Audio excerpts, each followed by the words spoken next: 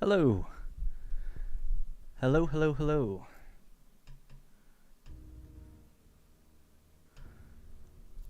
I have to change the settings on my microphone, or my microphone, my camera.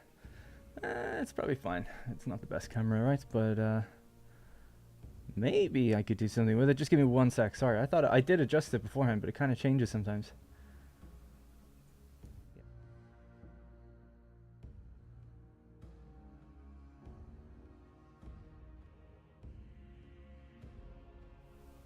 There we go. It's probably more dull now, but it's more true to the colors in here. Hello, hello. Hello, Two Hands. No, it's not Factorio or Satisfactory or no factory game today. I did get sent, actually, speaking of Hooded Horse, a game that they just announced, I think, today, which is basically Factorio. Like, looks exactly like it. It's from a modder who worked on Factorio, like Factorio mods, and he's making his own Factorio. I don't really know what the differences are, though, with it, except for you can dig deep, like you can go down. So Factorio, I suppose you can go to like other planets and stuff, but in this one it's like you can just go straight down. Like there's layers to how far you can go down. Where's HDR, Darren? Yeah, I don't have a HDR compatible TV. I wonder if my monitors are. They're new enough. I'm actually getting a new desk. I got a standing desk. It should be arriving in a few days. It's a Secret Lab one. I had to look at a few different ones, but that's just the one I settled on. But it's yeah, I think on the 10th it arrives. It's should be bigger, and I'll have new monitor arms and stuff, and I'm looking forward to standing up a bit more. I've been really tired all the time, so I'm just trying to find different ways I can alleviate that. Alright, so in the previous stream, it was 2 days ago, I started this town here, and we're going to just continue this. The hope is to, you know, have multiple regions on the go, raise an army, and attack the Baron. Can you send me your old one? I'm renovating and need a new desk. It'll be quite the distance to send. But yeah, I'm probably just either going to take it to the recycling center or try to sell it to someone local. We bought a bunch of new furniture recently. And we listed it for sale, but nobody's been biting. For really cheap as well. And then it's like, okay. And then some of it we list for free. And if nobody comes by, I just recycle it. This desk, though, it's an IKEA desk, but it's a high-quality one. It was pretty expensive. I think it was like £400. It's just the desk. There's really nothing to it. It's a slab of wood on top of 2 metal legs. But the legs are like triangular shape, whatever. They come out to like 4 legs, basically. And it's super solid, good quality. Bit small, maybe, for 3 monitors. So I just felt like it was time. So we'll see if we can get someone to get it.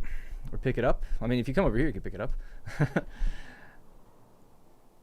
But yeah, I was just thinking, because when you mentioned HDR and SDR, I was thinking of getting a new TV, but they're actually really expensive. I mean, TVs are really cheap now, but I've had a 4K TV for 10 years, and I'd like to get one that uses like everything the PS5 Pro does. So that would be like 120 hertz and HDR and a variable refresh rate. And I was thinking of like an OLED or QLED.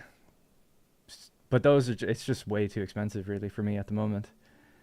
Sorry, I'm just trying to get the game capture proper. There we go. My orchard's coming in. Just looking nice. Anyways, so yeah, bit of a tangent, but there you go. If I see grids, I'm going to scream. Well, if I was playing totally on my own, I'd maybe take a bit longer. It's fairly... not grid-like, but it's fairly row-like, I suppose, you know, groups of rows together. This is the only bit of creative building I was doing, which was like, okay, let's make like a nice church with some, flanked by some orchards, because it's sort of like, I remember reading about like monasteries often had orchards and things like that. Should have timed it when I was in England and with a trailer 2 years ago. Oh, did you drive across? Wow. I didn't know that.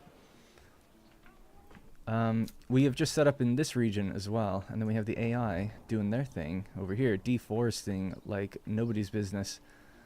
One bit of feedback we've heard of this beta is that trees are taking a long time to regrow. I wonder if we can maybe bump that. I should get my notepad again for making notes. The game hasn't updated since I last played, but we have internally fixed quite a few of the different things that I came across, which is awesome. Shout out to Greg and Gars. Took a ferry from Holland and everything, drove down, nice. Yeah, I've never gone across the tunnel, actually. Oh, that wasn't the tunnel. Oh, you took a ferry from Holland. Oh, so you crossed on the ferry, alright. Yeah, I've only gone on a ferry once, and it was to Ireland. One bug I'm looking out for to reproduce is people walk slowly sometimes. So I'll be keen to see if it happens again today.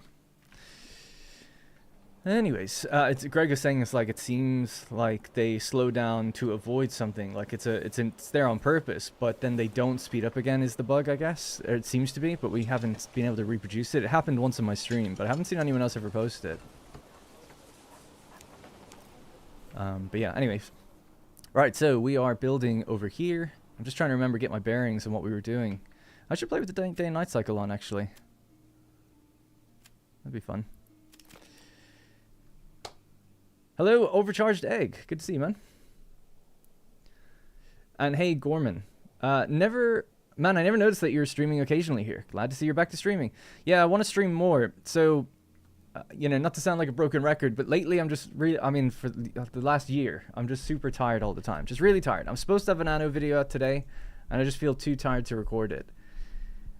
It's hard to explain, because now I'm like generally fine, but I am pretty tired. So I often default to streaming, because it's like, oh, well, that's easy. It's just fun. And I've been enjoying playing Manor Lords anyway. But, yeah, for the Anno videos, it's like... Anyway, it doesn't matter. But, yeah, I'm hoping to try and just keep doing things to try and improve my sleep schedule, and then also be less tired so I can record Anno. But the point is that I should be streaming about twice a week at least. And I don't really have a set schedule for it, but the idea is... at least twice a week. I think it's Mondays, Wednesdays, and Fridays, those days. But yeah, but as we go into the new year, I'm sure I'll get a more set schedule as time goes on. It's difficult when you have, well, I work on Manor Lords as well, right? So things just come up, and I kind of always give that priority, to be honest. Anyway, I would assume it's really hard being tired and being a performer at the same time. At least in the office, you can just slowly chip away. Yeah, you know, I can sit here tired as hell and just play games and play Arc Raiders or whatever. And you don't really think about it. But then when you have to play a game like Anno or Satisfactory or some of these games that have lots of things going on, it can be really difficult to try to be somewhat not sounding super tired, like speak outwardly, right? So you're speaking outwardly, but then you're devoting like a portion of your mind to like, a portion of your mind's to playing and speaking and keeping things going, but then also like, you know, you're playing the game at the same time. So it definitely takes more energy. And I notice that what I do is I sit down to record and I'm just like, this sucks. I'm like 10 minutes in and I'm like, I don't even know what's happening because I'm clearly like too tired. And it's probably a confidence thing as well, but I end up just like being like, I try a few times and I end up canning that. I'm like, I'll just do it later. So anyway, we'll see how it goes. I don't really like talking about it because I just sound very negative when I mention it. So I just want to get my bearings, right? So we just set up our second region. So we've got 2. Hildebolt has 4, which is fine, and the AI has this one. I don't know if he'll attack the AI guy. I guess we'll see. And I'm trying to remember what we need to produce. So I don't have... Oh, yeah. I remember now. So the rich iron node is here. So we can set up like iron, and we want iron to kind of go this way. And also good fertility. So this will be farming and iron. Oh yeah, I think we already picked it, didn't we? Yes, we did. We have the Wieden Hinterlanders. So we get a cheaper animal imports, increased mining labor speed, and efficient farming at elevation. So at elevation, oops, sorry. If we put our farms anywhere on these jagged lines, we'll get some like small bonus. So might carve out an area here and like here at the back, I guess. If we can get rid of those trees over there, that'd be good. So I guess we'll focus the logging camp to just work all the way out this way. And create some living space for us. I mean, obviously we can just put the fields down to get rid of the trees, but that would be better. How's the Manor Lords gig going? Yeah, it's going pretty good. Yeah, not much to report. It's been the same for quite a while. We're really busy at the moment. I'm less busy because most of my work was like design work. And when it comes to just like the bug fixes, the programmers are basically working on that at the moment. I'm trying to do my best in helping them. If it's a small bug, like I can take care of it. If it's any balance updates or issues with text or tooltips, that's super easy. I can do that stuff. But the more core things like, oh, the pathfinding's not working right, like they have to kind of go in and figure that one out. But yeah, no, generally it's really, really good. I really enjoy. I mean, it's the best. I love working on Manor Lords. I only wish I was better. I wish I could do more to help. Just trying to think. We have this here, so we've got 2 families free. I guess we just need to build more houses. And how much wood do I have? Oh, loads. Okay, great. Darren has left me off in a good position for this. We'll just build a little row housing here, I guess. I have medieval Total War music on because I got a bit tired of the music last time I was playing. Game sounds a little quiet. Alright. I still haven't played with the AI. When the new patch came out, I just started a game. That setting must have been disabled. No, it was there. It depends on the mode. I think there's 5 modes now or something that you can choose. They're like oh my god, excuse me, presets, I guess, in a way. And you probably just went into the preset that's just the Baron, I would imagine. That's what kind of is the default, I think. But if you even on that preset, you can just toggle the AI on, and you can actually play a game with 3 AI plus the Baron, and just completely like have a maxed out map with no free regions. It's quite difficult that way, actually. Just because there's less bandits. Bandits don't spawn in occupied territory. It is really cool that the AI is working now. I mean, the AI programmer, he's brilliant. He not only does he work on getting the AI up and running, and I worked closely with him, especially early on, to help him.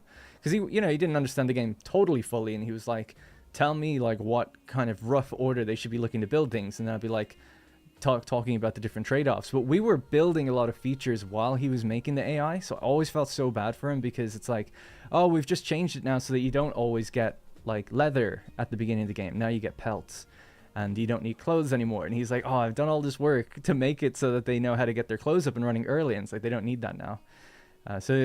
He's I gotta say, he's been very patient, I think, anyway, at building it while we're also changing core things. But now we're all set, and he's set, and he's been able to add things much quicker, and he's doing really great. Like, it's just, not only does he do really great work, just generally with the AI, but he'll spot things like inefficiencies. So he's been watching like AI behavior and how the game's being played.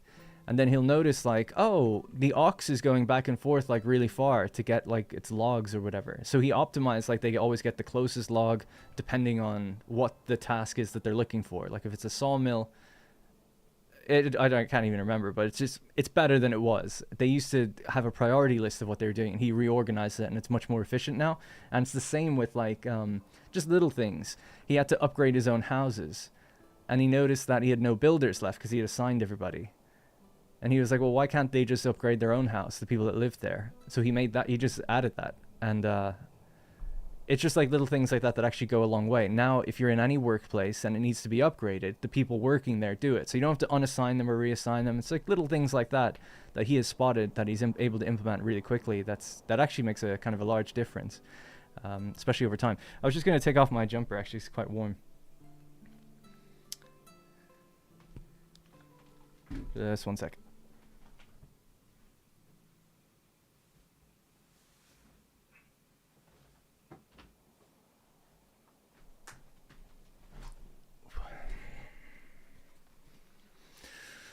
Anyways, this game has a lot of Germanic influences in names, lore, and etc. Do you have someone from the team from those countries? Greg? Well, he's from Poland. Yeah, I didn't know this until I worked on the game, but the game is set in Franconia at the late 1300s, early 1400s. So I wrote the perks for the game, and as I was writing them, I had various different things, and he was like, oh, you should name them after like nearby towns and stuff, or like, because we decided to go with origins. I think I actually did. I can't remember. It doesn't matter who did what, but we decided origins is what we were going to go with, like where these people came from. And then it was like I was naming towns that were too far away. I was naming like I had things for like based on towns in England, and he was like, no, the game's set in like Franconia. So I had to like research where different towns were and what they were specializing in and things like that. And then you have more generic ones that you don't have to specifically say exactly. But yeah, I wrote all these and looked up where things were, and you don't want to specifically say where we are because it is a bit abstract, but at the same time, it's like generally we are in this region in Franconia. And that was something that came up recently. There's like in the food section, there's Lebkuchen. I can't pronounce any of these things. There's also Zwieback or Zwieback. which is like forms of bread, and they're like Germanic names. And I deal with translation a lot, so recently they were like, in Korea, we don't really have a name for this. Should we call it like German Christmas cookie, like the equivalent? Or should we just like do transliteration where it's like, it's just Lebkuchen, but we just like make it Korean? So it's funny, like all these little things have to be considered, I guess. That's why it's such a great learning experience on this game. But it never mentions that we're in Franconia, so I don't know why we have that rule. But because I just thought, it's like, well, why not say we're in England? But I guess there's to do with, I don't know, just the history of it. Like, he has historical advisors, they know where it's set, and everything is framed around that, the architecture and what you're building, what you're eating, and what you can get in the region. So it, you know, gotta have it make sense, I guess.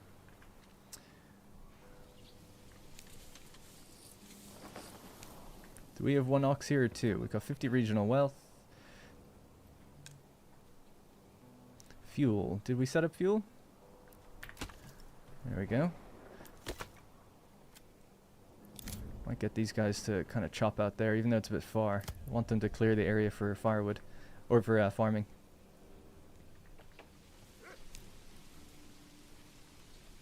I hope you forwarded my translation suggestions for Swedish. I think I did. It's been a while now, but as soon if I don't do it immediately, I'd probably forget. But I'm pretty sure I did it immediately. Yeah, the translation's going to come back soon, and I'll have to make some adjustments. So it comes back, and we have to review it. They basically have this long document of like questions that they need, because they're like, oh, this doesn't make sense in this language, so like what is really happening in the game? And then you tell them, and then they kind of reframe it, because it's obviously not direct translation, it's like localization, right? So you localize it to make sense. But yeah, it should be coming back, I think, this weekend for the next pass. And that's an indication we're getting close to the actual release of the update for everybody. It's such a shame. The closest well I could place was out there. The water was just really far from this place for some reason. Alright, well, this place is set. We have good approval over here. No living space for new families. Money is good. We're selling... We started with a really good thing. We have rich wild animals and rich mushrooms. And we sell the excess of these things. We can barely keep up. And we boosted it with the perks that we have. So over on this place, we got the Of the Voigtland. So the hunting hound is doubling the amount of small game and pelts we get. Every time we get a successful hunt, they get an extra 1. Increased export price on minor trades. So this is why we're making good money selling all this extra pelt. And increased capacity for foraged good deposits. We just got lucky with that. We had a rich mushroom. So this was a no-brainer for this region. I think as well we're mostly looking after everything. We're not importing beer or barley yet. That's the other island. It's like Anno. That's the other region. So the other region, we got to make barley. We got to bring in the iron and maybe even supplement with extra food. You can get a lot out if you can get to tier 2. And then we'll try to do some inter-region trading, which is a little rough sometimes. We're going to see how we can make it happen. And all the while, we want to support a bigger population so we can have more units. We've just got crossbow and spear militia at the moment, plus the 12 retinue. We're currently importing iron here. In fact, we could probably stop doing that now. Or we could make it a local import, so we import from our other region. We've got no trade right now, so that's good. What do we got? 20 iron slabs, yeah. 10 iron parts. You're making tools. You should have 10. Yep, cool. All right, great. Everyone's doing what they should be. It's great. I have a friend who's constantly bugging me with questions about when the patch is going to hit stable, because I mentioned that I know a guy on the dev team. Yeah, unfortunately, like the reason we don't say is because we don't know.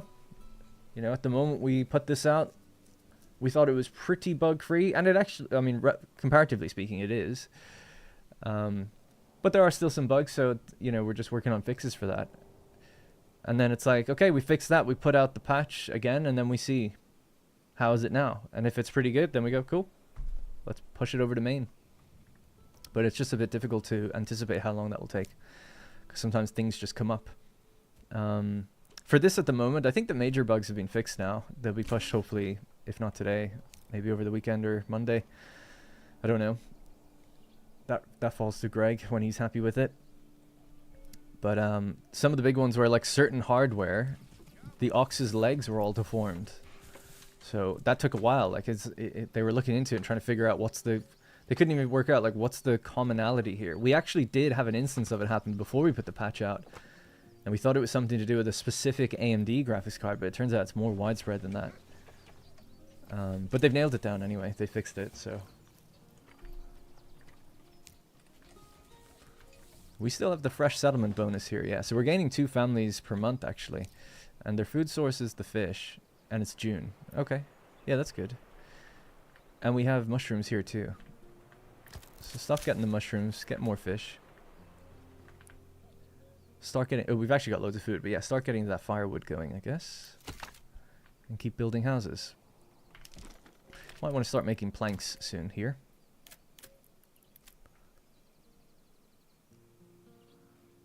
I guess we'll do it here.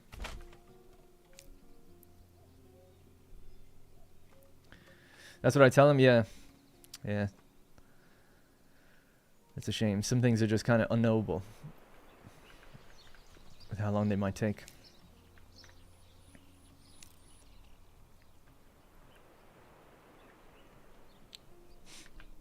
I think it'll be out next week, but I really don't know. But I think that's kind of the hope. As long as nothing major happens, I think that's reasonable to assume. That was another thing we had to fix. The forager hut blocks people getting in and out sometimes. You'll not find finer wares anywhere else.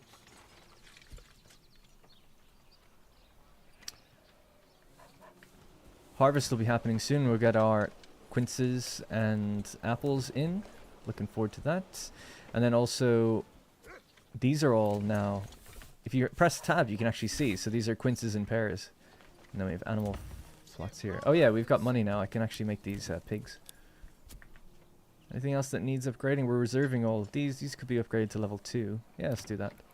Oh, you can have pigs too. Let's do goats.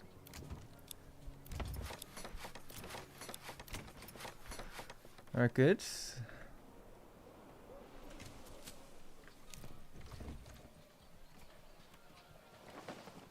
And hey, Chris, and sorry I didn't say hi to anyone before. I was just focused on 2 hands there. This game's got a lot of... Oh yeah, I read that already. Yeah, cool, I'm caught up then.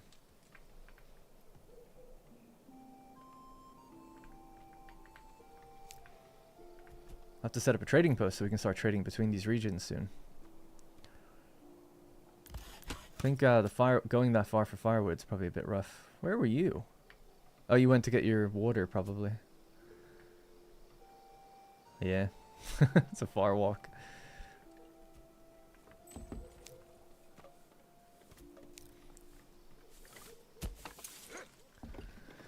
It's building up there, so I'm sure they'll be fine. I feel like we should change that so it's not all caps.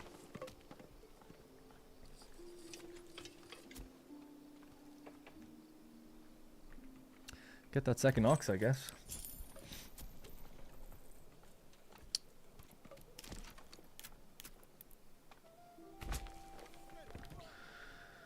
And maybe a trading post somewhere down here.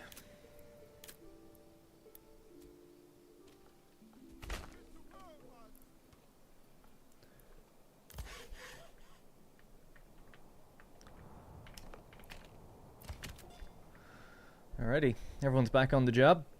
I work as a firefighter, and there's nothing like coming home after a stressful shift and seeing that you uploaded a video. Thank you. I haven't uploaded a video though. This is a stream. I hope that doesn't disappoint. But thank you. Any audio videos? Yeah, there should have been. There should have been one yesterday, and I'm sorry. I was just really tired, and I'm actually really tired today, which is why I decided to stream instead.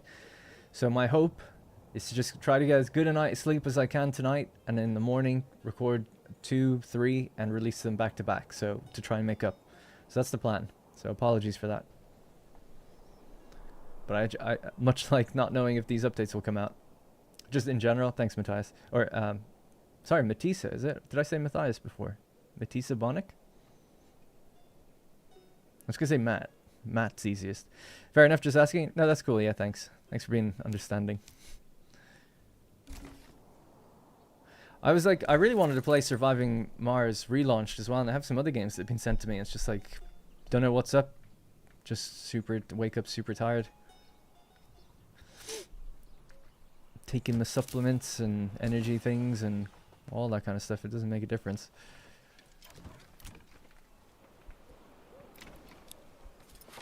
This place is raking in money, which is great. Can't spend it fast enough. They'll be able to... That's actually brilliant because they'll be able to buy all the iron from this region. And we still have 3. Cool. Alright, start working on... Yeah. Start working on planks, please. How are they for public order? Church access is still needed. Okay. They'll need some more houses.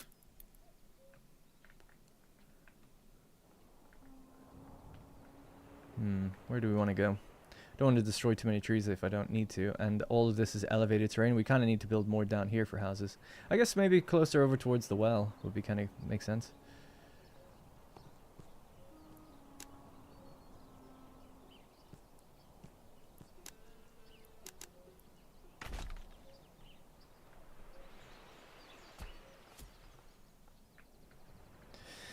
Hey, Ancient Hero, good to see you. And hey, JC. Good afternoon, Jeremy. Absolutely love the game. Y'all did and are still doing an amazing job. Thank you. It is Matisa. Matisha. All right, Matisha.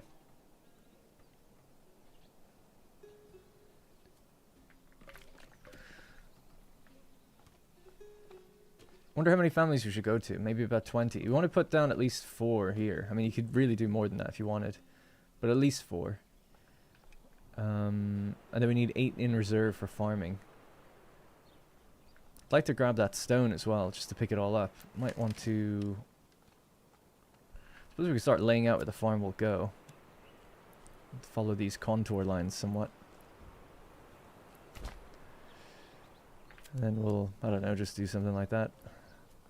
To isolate this bit. Do a farming... Oh yeah, I wanted to plant before the end of the year. I guess as long as we get plowing in October and all of that, we'll be okay.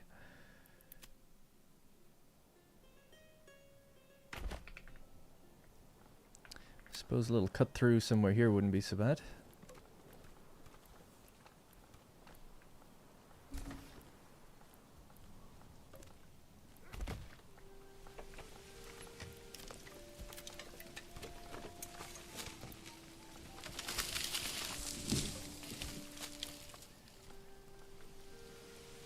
Nice. Cool. Hello, Christos. How you doing, man?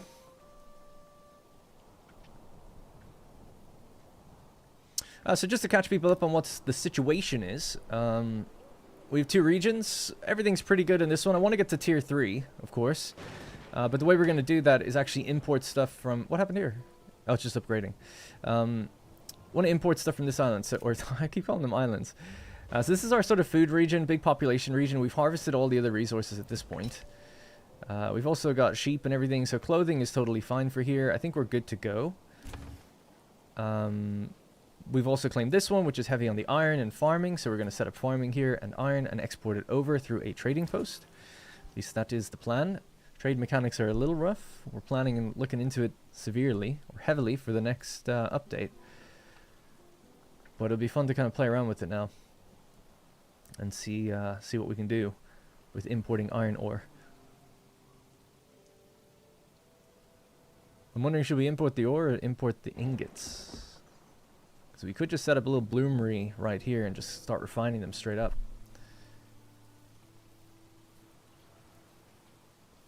The ore is cheaper though. And we have more people over there, so I think just get the ore over. Alright, well, let time speed up. How are we doing for farms? So, for those who don't know, when you start a new settlement in a new region, you get a fresh settlement bonus. So we're gaining 2 families per month. So you can get up to speed pretty quick. I mean, within a year, you could get 20 families. As long as you can just keep up building.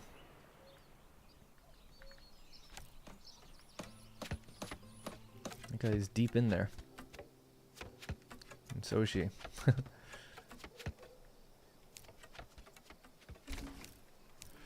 Nice, nice, nice, nice. And then when they get all their regional wealth, we'll give them backyard extensions that can give them all the food they need. So they'll be great. So it's going to be synergy. It's going to be pure synergy. Almost like it was designed that way. Let's knock all these trees out next, please. And the same for firewood. Just clear that area. I feel like I need to lower the camera. So you can see my beautiful bicep. What are these called? Pectoral muscles?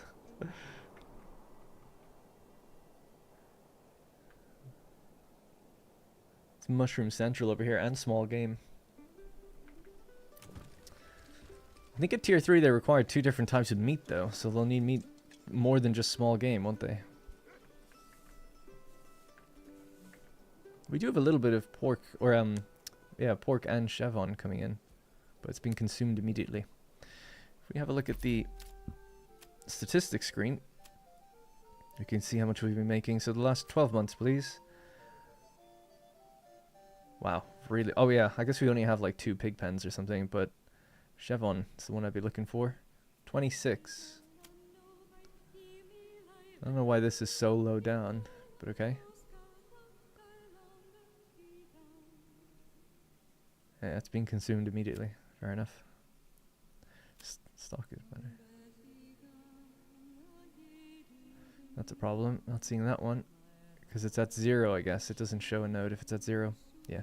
Okay.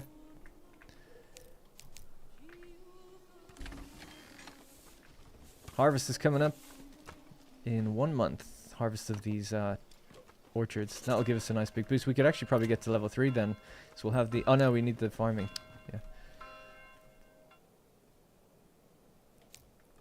That means it's going to be a whole year before we're actually ready. So let's start laying out our farms. Ultimately, I want barley so we can make it into beer or ale.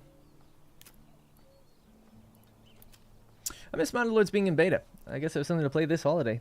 Yeah, it should be coming out of beta really soon, actually. So you may be best just waiting a little while. What do you got? 1.5 Morgan? That's pretty good. What was that? That was Emmer. What do we have for barley? Nice barley patch over there. Sweet. Oh yeah, but we do also have the hill bonus. Yeah. Yeah, I guess this would work. This road, I can't delete that road, no? No, it's the King's Road. Alright, we'll do a little farm around it, why not?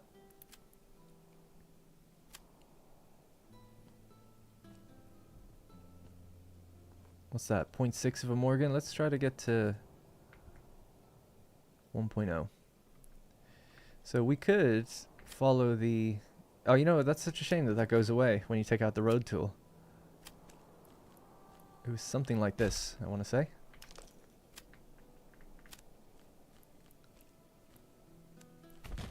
I wonder, there's a well here. Maybe I could just move that well.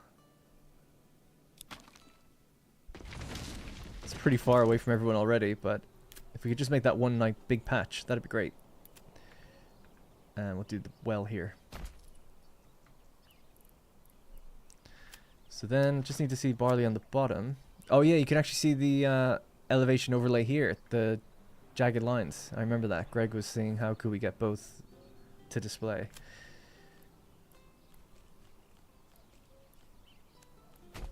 So something like that?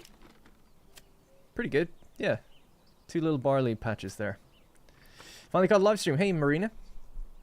I've had Manor Lords since Darren played it on his channel. Nice. Yeah, played it just after it came out originally. Into early access. Pick up that. Oh, do we have 2 ox? We do. They arrived okay. That's good. Alrighty, 2 fields here, please. Don't know if it'll let me do this on the curvy road. Maybe.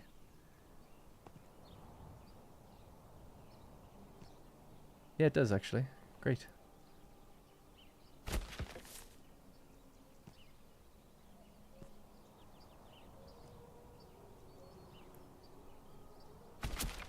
Excellent. Alrighty, barley 90%. This could be the same.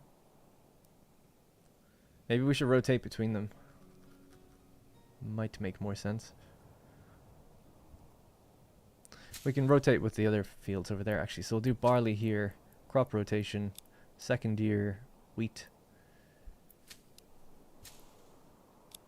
Second year wheat, and then fallow the third year. Sure. This one could be wheat. That might really be all we'll be able to farm with one farmhouse, but we could put down another field anyway. 1.8, let's just go a bit smaller. 1.4, a little bit bigger. 1.5 is what I'm looking for. 6, that's okay. And we'll leave this one fallow. Crop rotation, next year wheat, after that barley. Okay. So we need 8 families to start planting all these things. We could take everyone off work now, but if we could just get more people coming in, that'd be ideal. And we just did. Another one here, please.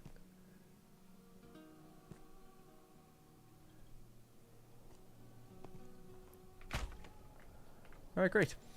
Do you still work on Manor Lords? Yes. Yes, I do. For now. Yeah, so the day before yesterday I did a live stream. We talked a lot about like what I do on the game and what I've done. I don't want to be too redundant going over it again. But yeah, it was really fun talking about that stuff and having people ask questions and stuff. So it was nice. But yep, still working on it. I don't do as much right now because we're at the end of a patch coming out. So they're kind of just doing the more hardcore bug fixes. I do more design work and writing, but I do some bug fixes, very minor ones. So the minor stuff is out of the way now. So I'm mostly helping find bugs and just cleaning up text and working with the translation team at the moment.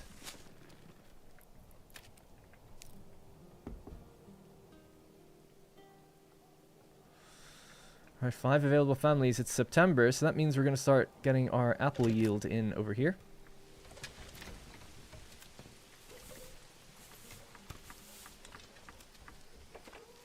The last 30 days. Yeah, I've made a note about that. I don't know if we can change it for this patch, but it should say 365 if it's based on what you've planted. At the moment, it's based on tier. A tier 1 house says 365 days. A tier 2 house says 30. The general idea behind that was tier 2 typically has workshops. But this is an instance where obviously you could have whatever, so maybe it should really read what's in the backyard. A bit more tricky, but I think it can be done.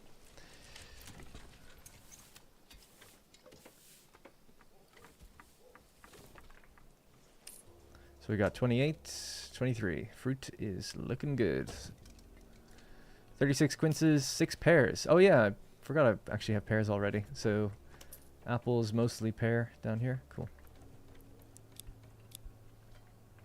And they'll harvest for the first half of September, I guess, and then they'll be done.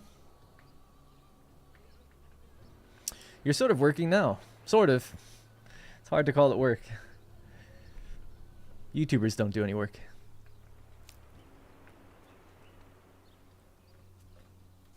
Right, if it's September, that means we can actually start work on this stuff. Speaking of work, so let's get rid of you guys, get rid of you guys, everybody.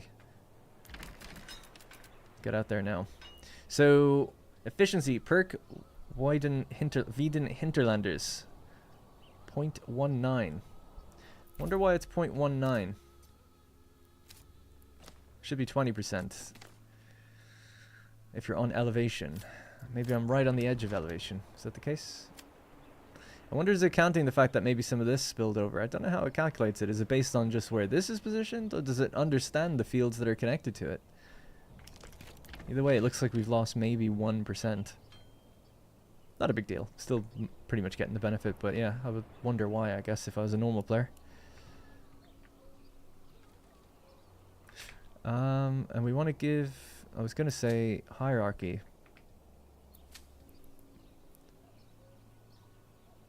I'll set this one to be high. Very high, high, medium.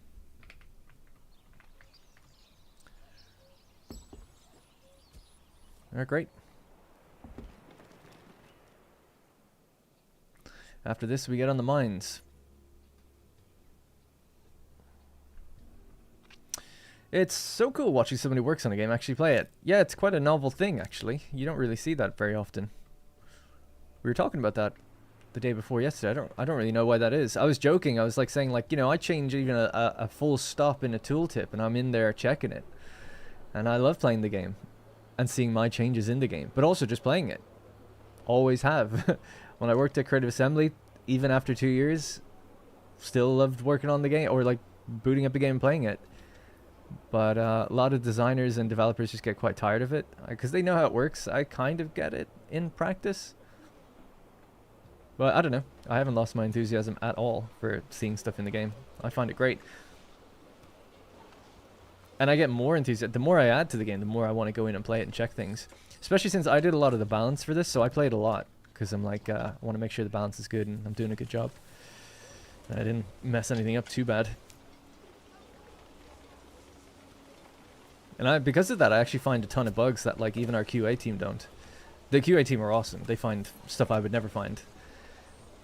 But I find quite a considerable amount of things that they haven't yet reported, which is cool. That's just because I play the game a lot. I think if everybody on dev teams played the game a lot, they'd probably find a lot more stuff. Because people add features in, and I straight away just like check them out, and I'm like, oh, it doesn't work, and they're like, oh, really? Oh, yeah, I forgot like this thing. It's like, you could check it, but most people like to just keep coding, and keep doing different things. It takes a long time to build, like make a build and go into the game and check it out. All right, so they're sewing this one. They do this all the way up until October.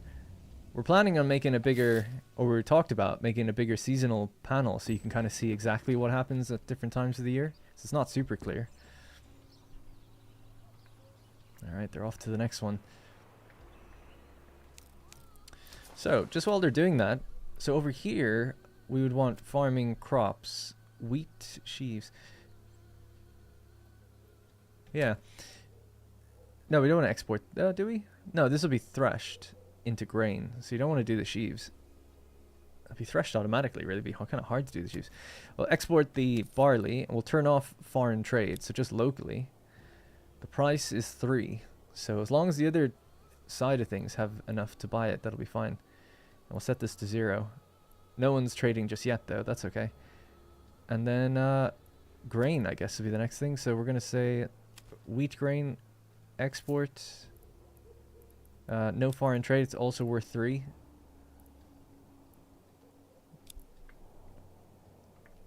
And do we have a baker over here? Not yet.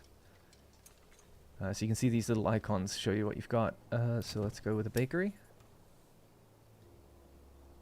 It's not a bad spot because the granary's there.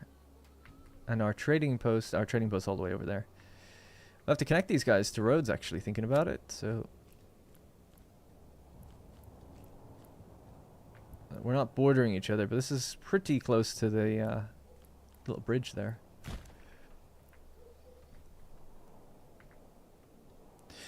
Another game to suck me in for the winter.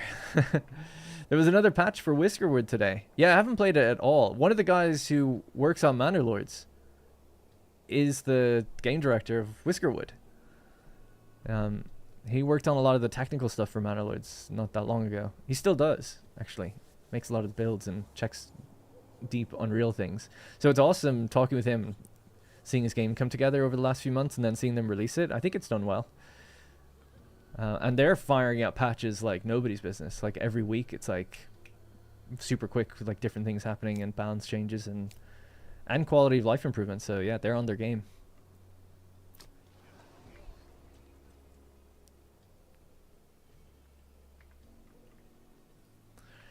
All right, we just need to get this field done by the end of the month. I don't know if we'll be able to do that. We've got about half the month to go. Whoops. Oh, that's wheat, is it? Did I make a mistake?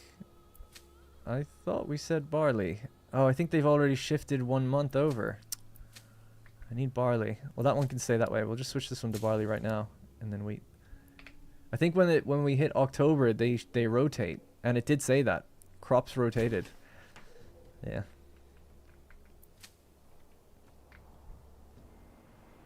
Just want to make enough to make ale. So how much are we going to get here? 98 wheat. So that, in a bakery, that's like 100 bread. That's 400 bread we'll get in the bakery. It's crazy. Wheat's super powerful right now. So it's complete overkill doing it on 2. Now, on a communal oven, it would only be 200, which is still a lot. But it's become a very generous thing. And I think it's worth a lot to sell as well, so it's a good moneymaker. But it's really fertility dependent. You wouldn't really do it unless you had good fertility. Rye in a bakery only gets doubled, whereas wheat gets quadrupled. Maybe we can give you a wish list for things to add or change in the game. Yeah, so suggestions, really, I'm not the person to suggest things to. I mean, I somewhat am, but I'll just forget. Like, so you should just go to the Discord. In the Manor Lords Discord, there's a suggestion channel and like a gameplay feedback channel, I think it is. And it's a forum, and you can post things there, not just in a regular text channel, but as a forum post, and other people can upvote it. So that is what I would recommend, because it's all well and good telling me I have loads of ideas that I can't get in the game. We really need to see, like, people want those things. So it's really best putting it in front of everybody, and then they can kind of upvote it and stuff. And, you know, myself and Greg, we read these things and then we say, like, actually, yeah, this would work well. So that's the best way to do it, because people tell me ideas all the time and I try to remember, but I do often just forget them. So, and thanks for the congrats. And thanks, Remiravenhart? Remy Ravenheart. Nice name, by the way. Me and Rosie were thinking if we had a child, we'd name her Remy. I'd love a proper storage place for logs, like a timber yard. Yeah, we've been thinking about doing a construction yard as a workplace. Might be a thing. Especially when it comes to, possibly in future we'll make it to, possibly, like, I really don't know. But, like, stoneworks might need oxes to pull them and stuff. So it's like, oh, a construction yard could maybe do, like, bigger stone blocks or walls and things like that. And they would move them with, like, an oxen cart, that kind of thing. But we just, you know, just been talking about that. I don't know for sure. Ooh, it's a good amount of barley, actually. I mean, it's really high fertility, so you'd kind of expect that, but that's great. I don't even think they sowed the whole thing. No, they ran out of time. What a shame. That would have been crazy. But yeah, it's still pretty good, though. Half of the field is 127. Almost don't believe that. How are they here for stuff? Food is only at 2 months. The lake is going to freeze over. You could try get on it. No, they already are. What else could we do for food? There's not much else really at this point. Okay, start mining, I suppose.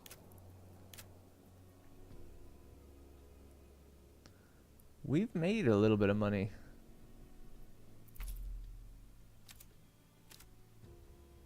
I don't know how that would be possible. No transactions. We don't have any tier 2. Oh, I know why. The ox is cheaper. It's normally 20, and I was just assuming we should be left with 30, but it's 18 because we have that perk. That's cool. Nice. Anyway, yeah, so mining, please.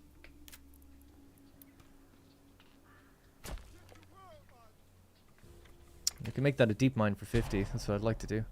Running out of food.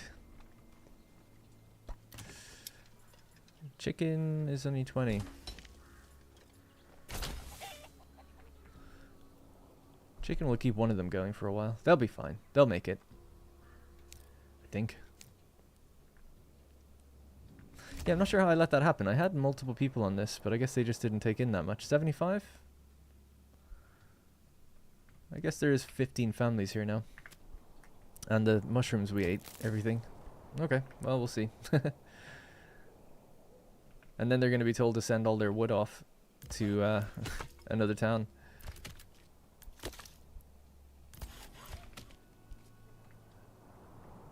And, oh, this is built already. Yeah, get mining.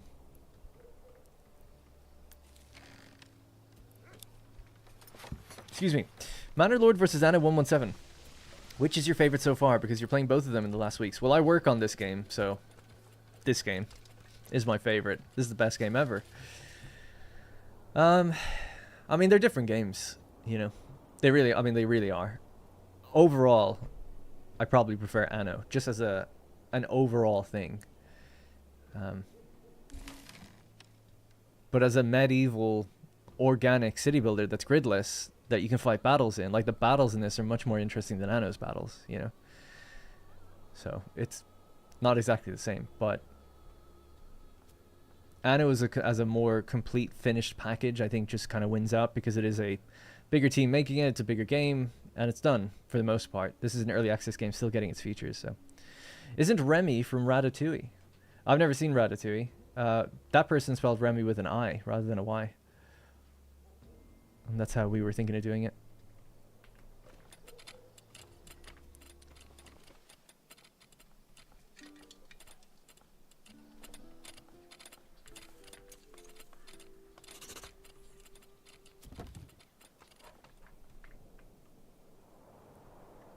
Oh yeah, so these guys need their road going over towards here. I mean, it is already. I'd rather they go more as the crow flies, as they say. We'll scamper down this hill. There we go. Yeah, we can start trading now, I think. And when they get there, oh my god, we've got so much money on this region. So, trading posts. So, in order for us to make that trade work, we've told them to export over there. But we have to tell them to import over here and turn off global trade. So crops, we're taking in the barley. We're not doing that, and we're going to try and take in, just always take in whatever you can. 100. The other stuff was then, it's a crafting material, and it's the wheat grain. Import, again, maintain it to 100, turn off foreign trade, and that should just happen. Might assign that fourth family now here. And then the bakery should just start making... we're taking in the grain. We still need a windmill.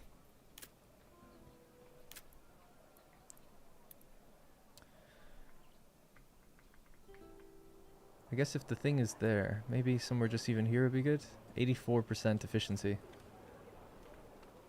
99%. That's a bit far.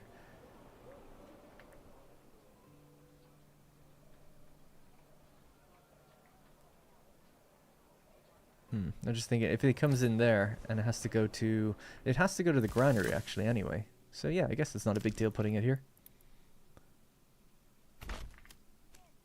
Oh, the point of contact changed actually when I did that.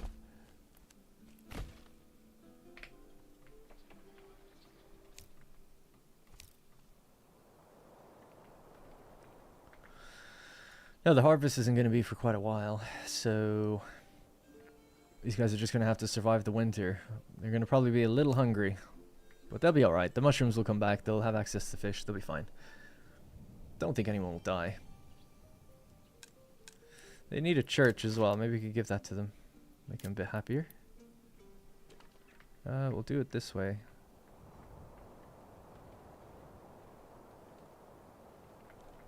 I hate seeing a lot of trees being uprooted.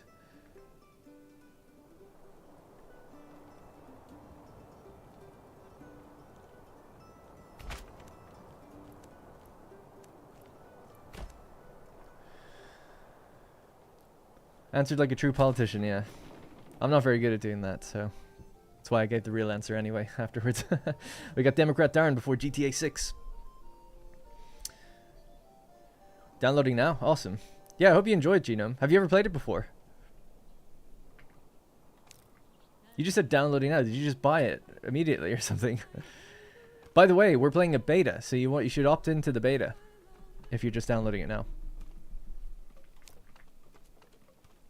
How much have we mined so far? 35. That's really good. Oh yeah, we have a bonus.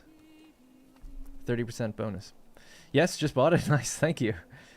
Yeah, there's a beta. I can't remember how to access it. So you right click the game, you go to properties, you click betas, and you have to type in something. Let me look it up. It's like praised. Well, I don't want to say the wrong one actually, because it could be one of the developer ones. Let me just find the right one. It's in the Steam news post anyway, but I'll see if I can find it for you. Manor Lords alpha updates.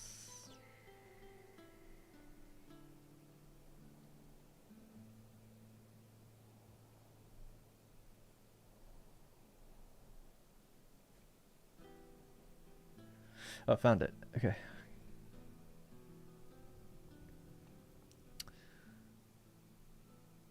The password is very nice basket. Small V.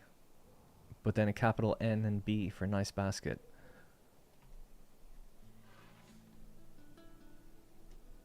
Huh, my display capture thing isn't working, but there it is. So very nice basket. So it's a Steam post. Sorry if you know this already, but there it is. So you just type that in, and then it'll unlock something called pre-release. You just opt into that, and then it'll download the new version. Oh, nice, it's on sale. Yeah, good grab then.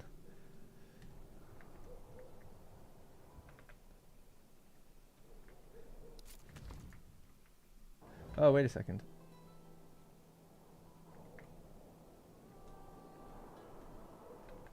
Oh yeah, it is working now. Cool. All right, nice.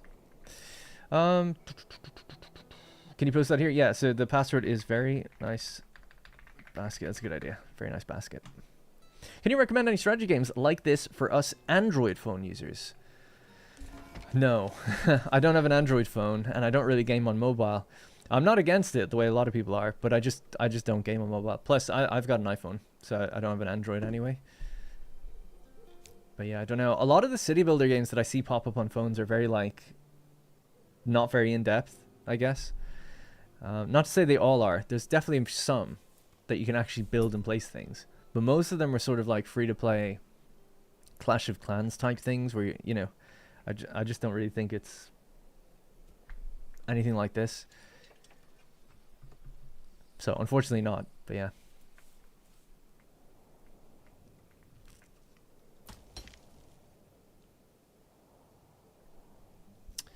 Alright, so the storehouse...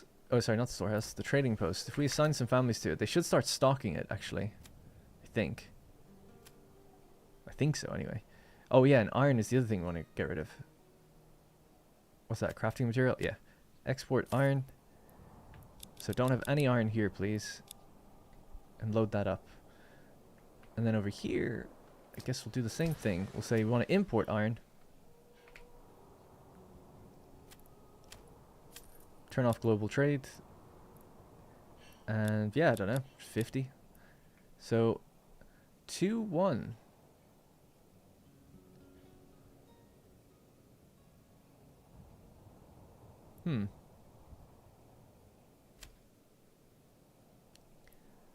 The export is 2 and the 1 is the import. Why do we have reduced... We have a reduced import cost, do we? Oh yeah. That's funny. Yeah, we do. So normally iron is worth 1, but with this perk it's worth 2. So if we import it from our other region, we can export it for more money. Like globally. That's cool. That also means we could sell it back to another region for more money, but they would have to have the money in the first place. But yeah, no, that's neat. I didn't realize it works that way. I mean, I guess I did. I just didn't really think about it. I forgot the fact that you can actually have a strong trade region in a way if you sent everything to it first and it exported globally. If it has a boost to the value. It's not bad. Anno was great on iPad. Yeah, oh, actually, a great game... games that you could play on phone would be Total War. You can play like Medieval 2 Total War and Empire Total War on iPad. Now, it's not a city builder, but it's a pretty good turn-based campaign with an RTS battle component. So it's kind of close. I'd recommend that. I've actually played those. I mean, I obviously played them years and years ago, but I've played Rome Total War on phone, and it was great. I thought it was great. And I've never played Empire on phone, but I imagine it's the same thing. Like,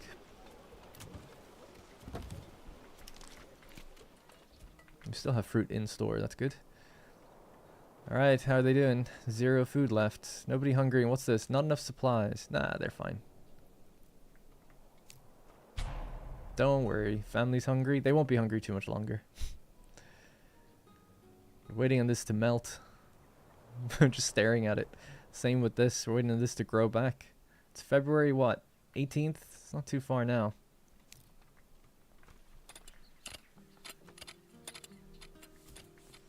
They're all living off that one chicken. You could just imagine people like would barge in here and just kill them all.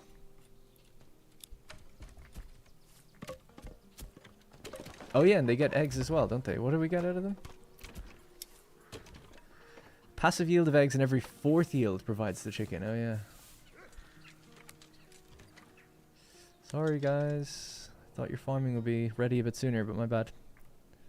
To be honest, I just thought the fish was going to keep them going, but they obviously didn't get enough. And we don't really have the money to import anything. Some of you may die. It worked great. Thanks, no worries. Play with the tutorial on, by the way. I wrote it. But then it will just explain the game for you, so.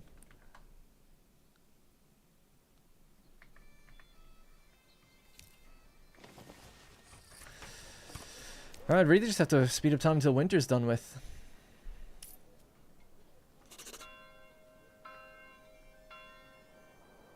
We're taxing quite well, so we can afford all the mercenaries. That's good.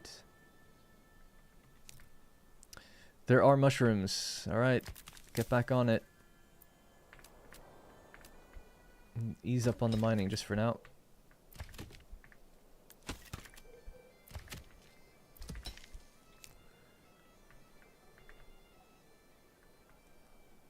Hopefully no one's died, have they? Don't think so.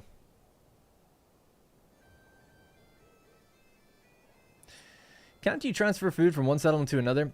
No. This is a contentious thing amongst players, which is that there's no free transfer of goods. It's not like Anno in that regard, where you just send stuff around the world. They're all their own isolated communities, so they have their own economy. This is their money. This wealth, they have 12 wealth, and this region has 1,500 wealth. It's supposed to be like they're their own communities, their own towns. Now, a single lord is ruling over both, but they're taxed separately. They're just supposed to be individual settlements, I guess. Now, I'm pushing for a more open trade system, but Greg is very much like, these are supposed to be independent regions, like really, with their own economies. So we're trying to meet in the middle and make it more painless to transfer stuff between them. But at the moment, that's it for a future update, but at the moment, there's two things you can do. You've got a barter economy, so there is, in here, two types of trade building. There's the pack station and the trading post. So I set up a trading post. The pack station, though, is basically no money is involved. You offer up like 50 iron, and then you can see what you can get back for it. And you could get like 50 bread or something. And it tells you the rates. It's like, oh, maybe you get like 70 bread back for 50 iron. So that's like the intended way to sort of do it. But you can also do it with wealth. So it works out really well because this region has so much wealth. They can buy the iron from this one. And when they do, their wealth will transfer into this one. And then here, we could buy the bread from that one. Or we could just buy it externally and bring it in that way.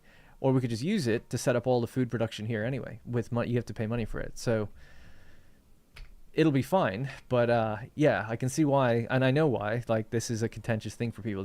They're like, oh, I own both regions. Why can't I do this? Well, it's like, well, they're supposed to be their own people, and they're supposed to get something for what they give. There's no meta manager, really, who's organizing this. At least that's the idea. But I'm thinking about ways to mitigate this in the future with perks and different settlement types that you set up. Oh, you just made a little bit of money. You made your first trades. Stocking up. Yeah, they're starting to do their first trades. Awesome. Now, one thing I actually don't know is who does what. So you've sent your people over here. What are you doing? Trading. So once he arrives at the other trading post, I think, he'll go in, drop off 5. I think they just carry 5. Might be 10. Iron ore.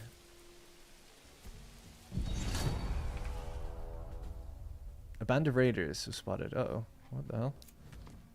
Oh shit, 4 units are coming in. I didn't even know there was going to be another raid. That's alright, we can deal with that. Let's get some mercenaries. Local thugs, the Brotherhood of the Forest, or the Green Caps. Might get the Green Caps. They arrive in Hochweg. Where is that? Yes, that's good. Probably don't need them, but just in case, we'll just get them anyway. It's pretty cheap. Sign the contract. Alright, so our units will come in that way. If they go to my other town... We'll just walk this way. If they go to my other town, we have our militia to raise. Might have to do that now.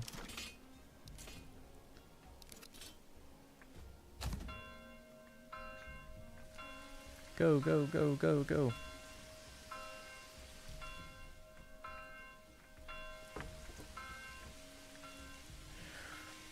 Armies are separate as well. Yep, the militia that we have in this town, so they're literally the people that work on things. So every family, every house has a family, and a family has 3 people.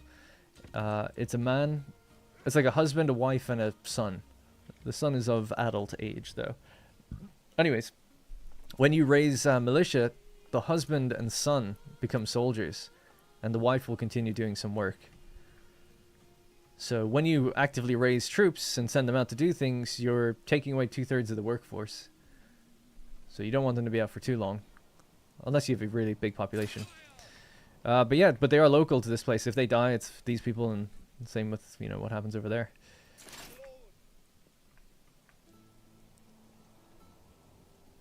And you have to supply them with the weapons. We have to make these weapons here to do all that. Let's see if we can get some angle on them with that. Over here. Now, the mercenaries are pretty far away. Just going to tell them to run. They're probably not even going to get there in time, but it's okay. 1, 2, 3, 4. It's actually going to be a little rough. What other weapons do we have here? Small shields and spears. See, I was just about to bring in that iron for the first time. It's starting to come in now. And it was going to be bloomed. Did I get rid of the bloomery? No, it's there. So that'll be bloomed into slabs, and then with the amount of slabs that we have, we make that into weapons. 12 slabs. So our blacksmith is here. And you should make swords. And then we can raise a new unit of swordsmen. Oops. Now, that's 0 because there's not enough equipment. So once they make their swords, we can field that unit as well. It's going to be too late for this battle anyway, though. My lord, my liege. Get further up. These guys are beginning to fire. I'll just put on some music. Actually, we put on the game music for this. This is a bit serious. They might actually make it into the town. That would mess up the economy pretty bad.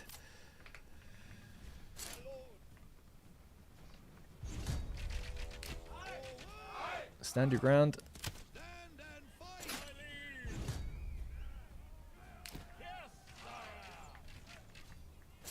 It's not a great angle, right? You know, I should have got them on the hill, but really all these trees would be in the way anyway. They're actually killing people there, though. They've got good line of sight on them.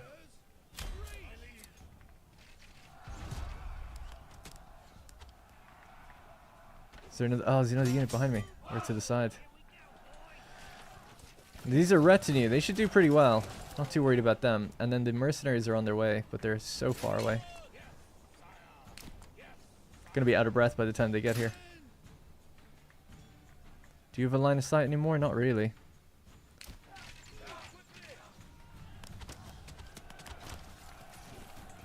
It's quite hard to see in here, to be honest. Maybe I could hide the shrubbery. Still big trees, though. How's our militia doing? Oh, they're okay. They haven't lost anything yet. 35. Oh, they have. They've lost 1. They've lost 1 retinue as well so far. And my unit is turned sideways. Let's see if we can rotate them a bit. Pull these guys back as well.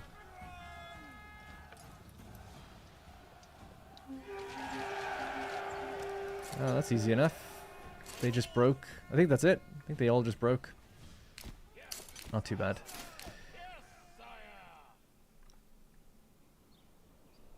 So you get influence for that, and you can use that influence to take more regions.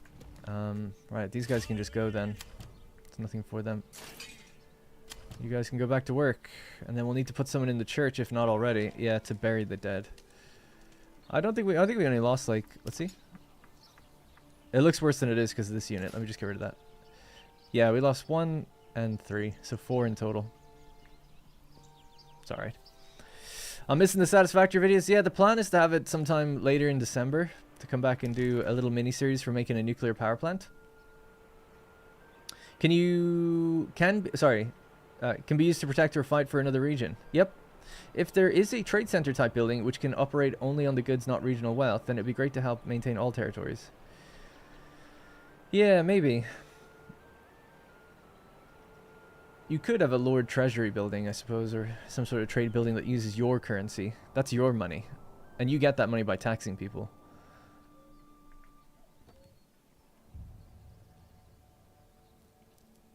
I like the separate region thing. But I do agree it's a sticking point for people. We need enough money here, by the way, to get horses. It's gonna assign more people here. So these are the. I'm just trying to figure out. These are the guys that go off. They stock up and then they send it. I'm just wondering if the other group send people over to that region. I don't know who goes to which region. Oh yeah, they're coming in. Oh, they were from the military.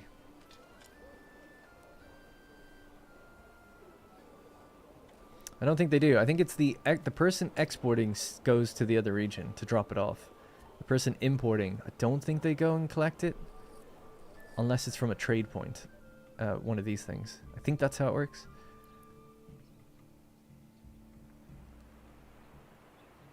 And they've got their horses and carts, so they're much quicker, generally. Let's see. Oh, maybe they do. No. Yeah, they're just going off that way. That's fine. And they're exporting. Okay, cool.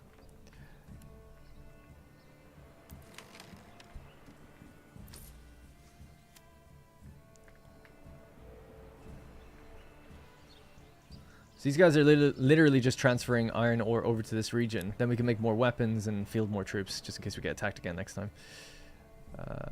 Did I get rid of the wrong troops? No, we have 35 large shields, 36 small shields, 37 crossbows. Oh, I must have had those set too high to make more things. Yeah, you guys are kind of done now. Just pause those buildings, pause the bowyer. So we could have another crossbow unit then, actually. Just need more people. Alright, let's scale this place up. Why not? Just add some more houses here.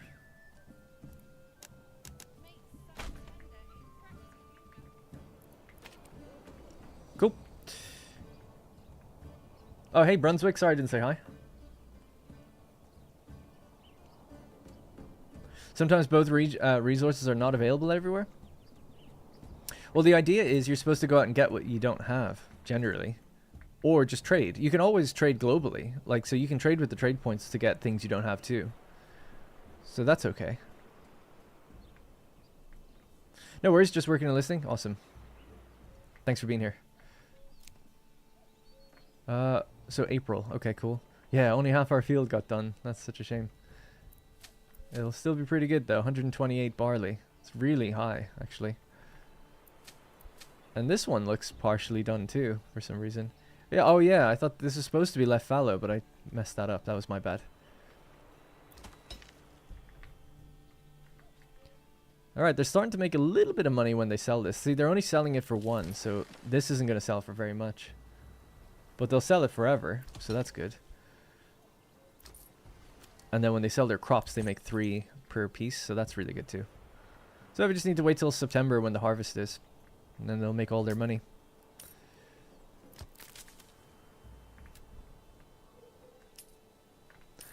And the new houses will go up here and we'll be laughing.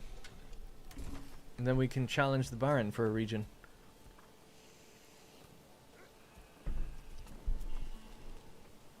Not enough pasture space.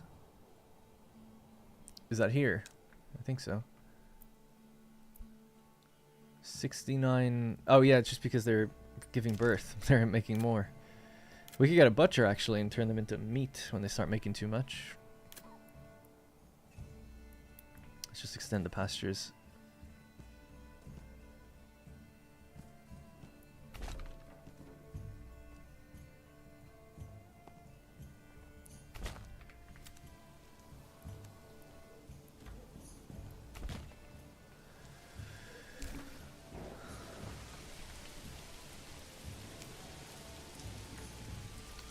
Bringing in all that lovely wool. Love to see it.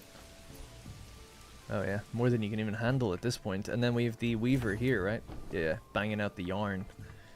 And we have 267 clothes in storage right now. Wow. 207 yarn. Oh yeah, that'll all be nerfed, given some time. It's way too much. 82 hides as well, looking good. And we have a Excuse me, Taylor here. Crafting clothes, just constantly banging out clothes.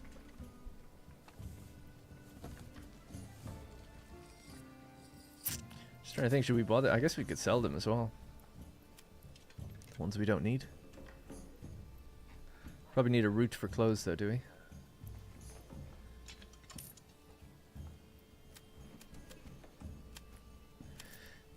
You sell it for 3 a piece. It's really not that much, but sure.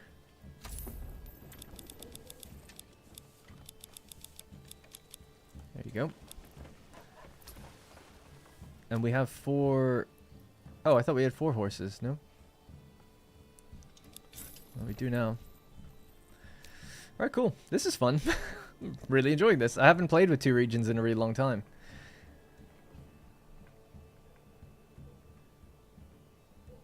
Alright. You're out of your shrooms. In April. Oh, they'll grow back. And the same with this. Oh, yeah, they had a cap. That's why. Go down to about 90, I would say.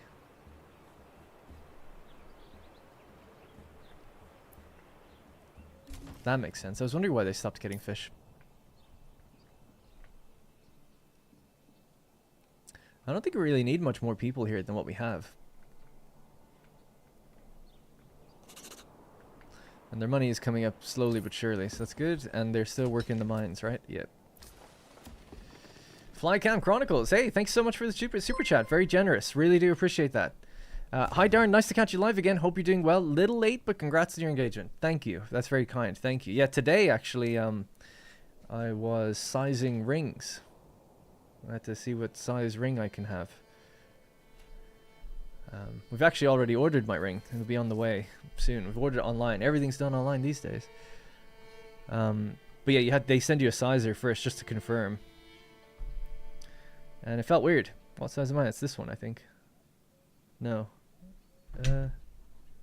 I've lost it already, but I put it down somewhere. Oh, yeah, I don't know. Somewhere on my desk. My desk is black and these things are black. I can't see it. But yeah, thanks. Exciting times.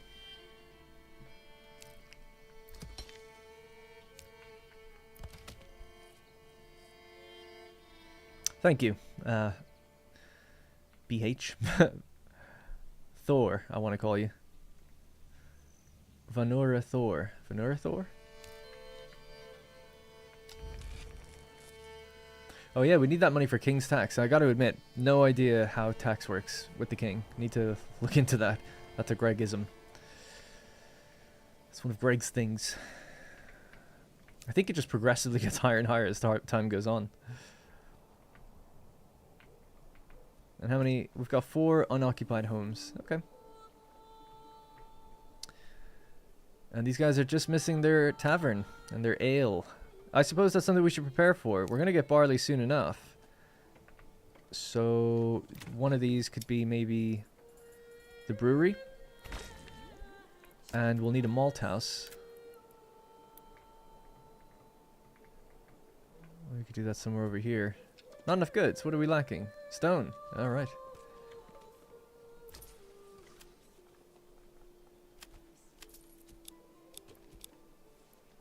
Try to import some stone.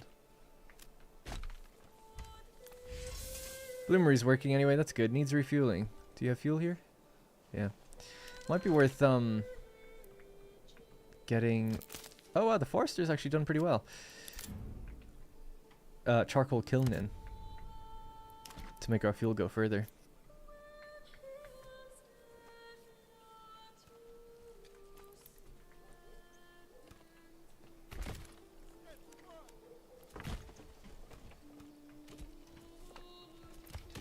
So you're working that, the Forester's doing its thing. Cool. Alright, looking good. Plenty of free families. Orchards are looking nice.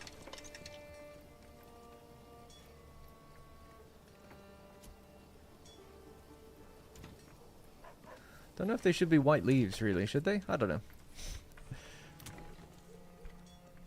And then these will all be coming in soon, too.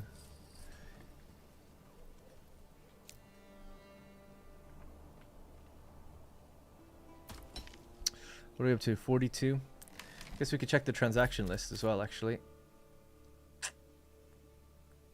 So they've sold 30 iron so far. Yeah, they're doing it in batches of 5. Okay.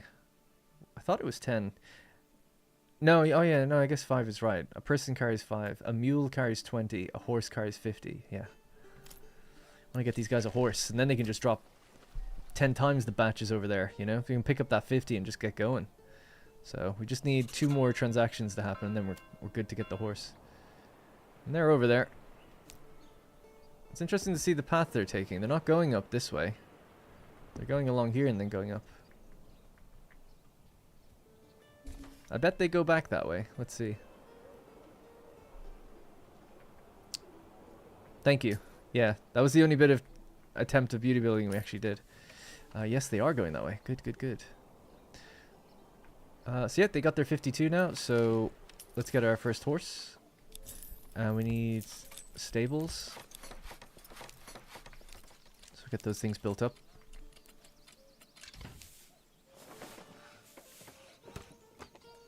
How are we for building here? We're pretty good. June. Harvest is coming up soon.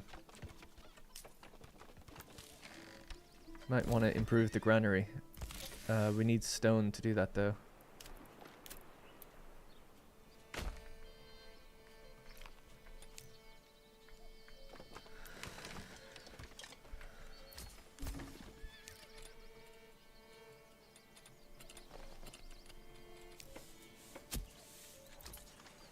Nice, looking forward to that horse coming in, so you can just take huge batches, make a lot more money much more quickly, and improve the logistics. They'll be able to make weapons and stuff over here faster.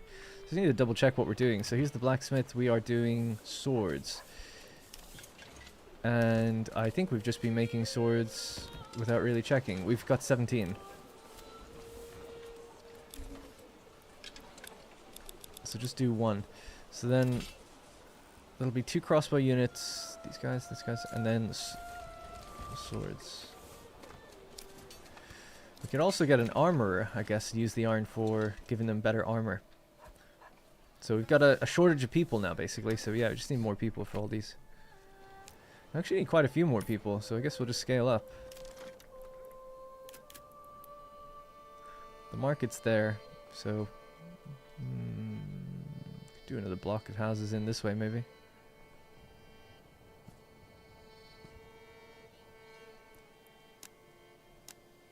Wow, you can only have 3 houses here? Seems a bit unfair. 3, but with a few extra people.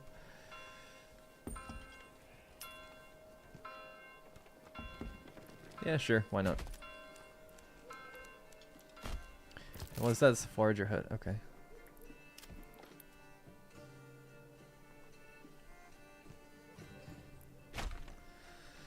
Alright, I'll put strain on for the amount of food and supplies they need, but hopefully now with the charcoal kiln we'll make the fuel more efficient. And I think the amount of food we have is totally fine. We're actually selling food, and I'll probably maybe stop doing that or slow it down a lot. So we'll say only sell if you're above 150 of each.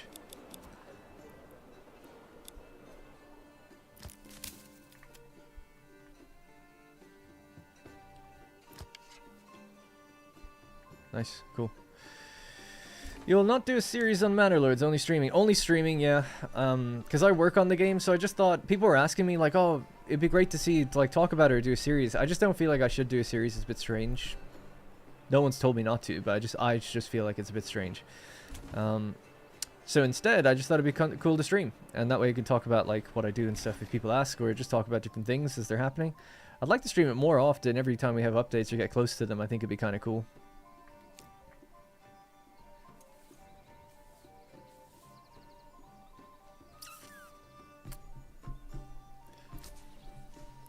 We have our horse yet, I wonder?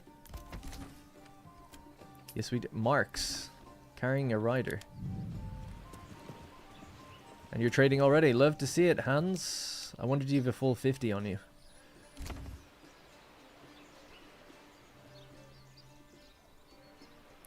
We'll know by how much he makes when he delivers.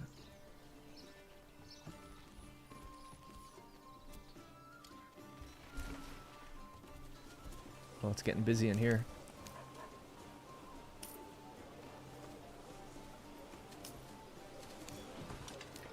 Was that it? 18. So you delivered 18. I wonder why you didn't pick up more. The lands are stricken by drought. Oh, wow. Oh, no. Oh, well, I guess it'll be okay if we can harvest. No, we lost our harvests. It goes down to 1? Is that supposed to happen? That's rough. I was so excited for our harvest. 1? It was like 100.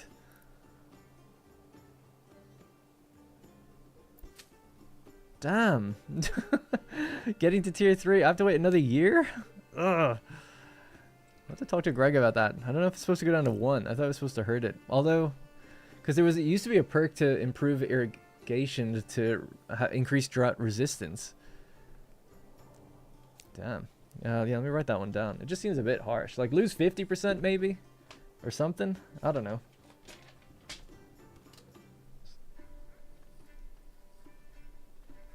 And to have it happen, like, the month you're doing your... Did I miss the harvest, by the way? You know, I think I just completely missed the harvest, which was supposed to be September, and I never assigned anyone. Maybe that's what happened. Ugh, that was stupid. I think that's on me. I never assigned anyone, so no one ever harvested, and I just missed it. So it could be the case that, yeah, just... damn. So I think all we can do now is just burn the field and re-sow it. And the fertility is so much worse.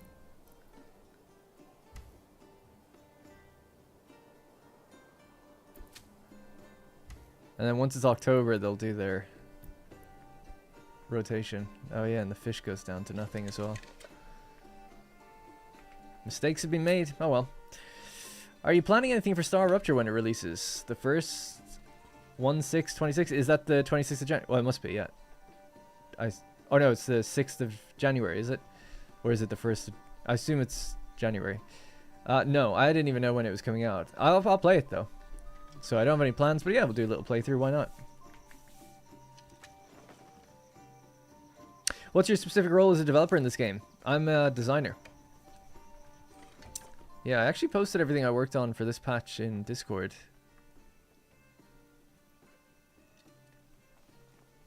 Designer, writer, all-rounder. I'll just see if I can find it. Yeah, so I just wrote in Discord, my contribution to this update was approval being broken into tiers, expanded foods, so the foods now have all these different, there's loads of different foods. Then the new requirement system for those foods, so you can deliver, it's like an either-or system.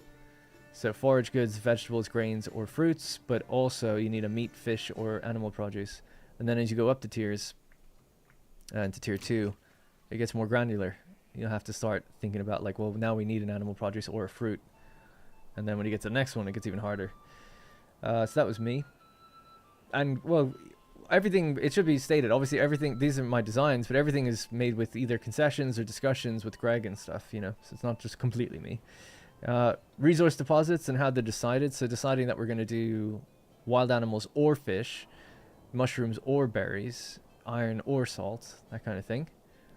The balance of all foods, the yields and all prices, all construction costs and upgrade costs, that's all me. All the tutorials, the perk text, the wiki text, all the tooltips, all of that was written by me, and most of it implemented by me. All the perks themselves, Greg designed how we do perks this time around, like how they're unlocked and what he wants them to be, but I made all the perks and all the effects, and then the programmers and him implemented them. And then just a few little design things like, you know, if you build bigger plots, the cost of like orchards and vegetables scale up with that, the various maintenance rates and affinities and all that kind of stuff. So quite a bit. That was all me this patch around anyway, where I had heavy influence in all those things. But as I said, the programmers and stuff are the guys that actually like make it work and functional for the most part. Just play some farm simulator and you do great in these farms, yeah. It just sucks. They were going to be so much. Now it's 56 fertility, you know, it's going to be pretty rough. That'll be 90 next time around. This will be fallow as well. So let's do wheat here and then barley.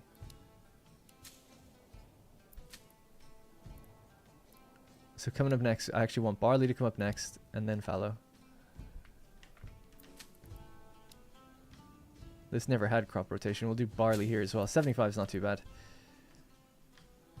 That'll be 77. This could be wheat. It's pretty low. It's still probably worthwhile. All right, let's try that.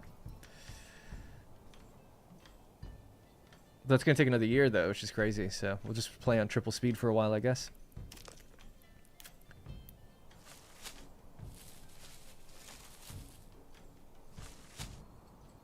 Not much going on there anymore, but the idea is that we build more farms there. We have farming boosts here because of the elevation. And then we want to turn this into a deep mine so we can get even more out of it. But we need just a little bit more regional wealth. And then we want to use any more money to get more horses.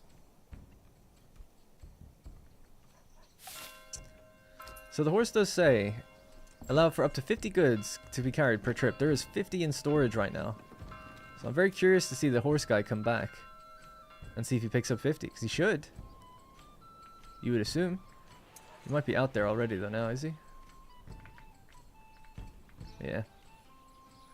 But I feel like there's an issue where they're not picking up everything they should, so we'll have to look into that.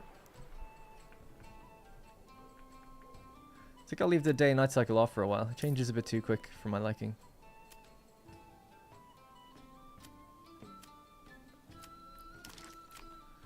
We have 53 now. Let's go.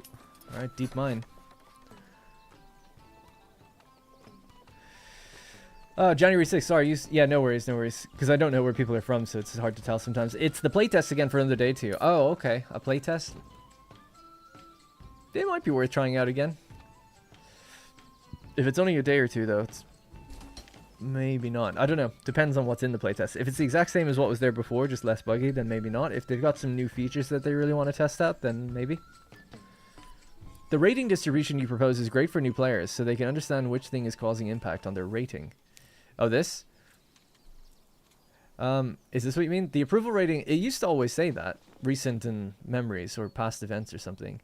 But what my contribution to this was the little bar. So you're in different segments. So right now we're liked. And being liked gives us the effects of monthly migration +1 and passive income for burgage plot level 3s. If we go into the next segment, we get a higher migration, but we also get more money for different plots. If we go lower, I think in the middle you don't get anything. You go a bit lower than that, you lose a family and so on. But you get to... the idea is just having multiple effects and actually seeing it and having thresholds that you cross into. As for the recent factors in the lingering memories thing, that was there before, pretty much. It's shortened down to just 90 days now of memories. I have a change for this that I've been pushing on Greg for ages, and he's been very stubborn. He won't let me do it. That I want to do. But I don't want to pit you guys against him, so I won't say what it is. We'll keep...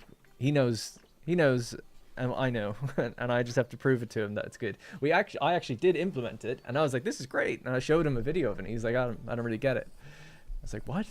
It was a really weird one, because it just, to me, it was like so obviously better. But anyways, it's fun going back and forth on that stuff. The playtest for Star Rupture is for multiplayer, so all the characters are now available. That's not for me though then. Yeah, I'm not a multiplayer guy. Yeah, maybe I'll be open-minded to see. But you know, I don't really care about like picking a character and they have effects or playing multiplayer. That's just not for me. But that's cool though, because loads of people love playing these games multiplayer. So I think that's cool. Is the deep mine done now? Yeah. Oh yeah, I forgot that we need to deliver tools in over here. I suppose they could make their own tools. That's not too difficult. They need their own bloomery and a smithy. But we'll just set some limits on these.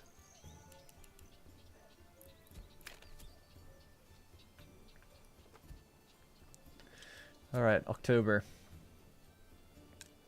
How are we doing for wood and everything? Yeah, that's fine. The drought has ended. And I'm an idiot because I haven't assigned anyone to do anything yet. Again. God. Get everyone off all these jobs. I keep forgetting to put people on the farmhouse.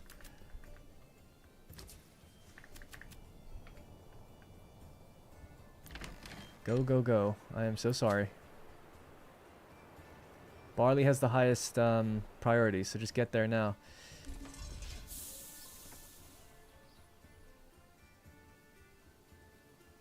Damn, I can't believe I forgot. October almost went by. You have until the end of November, so... Actually, I think you've got till the end of October. No, it must be November. Yeah, okay, sorry. Construction finished of a smithy. Excellent. So we'll just say that we just want 1 slab in reserve. And for this we want 10 tools.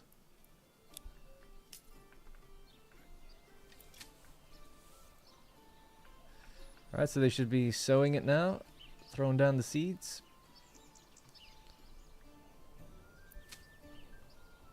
We should make this the field they do next. That's 90% and that's 92%. That could be medium and that can be low. If they could get to it. I doubt they'll get to it though.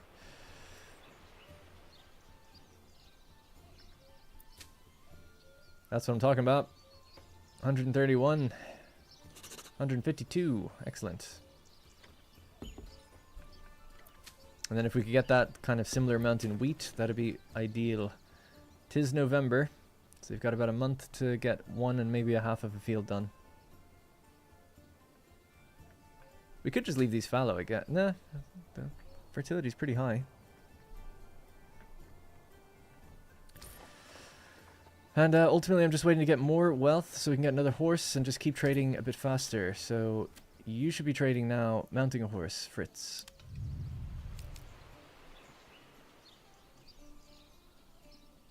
I'm really keen. I want to follow him and see what he does. So the horse is there. You have your horse. There is 57. So you should pick up 50. Right? Because if we have a look at trade, telling you no surplus here. So take everything you can. And then if we just check your destination, your target. How much ore do we have here actually? I guess that's the important thing.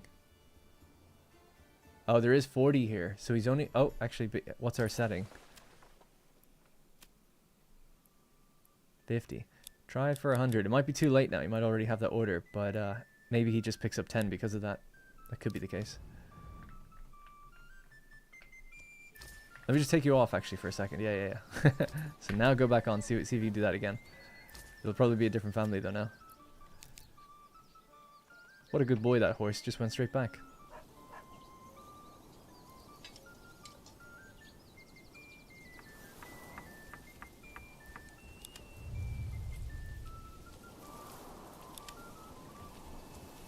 What is the one trading? He got the... Oh, God, he got the horse without me even seeing. That was super quick. Oh, it looks like he took everything, though. Excellent. This is working. Good. So 50 times 5. Nice, 25. Coming in hot. And you guys are almost done, right? Can we build a fortress to protect our cities? Yeah, you can. You can build stone walls and like a castle. You can't really put walls around the city, though. You put them around your manor. And that's the thing you defend. You could put them around your city if you want, but you can't then build in the city if you close the walls. We'll add bespoke walls later, but you can do it if you just want to play around visually with it, I suppose.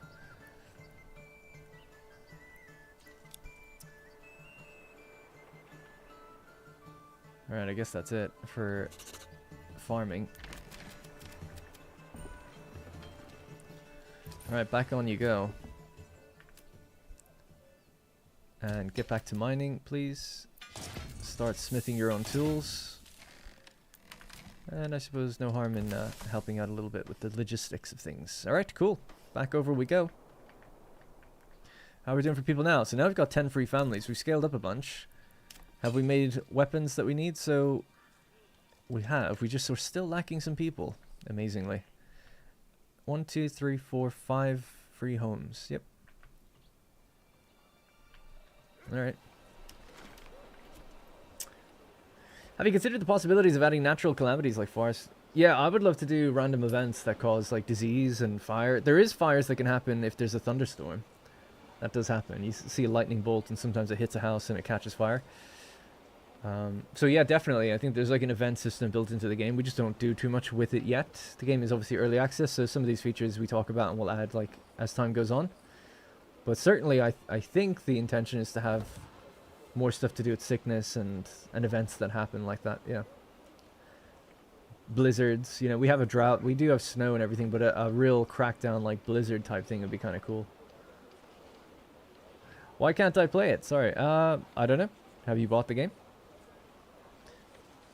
What I miss in this game is a lack of law and order, criminality, and town guards walking on streets and so on. Yeah, I don't know too much about the history of it, but we have history advisors, and they say like there was no such thing as like a town guard or a police force type thing. Because in so many games you have that, and they're like, this just wasn't a thing. And they're very like, we got to be realistic about the game. So we do have like a public order system.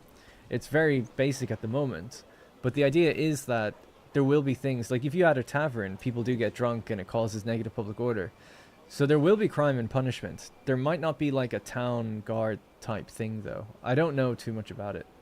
Can you play Satisfactory? Probably not until later in December. That's the plan for me anyways, to do it later in December.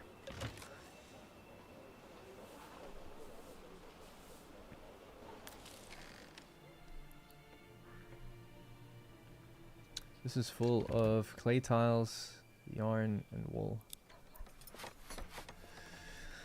But yeah, I'd have to look into the notes and the history of it, because that's when we'll like really consider it again. But my first thought as well was like, why don't we have like a bailiff and criminal system and stuff?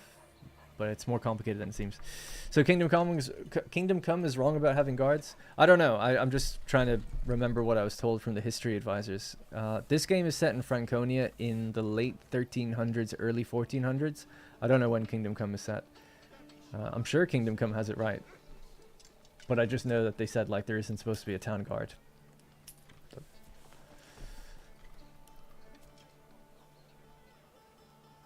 Wonder if I could look up the conversation. I won't do that now. But yeah.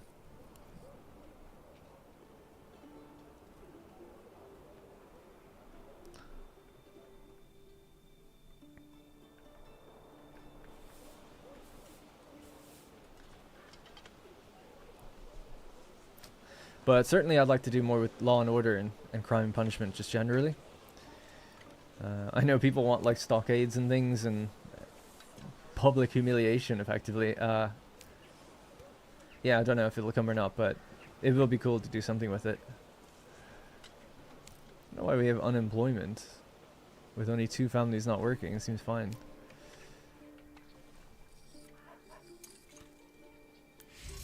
Did we make enough tools yet? Not yet.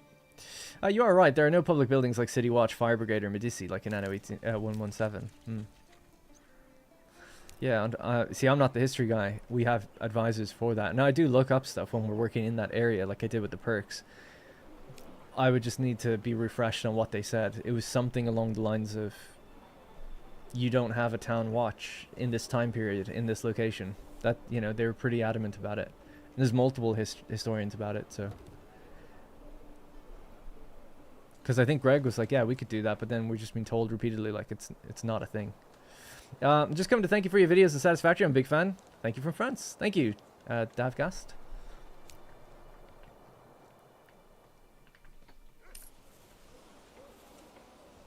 Alright, we got 50. You can get another horse. Bonk. How much iron ore do we have now? 74.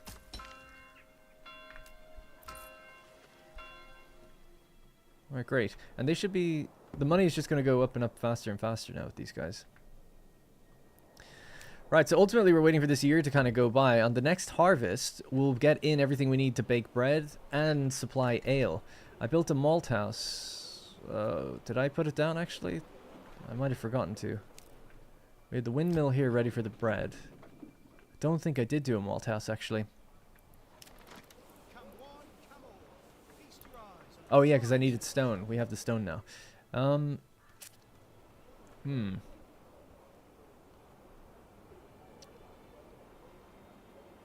The barley's going to come in here. So there is probably fine.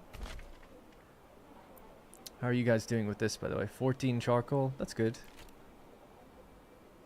Yeah, they're doing well. You could stop working on that now for a while. And then what else do we need? 25. Let me turn off surplus. And see, what do we got? 36 spears, 26 sidearms. So sidearms... are made here.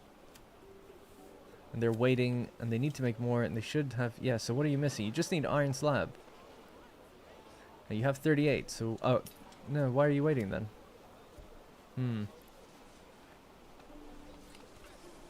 I don't know why.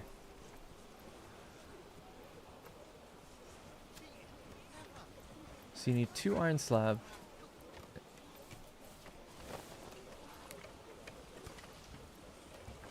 Oh, they do have 1 sidearm and... Oh yeah, I guess you're just waiting on the people. So you're only going to make it until you get the people that would use it. Alright, okay. That's fine. I mean, that's more efficient, really, so fair enough. But yeah, we just need more people then. How many empty families do we have now? 4. So that's 8 more people. Or 8 more men. Still need more than that then. Alright, let's start scaling up this way.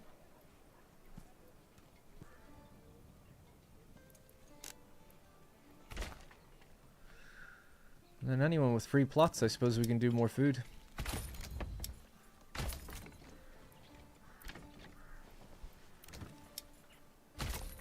Gonna start getting in pigs.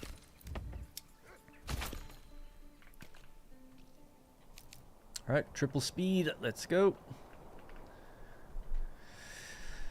If you look throughout the history, there always have been public unrest, and I think somebody or organizations always maintain the public order. That's what I was saying.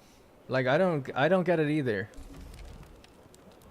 I'm sorry, but yeah, it is just the historians that have told us that. So I'll have to look into it. Maybe it was a certain type of town watch or something that people wanted and they were saying no to, but my understanding was they were like...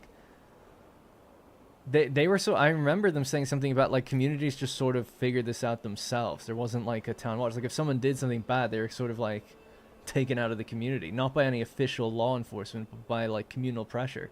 So I don't know, though. You know, I really am not historical with that. I'd understand if a village of 80 wouldn't have a town guard. I mean, everyone knows everyone, but in bigger cities, it would be nice to have, even if it was ahistorical. Yeah, that's the thing. I don't know what we plan for in terms of how big these cities are supposed to get. Are we saying that this is literally just a community of... I mean, it is a small community of just... even this one. What do we got?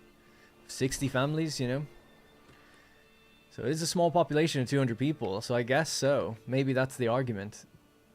I suppose this thing probably wouldn't happen until you have cities of thousands. So that might be the argument. What are better, sidearms or spears? Spears are better for defense. Sidearms are better for offense. One area of the game, balance-wise, I never looked at or I don't know much about, me personally, and I haven't adjusted anything, is the military aspect. I'm more on the city building side. Just for now.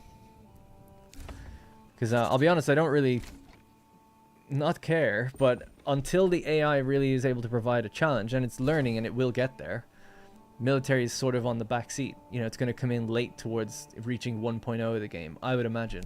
Now, we are doing stuff with, like, sieges, castles, all that kind of stuff. Like, its development is on that.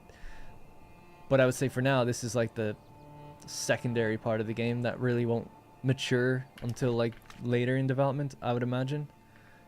But I don't know actually for sure. Greg might say, like, well, he wants to do more with it or something, bring in cavalry sooner than expected, so I don't know. We have to, after this patch is out, we're going to talk about, like, what are we doing, like, next for the next patch and try to make it come out quicker than how long this one took, for instance, so.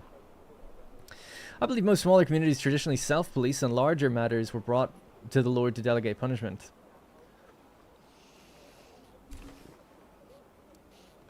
But I agree, Tomiko, you want to... That's a big thing. It's like the game does get easier the bigger you get. You want something that is like a hindrance mechanic that slows you down and makes things tougher to manage. And crime, public order, that sort of thing is perfect for that. These guys need maintenance. So the bloomery's doing its thing. I guess the blacksmith for a little while can bang out some of these. Maybe make 20 so they last a bit longer. The pastures are full again. Could get a butcher.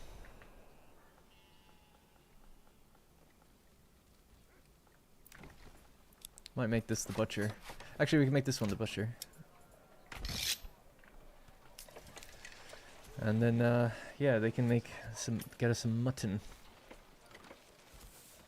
How many animals do we have? So we have 78 sheep and 56 lamb.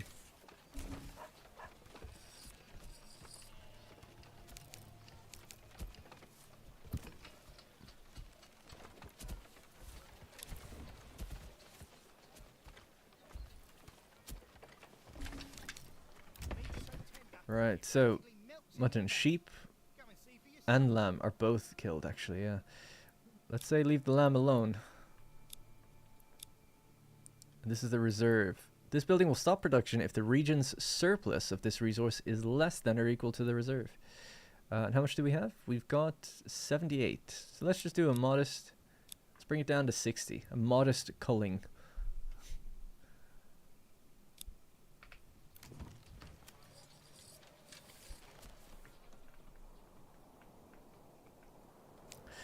Oh yeah.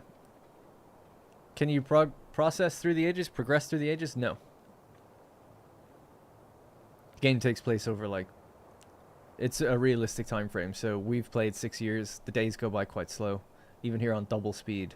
Which is actually times 4. 1 day just went by. You know, it's a slow pace. Hey Zach, by the way. So just to catch people up on the situation, I know we've been a bit passive here. It's because I messed up my farming. So we could be... I have loads of money. We could import, like, stuff and make ale. But I wanted to really rely on my other region here. So we're just kind of waiting.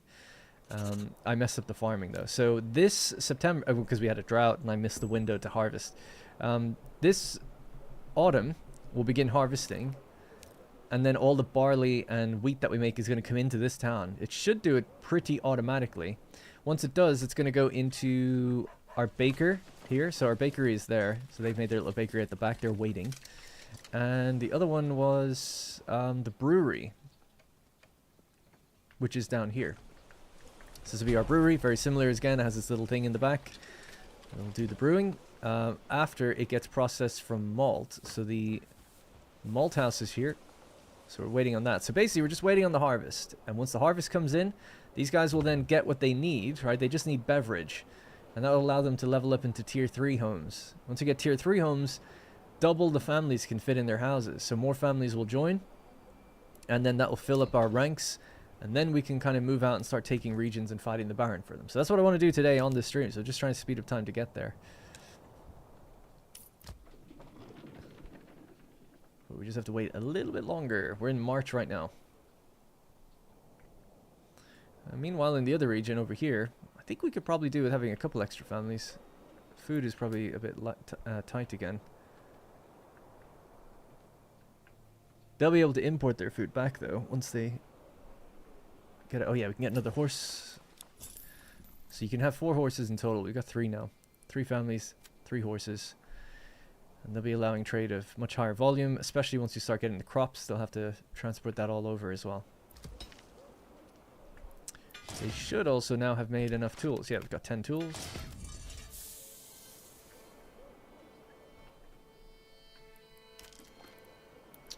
I would say just get a few more houses out this way.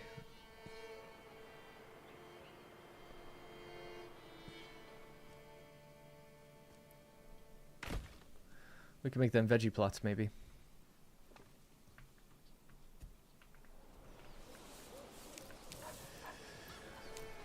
Uh-oh. Okay, good.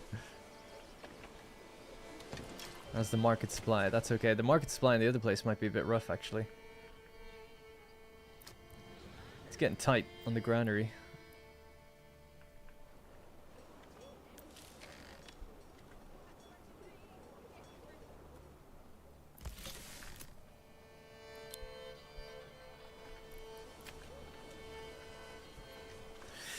Ah, yes. Once the house get alcohol, everyone wants to move in. Yeah, indeed.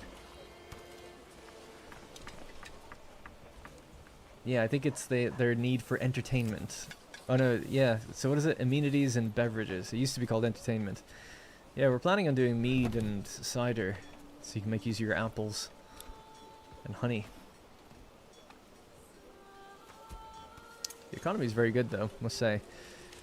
We could also be making leather in the meantime, too. Royal taxes. Oh, shit. So we have to pay 213 in taxes. Yikes.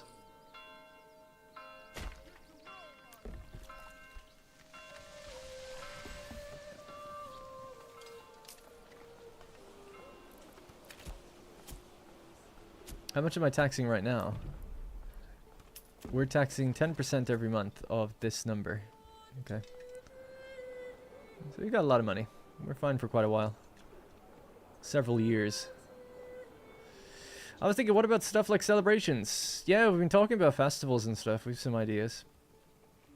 It's just an idea, but I had an idea for like a mead, not a mead hall, but sort of a festival hall type thing, and that the king could come by, and you have to put on like a feast, and you have to supply it with certain things. So the game has all these different food types, but there's also special foods like Lebkuchen, and it's in the wiki files that you can see. It's like Zwieback bread. But I was thinking you could have it where it's like, you know, the festival wants like 5 different types of meat or something, and 4 different, you know, 3 different vegetables or whatever it might be. And how much you provide is maybe how much influence you get back then from the king, or king's favor, which is the thing we're toying around with.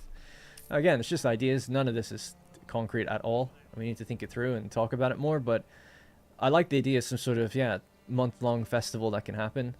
It's interesting though, you know, festivals mean like people are going to move and go do the thing at the festival, taking time away from work. I guess maybe you could assign families to it or not, because otherwise some people might be like, oh, families I wanted to work have gone and done this thing now. And you don't want to micromanage clicking certain individual buildings and saying like forbidden from their family going off.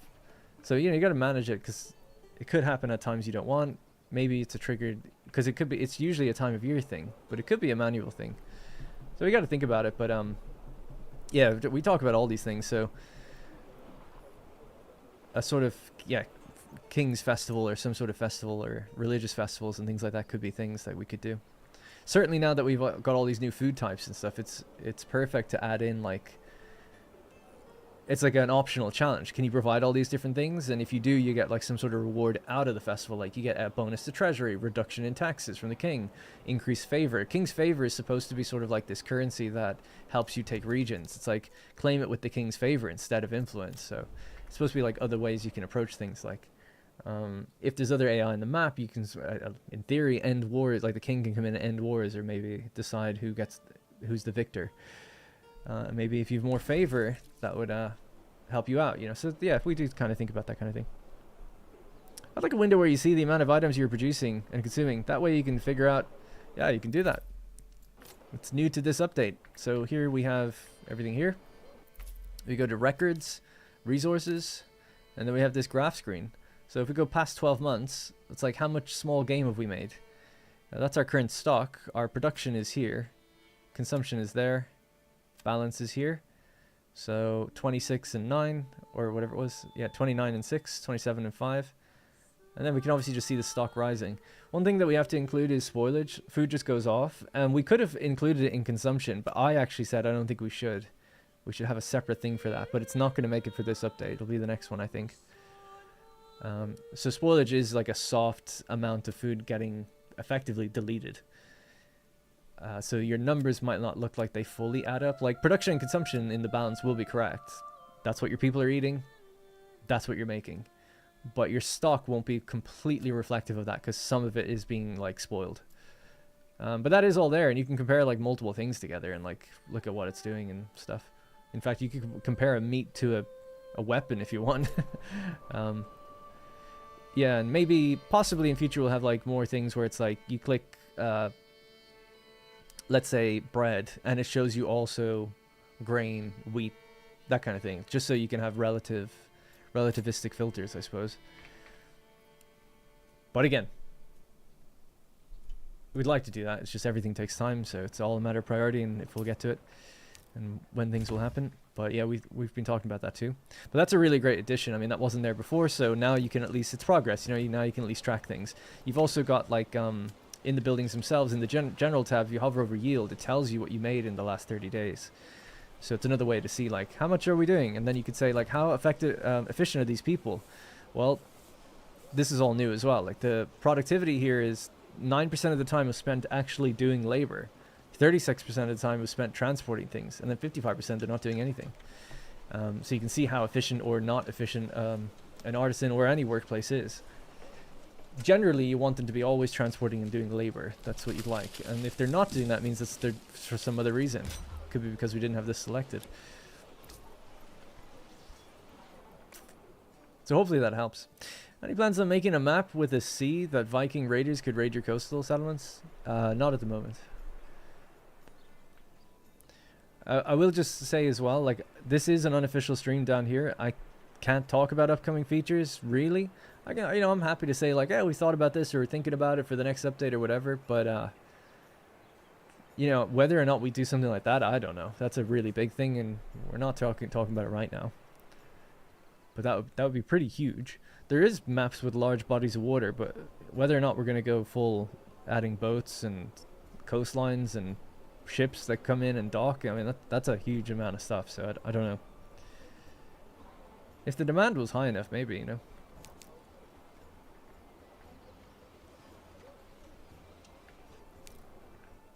I'm going to have to eat into my fish supply here a bit more, I think. Because food's pretty rough.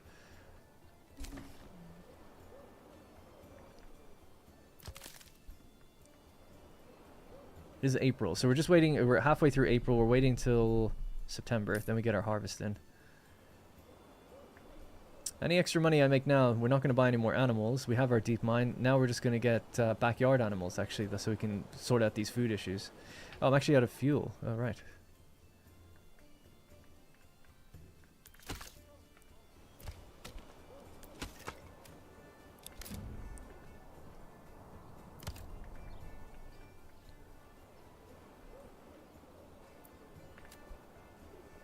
I would just love...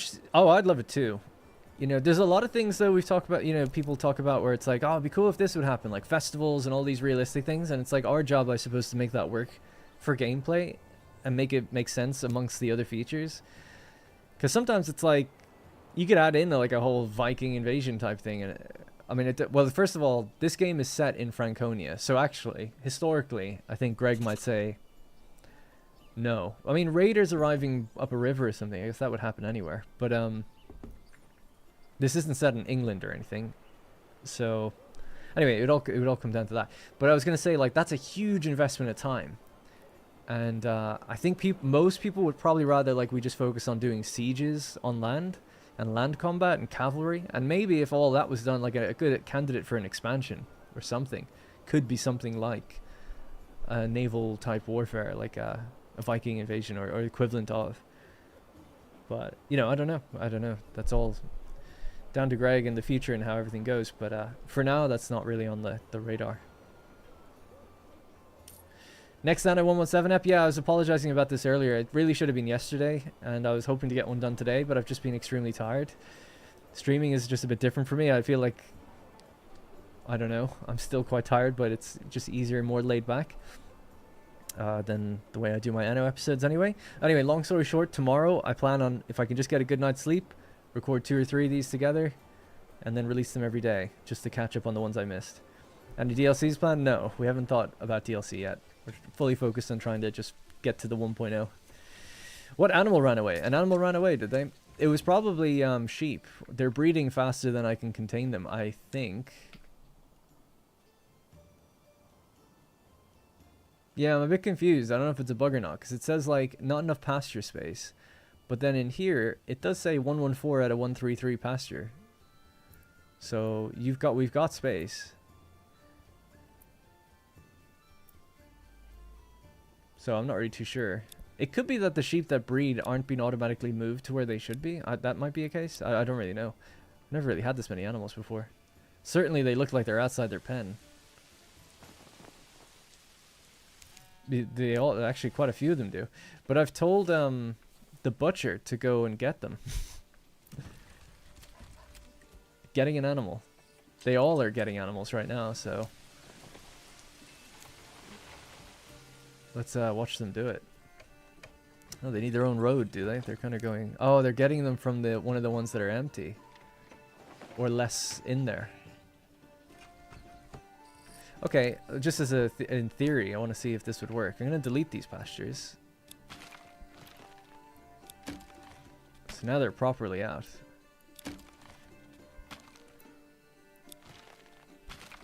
Okay, they won't all run away immediately. If we make new ones, they'll probably reassign. I'm not saying you should have to do this, but this might work. So that's only 52. Let's do that one. That one's 42. Let's do some more at the back here then.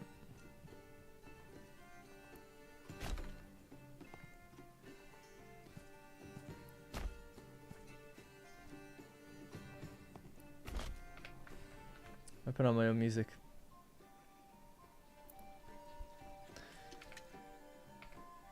Right, so I'm hoping this corrects itself. Otherwise we're in trouble. There we go.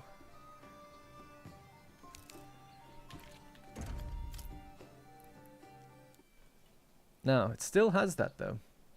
Unless it's... This is a region problem, not a global problem. So it shouldn't be happening over here. No. Yeah, I don't know then. I don't know. Not enough pasture space. I mean, that's normally showing for something like, oh, you tried to bring in a horse or an ox and you don't have enough space. I could just build another stable and see if that corrects it. But it's clearly miscounting something. Something's not right. Let's do another hitching post there and see if that gets rid of it.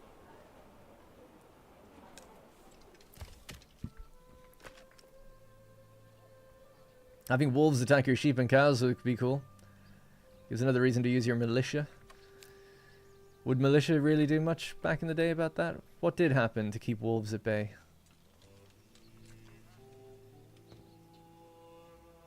They're not obeying the fence at all, I must say.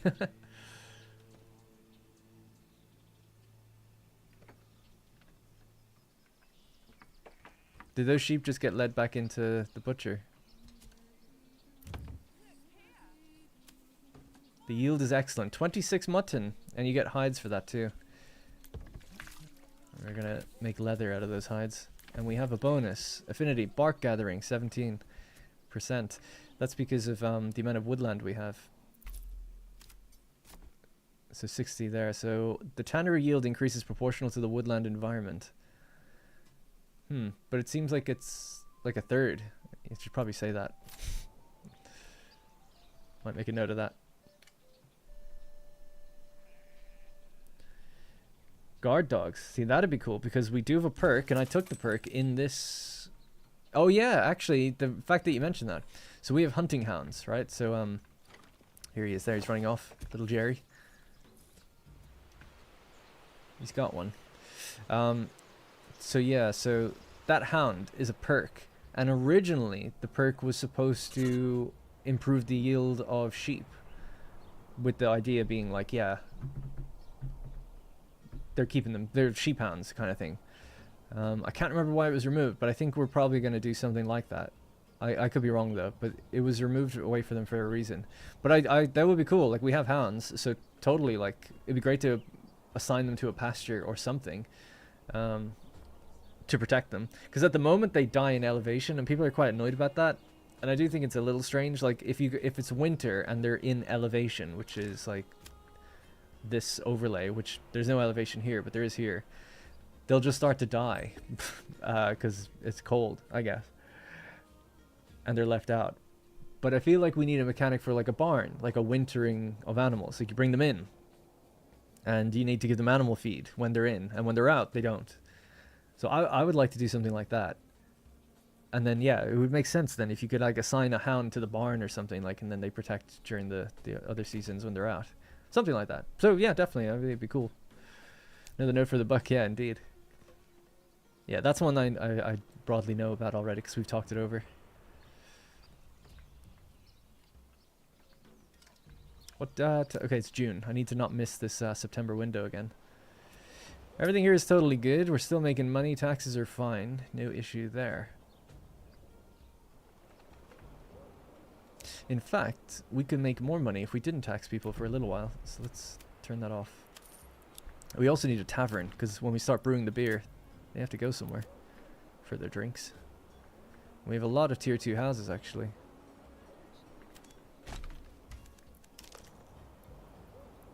So they'll be very thirsty. Let's get rid of that road.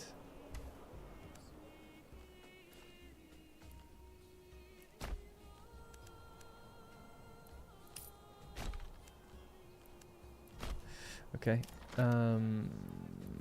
Tavern just somewhere here would be totally fine. Let's just give it a bit of breathing room to be... Yeah, there, why not?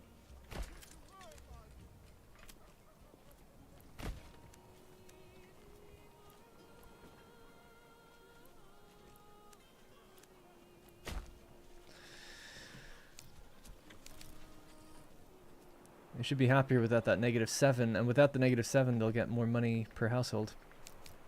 Alright, June. Halfway through June. Food's getting a little better? Yeah, wood's getting better, food's getting better. The fish is probably the most amount of fish we can get, but we need to get those shrooms.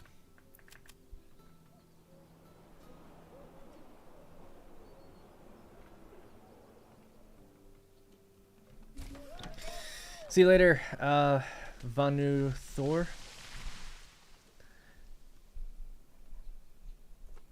I have another idea that could benefit the whole propagation. Is there like a possibility for you as a designer to have YouTuber and game connected, like people's names automatically assigned? There are ways to do that. It's not as easy as you might think, and that would be a very low priority for us right now. But you could have things like Twitch integrations that read the usernames in the chat and populate the people with those names. You could even do it where the level of subscriber is applied to the tier of the house. At the moment, a player like me would just have to go in and rename people. You can rename them manually, and I used to do that when I did my series originally. Everyone that was a channel member, I just gave everyone a name. You could do it automatically like YouTube, but yeah, I think that would be extremely low priority for us to implement. It's not really a big deal. Is there a remodel or beautification episode coming up for Anno? Keen to see. Not anyone planned at the moment. I'll be doing Italy, remodeling Italy, once we get a few more things delivered to the Equites.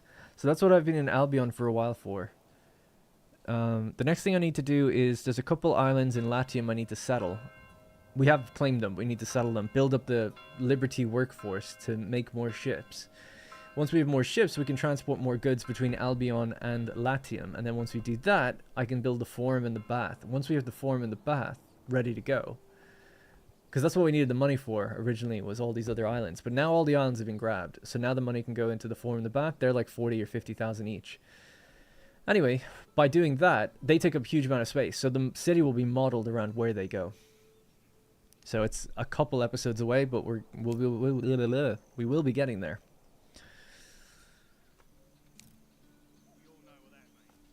Veg plots and hotwood houses next to the fields. Yeah, I have these ones that need to be done. I was waiting on the money though. We don't really have the money to do it yet. We can build the gardens out.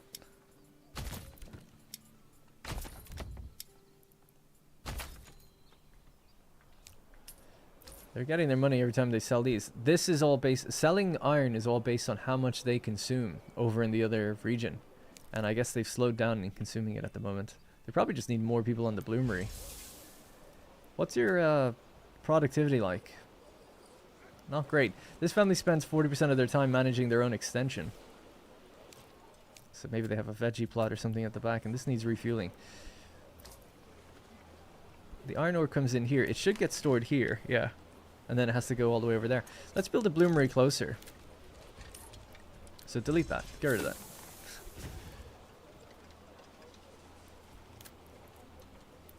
Pop it right there. Right next door.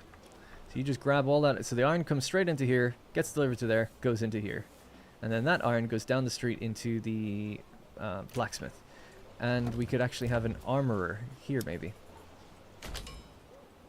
That's the wrong thing.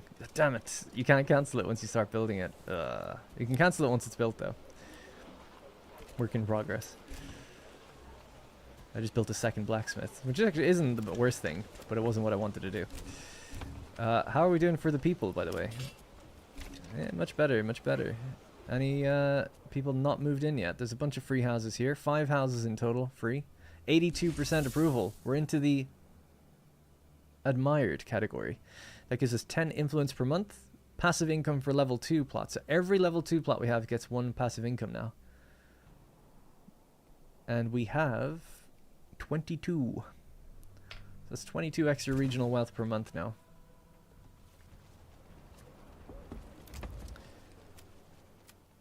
Oh, can I not get rid of it? Oh my god, I thought I could get rid of it. I'd have to delete the whole house. That seems like not intended. Well, I'll tell you what, we'll keep that. And you can just always do tools. Because we need, well, I've been switching between the two. Now I don't ever have to switch. But yeah, let's make you the armorer. Thank you very much for the answer. I myself have 0 to none knowledge, and I notice games that have chat integration tend to be more propagated because people are more involved. Yeah, it's interesting. It depends on the game. It's like, I don't know. I'm a YouTuber, but I don't, and YouTubers playing games definitely does help push. It's free marketing, right? It definitely does get in front of people. But you'll often find those people are already watching the game. Does that really make the difference whether or not they're going to buy the game or not? If they're included and their name is in the thing, they might watch for a bit longer. They might be slightly more inclined to buy, but it's a pretty... I don't know if that really sells games. I'm not saying that they shouldn't do it. You know, it'd be cool to do it. But that's why I'd assume it's a low priority. I talk to a lot of YouTubers and they think they have like a huge amount of power over the influence of selling games, and they, in my opinion, they really don't. Like, if 200 people, yeah, because like I know a few YouTubers that like they get those links for games. It's like, oh, you know, I have an affiliate link with Epic or whatever it is, or Steam for this particular game, and they do a sponsored video and they see like 300, like they have 100,000 views. They're like, yeah, 300 people bought the game using my link. And for a YouTuber, that is such a huge amount of money to come in. 300 people buying a game, you get like a 10% rip. It's a great amount of money. But 300 people is like nothing. You know, I'd love to know, like, YouTubers need millions of views to get like into the territory where they start really being able to push and sell games. Now, games that are completely unknown and then a YouTuber with like 1 million views covers it, that's massive. I mean, obviously. But this game actually had a lot of hype. This game in particular, before it came out, Greg's own trailer. He just put a trailer out for his own game, no publisher at the time, and it got like 1 million views because the game looks good, and it was just sent around and shared around. It hits like various Reddits and things like that. And then you'll find a lot of YouTubers go in on it, making videos because there's views there already. So it's like, oh, this game's popular, I gotta cover it. And I did that. I made one video though, and it got like 500,000 views. And I remember Greg at the time reached out to me and said, like, thanks so much for covering the game. He's really very kind. And I was like, dude, it's your thanks for making the game. Helped me get a load of views. So it's funny. It's like a chicken and egg kind of thing, I guess is what I'm trying to say. It's like, it depends on the game, depends on the type of interaction it has, if it's going to be propagated or not. Certainly there are streamer friendly games that ultimately like push being sold, but also some games are just popular anyway, and then streamers cover them, so it's, you know, it's tough to say. Anyway, it depends on the game. If it's like a party games, oh yeah, those games are like, that's what people call friend slop games. I mean, they're almost entirely marketed by streamers and stuff, and YouTubers and everything. Yeah, Alcat Games did a survey about their games, and surprisingly, a lot of people take influencers' opinion into consideration. It is interesting. Yeah, I worked at a company as well. Creative Assembly for 2 years. I worked in marketing for 3 years nearly. And we ran some internal experiments, or I did, which was, I think one of our DLCs, we decided we're not going to send it to YouTubers to see if it sells worse or less or the same as when we do send it to them, and when we sponsor them. Because it's like, okay, we could sponsor these YouTubers, and I was always arguing, like, I was such a turncoat, you know. I used to be a YouTuber, then when I joined CA, I was like totally like, not against YouTubers, but I was like, oh, like they want sponsorships and stuff, but they're going to cover our game anyway. A lot of them, these Total War centric YouTubers. It's like, why would I sponsor Legend of Total War? He's going to cover it. I didn't need to sponsor him.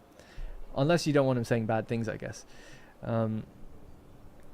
But for the most part, people weren't saying bad things at that time anyway. So I remember, yeah, we had like 10 YouTubers or something that we had normally sponsored every DLC with, and then this time we were like, no, we're not going to do it. And we saved ourselves like 20 grand or something like that. So £20,000 that went into sponsoring, like, I don't know, 15 or so YouTubers of varying sizes, some quite big. And we found that all 15 covered the game anyway. And they were all really favorable. So it's like,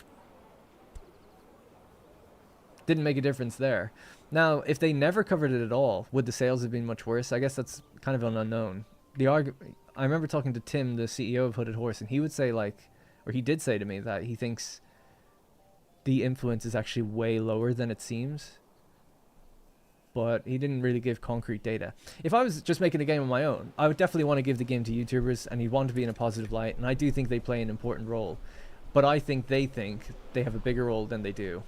I guess that's kind of where I'm coming down on it.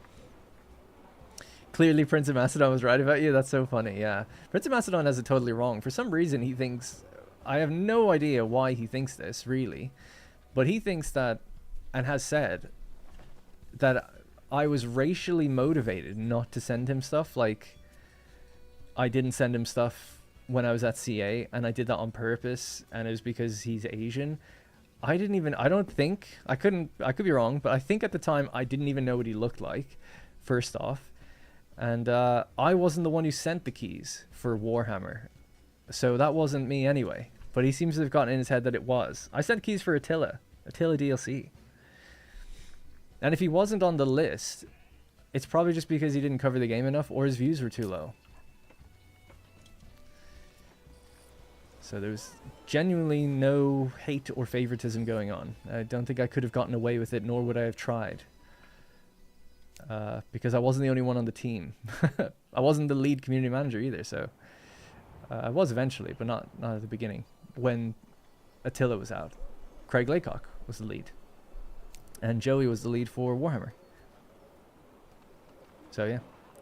Anyway, Hooded Horse can have a different opinion. So it's such a shame that he said that, because I didn't have any ill will toward him. And I think he said I ignored his emails. I may have just missed them. And if that's the case, it's a real shame, because I didn't mean to do like damage to his channel or anything. I feel like if he could have reached out to me somehow. But anyway, like Twitter, just DM me or something. Like, I would have been like, yeah, no problem. Anyway. Hooded Horse can have a different opinion because they usually take on games that are super specific. Yeah, that's why they play like hardcore strategy games, and I feel like they find their audience because there's a niche audience that are looking for those games. So it is different. So that's why Tim's perspective was interesting when I was talking to him about... And he did show me all these interesting trends about... He gave me like a 2-hour call like a year and a half ago or something. He showed me all these trends about... Oh, it's August. Nice. August 31st. Perfectly timed. So next month we have to harvest. Anyway, he just showed me all these different trends and things. And how like they did this and the game got boosted. And when they did YouTubers, like maybe a little boost. And it's like, oh, I remember talking to him thinking I would have expected a much bigger response for the game or whatever. But he was like, yeah, he doesn't place that much importance. I don't know if Hooded Horse actually sponsor anyone as well. Maybe that's his philosophy or stance on it. I've never been sponsored by them. But they do send me their stuff as a YouTuber before I ever worked on Manor Lords and everything. In fact, they still send me stuff, and their PR is sort of separate to I work with Greg, you know. I don't even think they know sometimes. All right. The harvest should be happening. So we should expect to get... Well, that just went up by a lot. 154 and 70. And these don't have anything, right? Yep. Go, go, go, my minions. And all of that should be transported across, I think. Once the grain gets threshed, anyway. The barley will just go as is. Tim is amazing. A lot of people have high opinion of him. Yeah, I've got a very high opinion of him. I only spoke with him once. But his company wasn't as big then, and I reached out to him about making a game. And I wanted to know something about, like, well, what... As a publisher, like... I can't remember how I reached out to him. I don't know. Can't remember where it happened. But I was expecting just a quick answer. Oh, I think I emailed him, actually. But anyway. I was expecting just like a little quick reply. If he could give me that, that'd be great, for some reason. Because he definitely followed me or messaged me on Twitter or something before. So I felt okay about messaging him. And I want to make my own game one day. I hate to sound like a broken record. So I was like, at what stage do they consider like funding someone? You know, like how much of a prototype do you need? How far would you need to go? How early, you know? And then he said like we should set up a call, and he called me, and for 2 hours he just gave me like this incredible insight into how he runs his publishing company. with all this, like if I recorded the screen, it'd be crazy. The amount of stuff he was showing me, all this like data for his company and everything. And he really gave me his time. And he said like, if you ever need to talk, just talk and reach out to him. So that was really nice. You know, you didn't need to do that. I wasn't, not now, and I wasn't then a big YouTuber or anything. So, you know, I have a very high opinion. Then there's certain stances and things he comes out with on LinkedIn or on Twitter and what he says, it's like, yeah, it sounds great. Sounds like just a gamer who wants to make like niche games and try to make sure the quality is good and have a consistent portfolio, not really chase trends. It's like, this is pretty good. What do I play? I play loads of stuff. Last night I started playing, I'm playing 2 games at the moment. Atomfall, which is like a sort of Fallout-esque RPG, first-person RPG, made by Rebellion. It's actually really good, way better than I thought. I got given it as a birthday gift recently. And I'm playing Octopath Traveler 0. Started that last night. It only came out yesterday, actually. It's like, again, a Japanese RPG, JRPG, sort of an old school pixel art aesthetic, but in a 3D setting. Awesome game. Love, I don't know about this one, but Octopath Traveler 2 was the game that came before it. Game of the year for me, almost that year, I think. Beyond that, I play a bunch of strategy games. I'm playing Satisfactory, obviously, on my channel. Anno 117. Pax Romana as a city builder. Stellaris, I've been dabbling with. I've been playing a ton of Arc Raiders lately as well. I was really hyped about Arc Raiders before it came out. I'm so happy to see how well it's done. It's one of the few games where I feel like I was actually there when the game was announced. And then when it had its first betas and stuff, I was like always championing it. Now, I never thought it would be as big as it is, but I'm an extraction shooter fan, so. And I just love the setting for that game. I think it's so cool. And I was a fan of the finals before, so yeah, played loads of things. How about No Man's Sky? Yeah, I've got a few hundred hours in No Man's Sky. I really love that game. I never played it multiplayer though. I just kind of played it by myself, and I never finished it. I've always wanted to get to the center of the galaxy, but I've never done it. Always get distracted by a billion other things to do. So in some ways with that game, I got a bit disappointed. The thing that actually made me stop playing is I had a bug. I'll tell you what. N Broadsword, a viewer and an esteemed senator of this channel, someone who's given a lot of money over time, joined my No Man's Sky session and bugged it. It wasn't his fault, but when he joined it, it created this freighter glitch, and I couldn't access my own freighter anymore. And even when he left the game and I just got rid of his freighter from the world and got rid of everything, I just couldn't access it anymore. And I couldn't ever buy any freighter anymore. And it was just a permanent bug. And I reached out to Hello Games and I made tickets and stuff and I waited for updates. Never fixed it. So that killed the best playthrough I had, or like the furthest I ever got into it. And I think I played one more time after that, but I never really got much further. Nice, they're storing up the barley. Excellent, excellent. Are they threshing yet?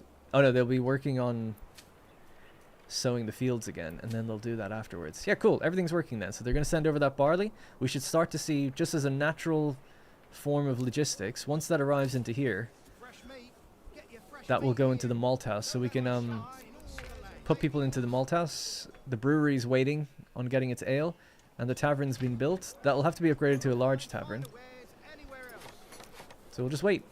I might just do this as well, so we can see where they are. They're on their way. Excellent. Just 3, was it? I think it was 3 with 3. Oh, did that horse never arrive? Maybe not. I'm pretty sure I ordered 3, didn't I? How many do we have? Oh, it says 2. Might have been bugged. Maybe. Or I didn't have enough space over here. Ooh, that could be the case, actually. Yeah. That one that ran away, that was probably the one that ran away, actually. That's my bad. Whoops.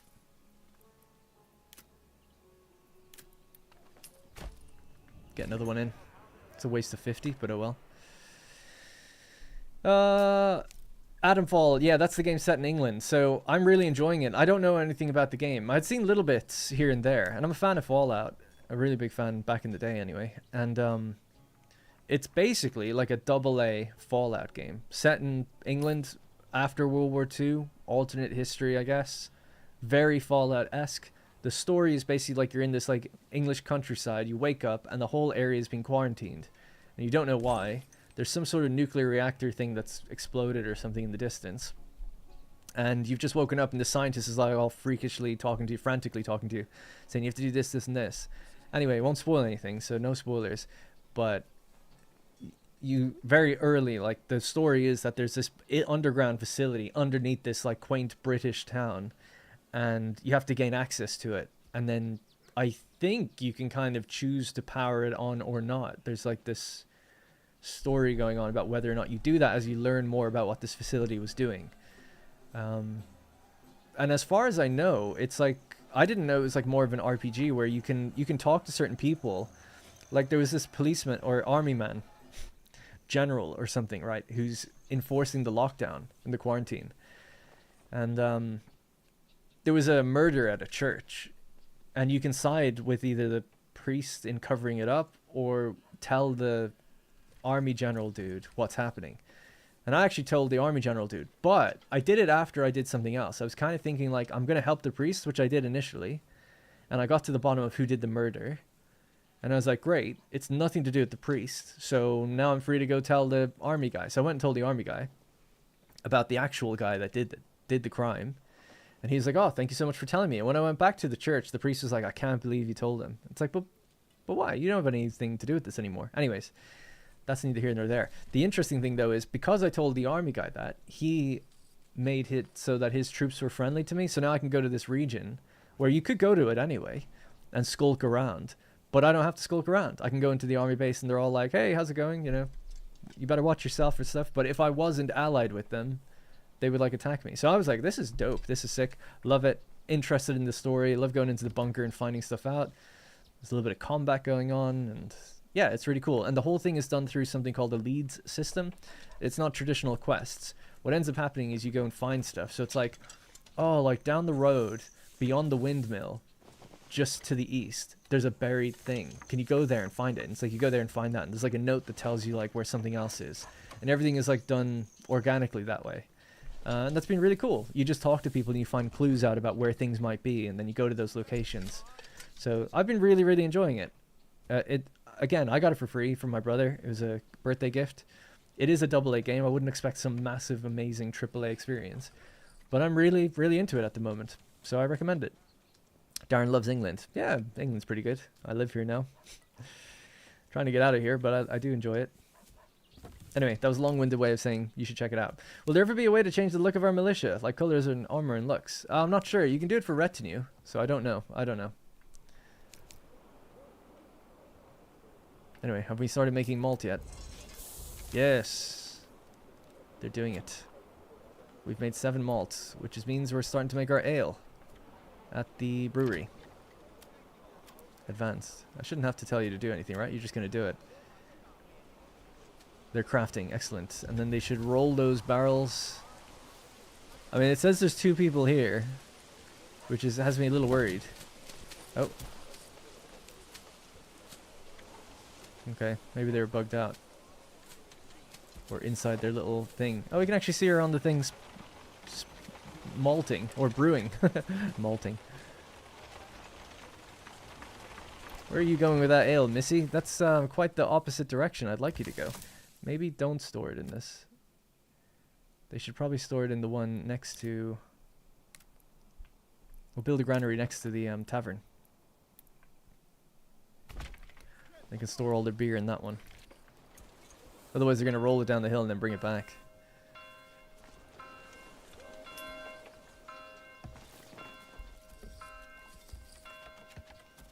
That's awesome. That means now we should start to see the beverage demand being fulfilled once they get it in here.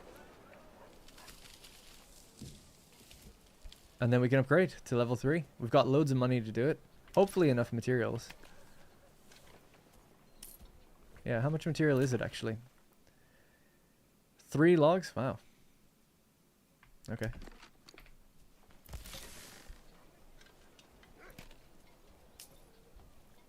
Like, I'm surprised by that. It's like I set that price. But anyway. So turn out, yeah, you can have crops, whatever. You can have that and you can have that. Yep, that's cool. and you're not setting up a market. You're just the logistician for this particular thing.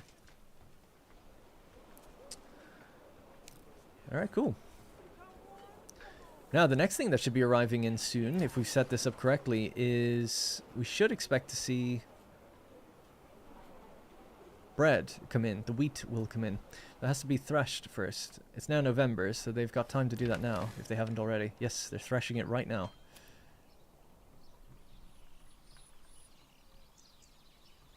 Look at them doing it.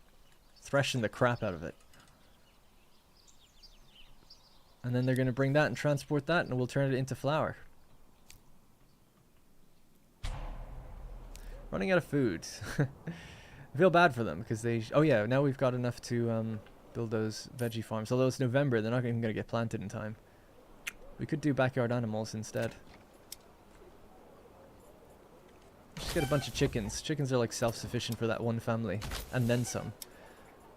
So that'll take care of them.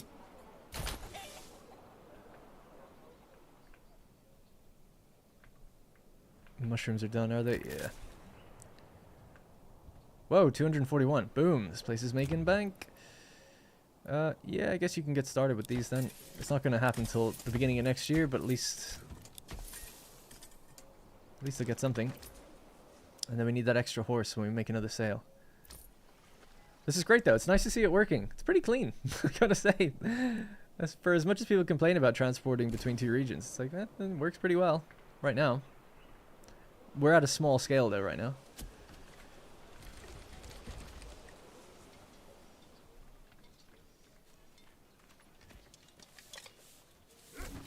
Me praying that I don't say anything wrong and lose my job. How would you view games sort of like Life is Feudal? If you know what it is, I was once thinking of a concept for a game, of a game from Conquistador era in sort of Life is Feudal way, but without the greedy devs. Life is Feudal, is that kind of like Medieval Dynasty? Is it like that? Like a first-person game where you're in one of these, like you're building a town? I'm not sure about Life is Feudal, but Medieval Dynasty I liked. It's just really slow-paced. Like, I'm not too into a game that's like a hardcore simulator. Like, I like immersive games, but I like, you know, everyone's got their different lines in the sand, I always say. It's like if you've got a scale, and this side is like arcade, and this is realism. Everyone's got a different like line of where they find the fun factor. It's like, you know, people who want always a bit more realism, it's like they're more towards that side. And then other people are like, say like even a game like this, too slow, it's way too slow, too realistic. It's like they want more on the arcadey side. And it's all about finding that sweet spot where the most people are, or at least to fit your vision for the game. So for me, when I look at a game like Medieval Dynasty anyway, I like the idea of a realistic game, but it is just far too slow. I don't want to spend 30 minutes chopping a tree, and that's what you do in that game. Like, you will spend 30 minutes to an hour just chopping trees. And it's like, yeah, that's what people have to do. But it's like, I don't want to do that. You know, I just don't want to do that. But hey, more power to the people that do. I wouldn't take that away from them. It's not really a game for me. And I kind of felt that way, unpopular opinion here, when playing Kingdom Come Deliverance. I'm like, this is just too on the realistic side for me. It's just too slow. And I'm not interested in what I'm doing. It's too boring for me. But people love that game, and they love the realism of it. So I hate to say it, but it's even the same for Red Dead Redemption 2. It's like, this is a beautiful world. It's awesome riding a horse around. But after like 3 or 4 hours of doing it, I'm like, this is really slow. And I just don't think anything I'm doing is that interesting. I would like a bit more over the top, maybe not realistic train heists and stuff. Like the train heist mission in that game was really boring, I thought anyway. But it doesn't take away, like, the game is beautiful, and I think it's awesome. And it's great that people love like really slower paced realistic games, but I do have like, I am more in the middle. I need to be kind of doing something that I find to be like out of a movie or something a bit more interesting. Like, if you make a Western movie, I'm not gonna be brushing my horse for 10 minutes or whatever you do in that game, or taking a bath. It's like, I'm good.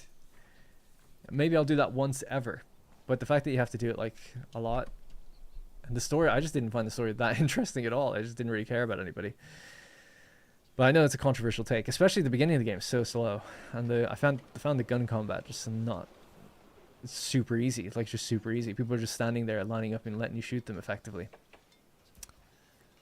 I much preferred Red Dead 1. But anyway, I know it's all very not popular takes when playing a game like this and being a designer for a game like this. I do push for like a lot of immersion in games and a lot more depth. I like strategic depth. I guess I don't like a super slow pace, generally speaking. Do both regions need a church? Yeah, they do, yeah. They're separate regions and they have separate needs. We're considering a system where you can set up, so when you set up settle a region, it says like, what do you want? A farming town, mining town, or a settlement? And those options are grayed out because it's early access. But we're considering like, well, let's say we want to say this is going to be a farming hamlet or a farming outpost or a mining outpost. Maybe the houses don't have the full requirements for everything, but maybe they can't be leveled up beyond level 2. So their approval is like slightly different, but they're there in service of delivering their materials out. And if they're an outpost, maybe there's no export cost. They don't need their own regional wealth. You know, like concessions like that, and they don't need a church. And that way you'd sort of, because we're trying to alleviate the people's feeling of, oh, I don't like setting up a second region. I feel I have to start again every time. So we're trying to look at it like a maybe a middle ground, maybe. But we need to think about it a bit more.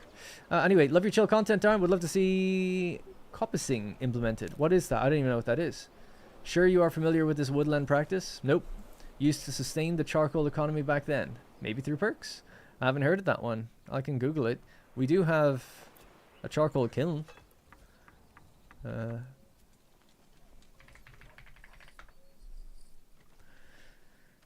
It's a traditional woodland management technique that involves cutting trees down to their stumps or stools to encourage new shoots to grow.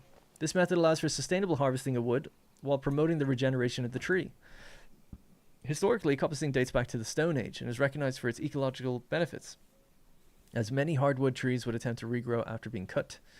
This technique can also be beneficial when gardening, as it encourages vigorous new growth of the plants.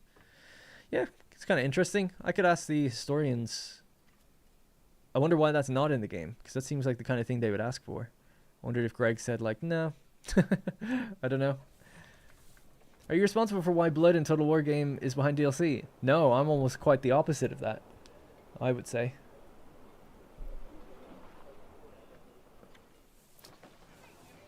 Yeah. Dude, I fought so hard in that company for like, I literally, there was a DLC that they raised the price on by like £1.50 or something. And I remember like in the meeting, it was like, why? I was like, why are we doing that? And he's like, well, you know, we just want to see. It's an experiment to see like how it'll sell. And I remember like kind of giving some shtick about it. And my boss was like, all right, then, like, if you want to take a pay cut and we'll keep the price the same, we'll do that. And I was like, okay, let's do that. And it was really uncomfortable. But I was like, we'll do that. Let's do that then. I'll take a pay cut, keep the price the same, and we'll see what happens. And then he's like, no. And so I was just trying to call his bluff because I knew he didn't want to do that. Also, I was like his best employee. So I was like, all right, let's do that. Let's go for it. And there was like 20 people in the room, and it was so awkward because I was like, I was dead serious, like, let's do it. And I think I was like, I'll even leave if it helps. Knowing that they don't want me to leave. It was awesome. So no, I wasn't the reason Blood was added as a DLC. That was before my time. And when I joined, I was arguing that it shouldn't be a DLC. I understood because they were like, well, it brings in like 2 million, so it's going to be a DLC. It was like, okay. But when they were doing Thrones of Britannia, I was like, please, can we just make this an 18s game? Make it an 18s game, add blood, and it can be this like little violent Viking game. It'd be great. And they were like, no. So, whatever. I don't think it would have mattered for that game in the end anyway. But, so no, I tried. I did what I could. Did it say your smaller village had church access with no church? We have a church here. It's right there. I did build one. So they've got everything they need. Or they don't have water. What? I know I deleted the water thing, but I thought I built another one. Oh, we don't have yeah, we have more than 15 houses. That's why. Need to upgrade it or build a second one. It's there. Let's do another one next to it. Alright. Anyways, so. How are we doing now? Still no beverage. Come on, man. Let's check our production. Have we made any? Yes, we have produced 42. We have not consumed any, so where is it then? Oh, I don't have anyone working in here. Oh, that'll do it. Alright, cool. So we have a 41 ale. Excellent. Still have 200 clothes. It's crazy. Now, it is winter. No, we should still be able to upgrade even during winter. Excellent. I'm blind. Oh, it's okay. It's tough. I'm moving back and forth between things, and we built it away from all the other buildings, so I get it. Anyway, in general, it's because we silly players will buy DLCs anyway. Yeah, so the first time they did Blood DLC was for Shogun 2. Medieval 2 had Blood. I remember, because I got a PC Gamer magazine back in the day, and it said, "Brilliant, beautiful, bloody, Medieval 2 Total War, a preview. Read it here first." And it had a special cover. And it was like, sweet, they're going to add Blood. And then I never played Empire, because I'm not a dork. Or Napoleon. And then when Shogun 2 came around, I was like, oh, I'll check that out. And then I remember being like, it doesn't have blood? What? And it was like being sold as a DLC. And then the thing at the time was people were like, oh, it's like for the age ratings and stuff. It's like, okay. Everyone who plays this game is like well in their 30s, pretty much, or like over 18 anyway, most of them. Or over 16 is really what you need to be. But okay. But also, you could just make Blood an optional download. It doesn't have to cost money because there's an age rating. That's a lie. Anyways, so yeah, so I guess then the precedent was set. People bought it. It did really well.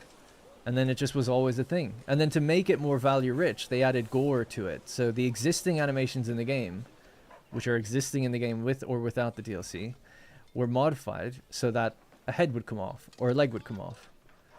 And if the head doesn't come off, they still just do the head off animation, but the head just doesn't come off without blood. So yeah, so the main reason they do is just it's really profitable. I mean, it's an extra a couple million, and for them it's a lot of money. Because most people buy it.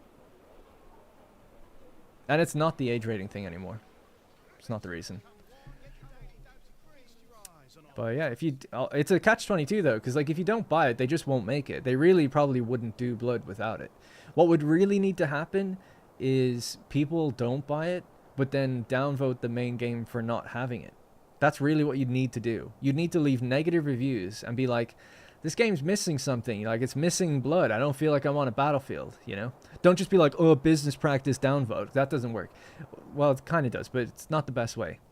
If you were like, oh, man, this game just kind of sucks without blood, you know? And there was an optional DLC for it, but people just weren't buying it. That'd be how they'd put it in the game on its own. And they would do it. They would do it in a heartbeat if it just had low enough, if you went into mixed on the main game when it first comes out. Because especially when it first comes out, turning off a bunch of players, new people who are seeing the game for the first time, they'd add it. They'd add it fast. But yeah, that's just the way it is. This is Empire Slander. Yeah, I'm not a big fan of, I know this is just a joke, but I'm really actually just not a fan of gunpowder era games. I find them so boring. Everybody lines up, fires their gun. Nobody hits anything, and then they spend 20 minutes reloading their gun to just miss again. And Empire, I just wasn't interested in the era, but I was so justified. I'm glad I missed the launch, because if you play that game now, even after the fact, like, it's fun. You can play with mods, and the campaign is awesome. I really like the campaign. But the battles, to me, the AI is so bad in that game. Like, so bad. That game, you know, Warfare at that time, it's all positioning. Positioning your lines, all about positioning and like flanking maneuvers and out and range and like technological progress, kneel fire, better cannons, all that, right? It's range, positioning. That's basically what Warfare is in that game. And the AI is just so bad, it can't deal with positioning. So it just completely falls apart. At least if the AI is bad in other games, they just throw their troops in and you have to fight it out. But in that game, you just like shoot them before they get to you. And it's just, it's so broken. You play a Starfort map in Empire, it's like, forget it. They can't even line up. But Napoleon is a lot better in that regard. And the naval battles are sick. So don't get me wrong there. That's awesome. And just the atmosphere of it. The detail in that game is super cool. So. Muskets are my most favorite thing ever. I know, loads of people love them. I have no interest. But that's a personal thing, you know. I just don't know. I'm joking, really. But I do have no interest in those games. Once it becomes like gunpowder era, I'm like, forget it.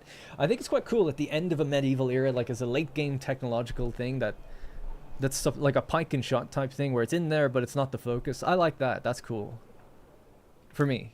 But yeah, when it's the soul combat, I'm not into it.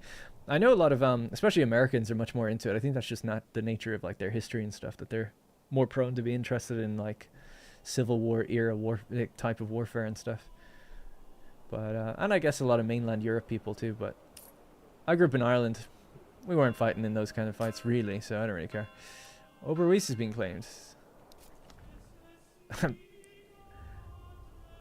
No, it's not. Resolve this claim on the battlefield. Now this looks like I've never seen this before. This is the AI. It's not the Baron. I didn't know they could do that. That's a declaration of war. Resolve this claim on the battlefield. I'll be super impressed if they pull together an army and come at me. Or maybe they'll buy enemy units. Oh. Awesome. That's awesome. I can't believe they do that. Wow. I gotta shout out. I didn't know Nick had done that. Good job. Well, we've got troops. We can defend ourselves. They're pretty far away. They have to march all the way from over there. I assume they have the Baron AI for getting towards us and stuff. Nice. I just didn't know they could. And I assume it's them, right? It's a blue icon, so I assume so. It actually doesn't say. Oh, I guess it would be their flag. How do I see their flag? I don't think we can. That's a bit of an oversight, because it's like, yeah, I'm pretty sure it's these guys, but how would I know that? It's like a... One of these flags is the mercenary flag, and then they have their actual emblem, the green and red dragon. It's like Wales. Gotta run. Good evening. See you later. SG Remore. S. Gremore. Martin, how long have you got for you tonight? I wanted to just finish building tier 3, which we're pretty close to now, once we start getting them their ale. And take over some territory. I was trying to finish the game. I guess I'm quite slow, but yeah. I don't know. No hard time off in mind.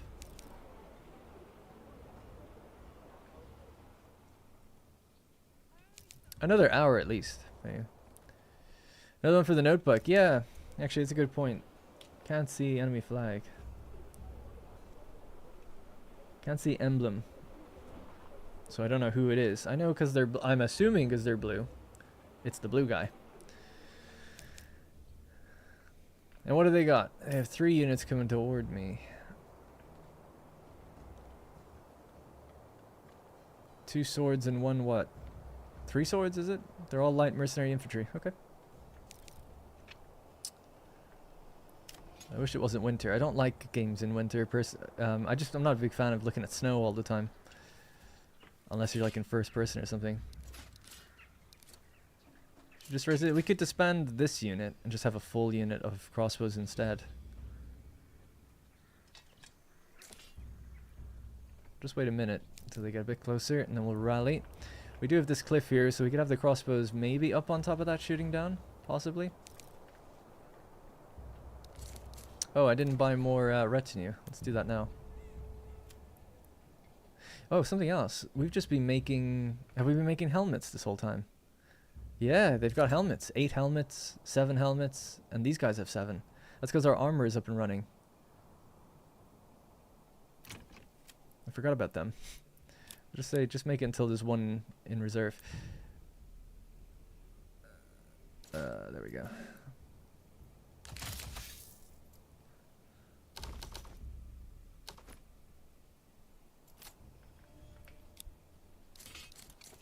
Why do you have a symbol? Equipment missing? They're missing 1 shield. I don't even know how that's possible. Oh, because one of them died.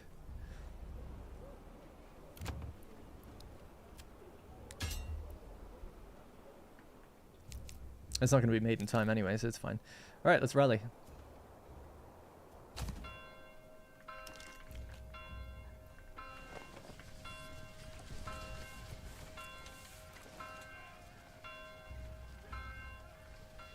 Want to try our OS? Nope. Thanks, though.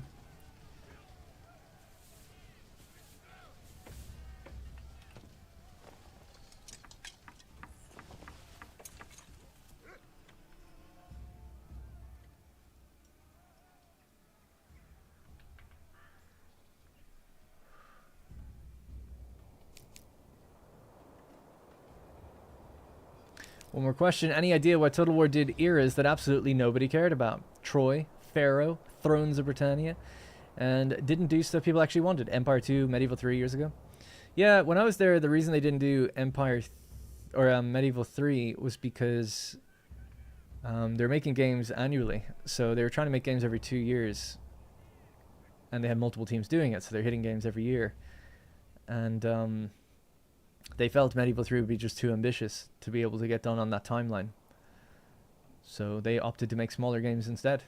So the whole thing, it's a long-winded thing that I've talked about a million times, but basically Warhammer 1 came out in 2016, and it actually underperformed internally.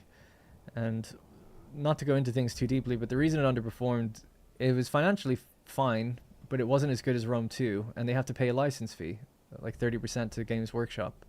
So you lose 30% of your revenue, because they sold the same as Rome 2, just a little less. So it was less than they anticipated, because they expected more people from historical fans to actually buy it. It was something like 15% they expected to lose, but they lost like 25%. And they gained like 25% Warhammer fans, so it kind of all like evened out. It wasn't supposed to even out though. Anyways, because of that, they sort of panicked, and they were like, okay, we are making a bigger historical game for 2019. Kind of in the realm of, it wasn't Empire, but kind of in the realm of an Empire-esque type game. A really big one. A global game. Why can't I not run? There we go. And that was what they were planning on doing. But that game was going to take way too long now. Now they were like, uh-oh, not as many people bought Warhammer as we thought. So we need another historical game. Because what the plan at the moment is, we're going to do 2 more of these fantasy games. The idea was to do them every year. Warhammer 2 is going to come out in 2017, and Warhammer 3 is going to come out in 2018. And they're like, dude, we're going to get less and less. So these are follow-up games. So much like an Attila to a Rome 2, they expected the sales to go down. They're shorter games. They're more just like giant expansion packs. That was the intention at the time. It's like, we're going to add, the second game is going to add Lizardmen and a few other things, and the third game is going to add Chaos stuff, and that's the way it was going to be. And the 3 games will fit into one map, and that'll be it. And when they saw that not as many people were taking to it, they were like, uh-oh, we need to make more historical stuff to retain our historical audience. We might lose them, like, permanently. We don't know. Or they don't know, anyway. So what they did was they were like, okay, let's make Thrones of Britannia. So why Thrones of Britannia? Well, they had a team of, like, literally 20 people. And we're like, can we make something with them? And it was like, we could make a DLC for Attila, or we could just give them a little bit more budget and spool that out to its own game. And Jack Lusted, who ran all the DLC for Attila, which was received really well, was like, yeah, I'll make a game based on an era that he cares about. He's like a historical nerd, so he likes Alfred the Great. I'd never even heard of Alfred the Great. And he was like, yeah, we'll do it like Alfred the Great. He's just settled, the Vikings are over or whatever, and it's a tumultuous time in England or something. I was like, why don't we just do Vikings, dude? I mean, if you're going to go, do it. Go do it. But they were like, oh, we don't really have, like, we need an investment into, like, naval stuff, and we don't really have that. This is really just going to be, like, Attila again. And I was like, okay. But they were like, no, people love it. And we'll call that, like, a saga. It'll be different. And set the expectation that it's, like, a little bit of a lower tier game. So that was the idea. So it was, in some ways, it's commendable. It's like, well, they're going to make the game they want to make, right? That's what you want developers to do, in theory. Actually, we'll do this guy here. But on the other hand, it's like, well, nobody asked for this. So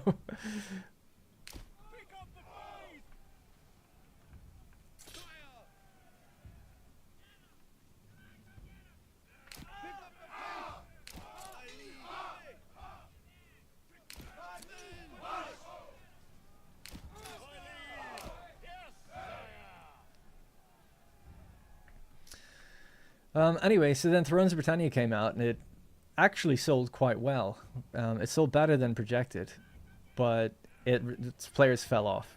So they just completely fell off. So they abandoned all the DLC. They had DLC planned for it and stuff, so they were like, not doing that. And then they just left an even smaller team on it to do an update to see if they could get some players back. And they did their update and they moved on.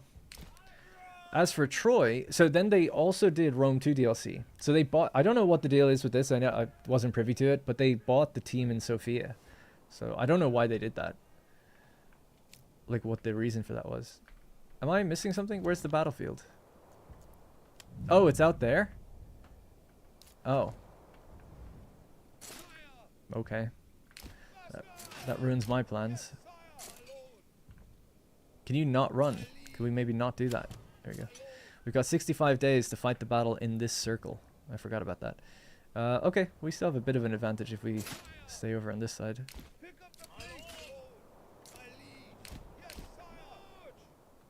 You might need to run.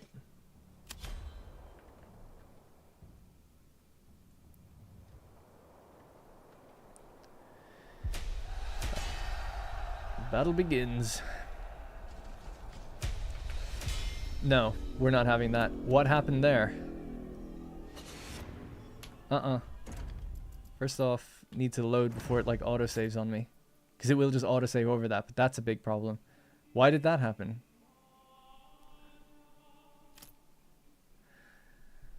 Just lost my main region. We didn't even fight. Gotta call Greg on that one. There was 60 days left on the timer. Battle commenced, and then it ended in their favor for no reason that I could tell. Major problem I'm going to write on that one.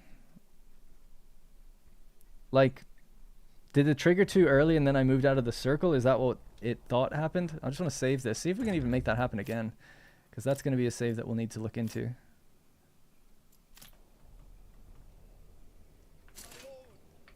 I love the idea that AI just like knocked me out somehow. Don't worry about that. Yeah, so it was 60 days.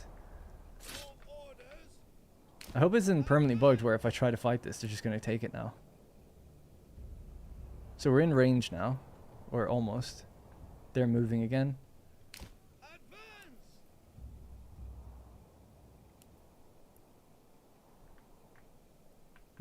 It triggered way quicker last time. I don't know why.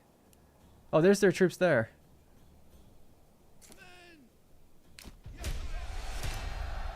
The battle begins. I bet it does.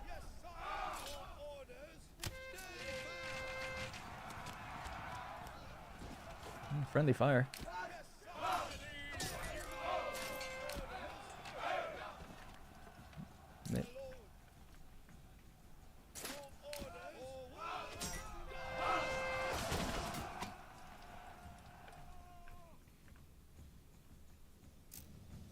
Next one's coming in.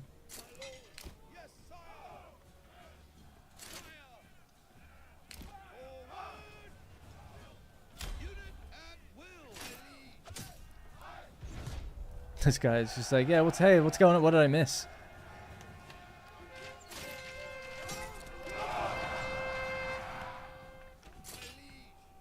Fire at that unit.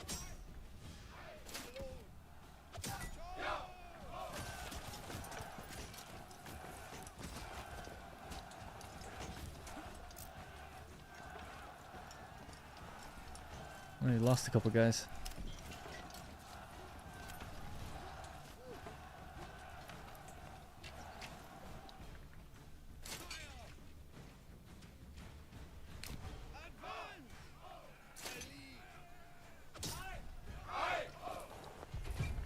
It's like musket warfare. It's gonna take them forever to load and fire. Oh, it's definitely hitting my own guys.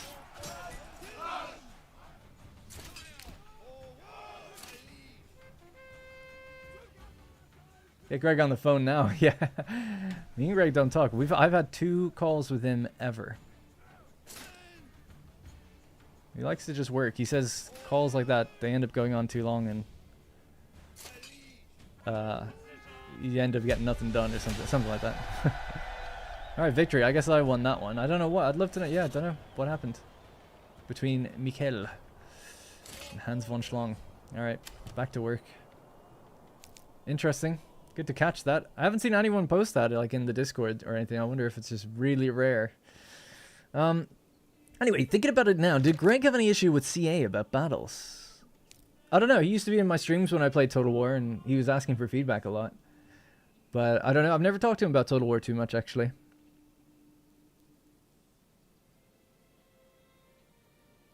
Yeah, we joked. He kind of joked with me once before. I was telling him, like, oh, I'd like to make a strategy game and stuff. And this was back when he was first asking me to come on to the team. We were just talking about games. And I was like, yeah, I'd love to make a Roman strategy game. And I was like, it would just be on the map, though. I wouldn't do battles. And he's like, well, maybe one day we could, like, fork Manor Lords, take the battle system, give it to you, and really give CA a run for their money. I was like, okay. But he was just kind of joking, like. But yeah, that was funny. It's like, all right, let's just make Total War, shall we?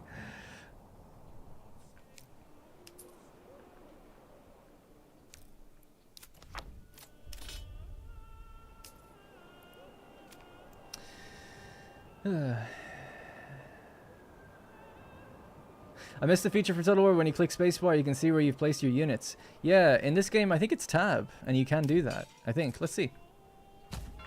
Yeah, it's tab. So it is there.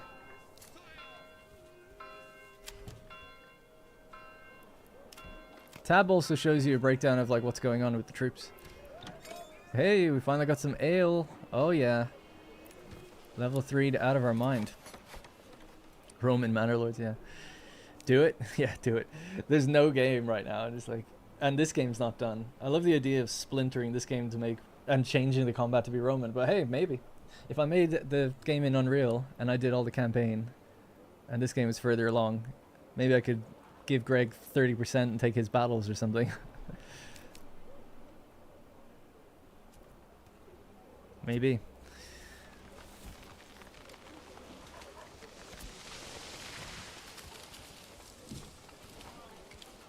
Oh. Oh. I mean, you wouldn't know that. How would you know that, right? Tab. It's just one of those things that I just know. Tab shows you things. Yeah, we have our first tier 3 house. And they need their beverage. Come on, guys. Stock the tavern.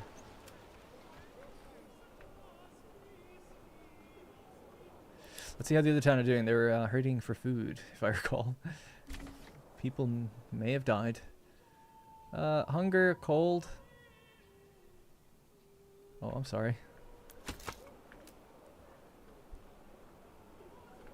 I've been neglecting them. Their chickens will be doing okay, and their veggies should start to come in soon, I think. Have they planted them yet? That doesn't look like it, actually. They're paid for in winter, I guess.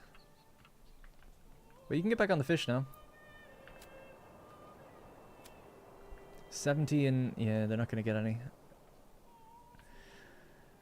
I can make one more desperate play for some of that fish. Alright, go and get it.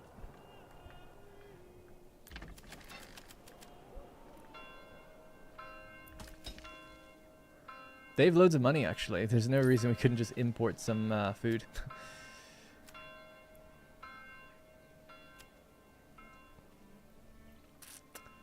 Do you want to do that, though? I feel like I could just make it. How much planks do we have? Yeah, let's keep making more animal farms. Or animal pens.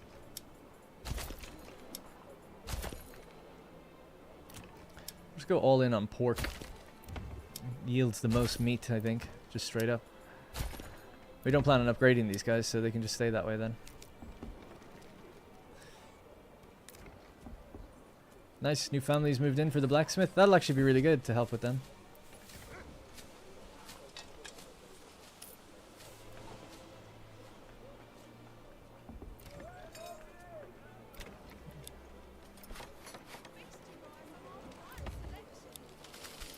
The brewery itself can level up now too. So how much? We're just waiting on it to... oh yeah, wow, it's being consumed massively. They must have drank it all like straight away. They were thirsty. But now it should start building up in reserve.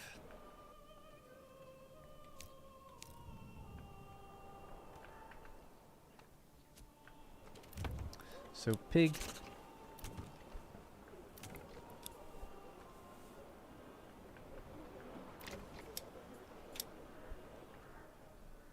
Nice, they're working. That'll be fine now. From now on, they'll be fine. And they've got really good money, which is great.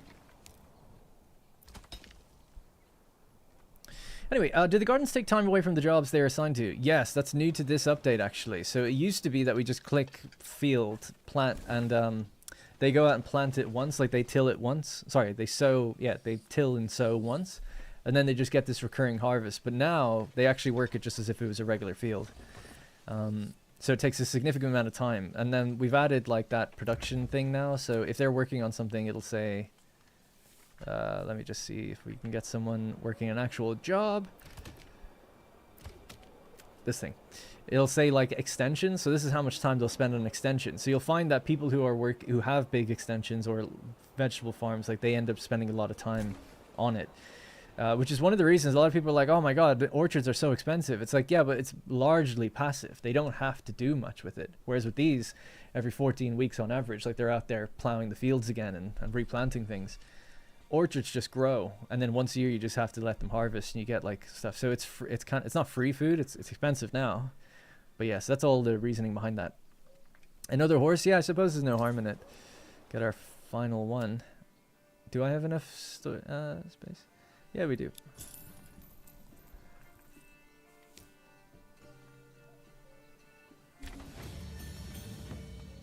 Nobody died anyway, so that's good.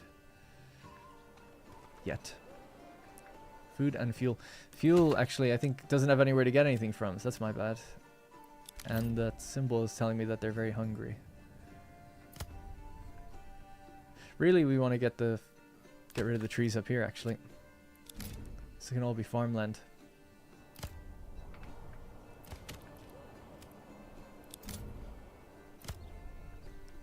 Alright, that should help them out a bit.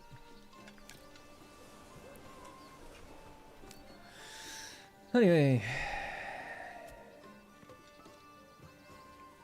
Darren would starve. Sorry, by the way, I'll read this other one first. By the way, do you know the game called Ostriv? Yes, I do.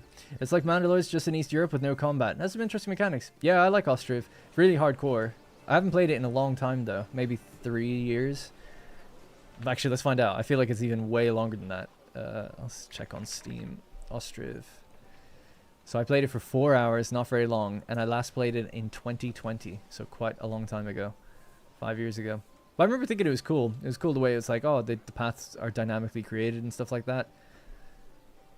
And it's a super in-depth game. Oh, I didn't know they have a statistics screen. Yeah, I haven't checked in on it in a long time.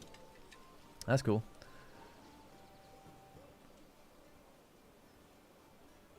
But yeah, I remember, one thing I remember this game is like the amounts are like really hardcore. It's like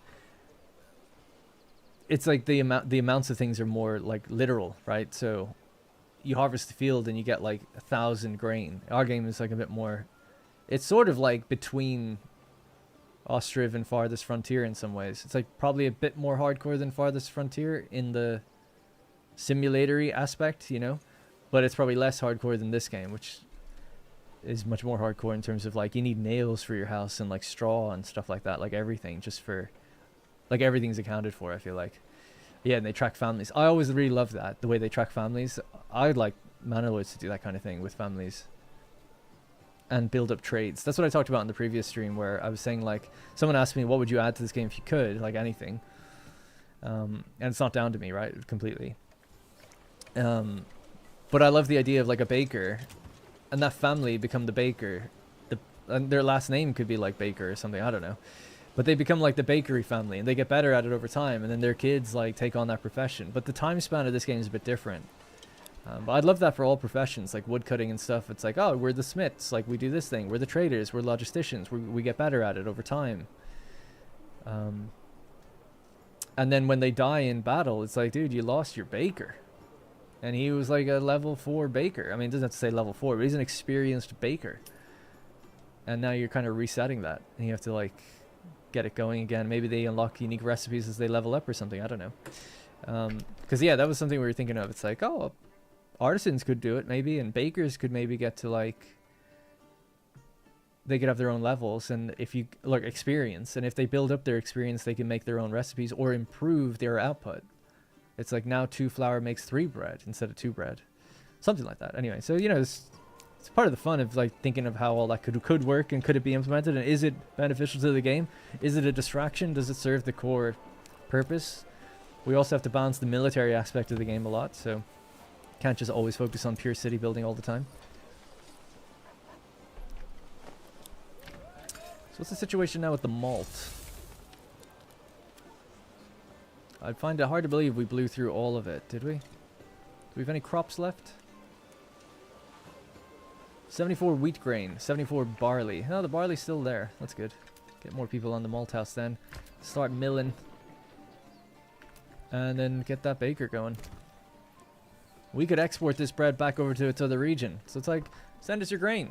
We'll send you back some bread. It's beautiful. It's a beautiful thing. Look at the mutton. Wow, 132. That's crazy. 125 mutton. Does look like we don't have many sheep left. Did I not set a reserve on those guys? Oh, I did, but they've matured from lamb into sheep. That's why. Okay, yeah, that's fine. 60 was the reserve.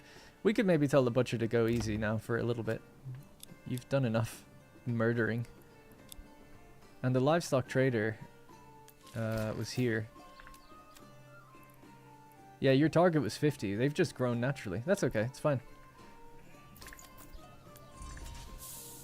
Delete that. It's not needed anymore. It might be needed, actually, if we bring in more clay. Anyway, sorry. Getting destroyed. Or distracted. Does Banished have that? No, I don't think so. It's been a while since I played Banished as well. But I don't think Banished has any sort of family type thing. Does I can't remember if Farthest Frontier has. I feel like it has something like that. I don't know. Maybe I should play these games again.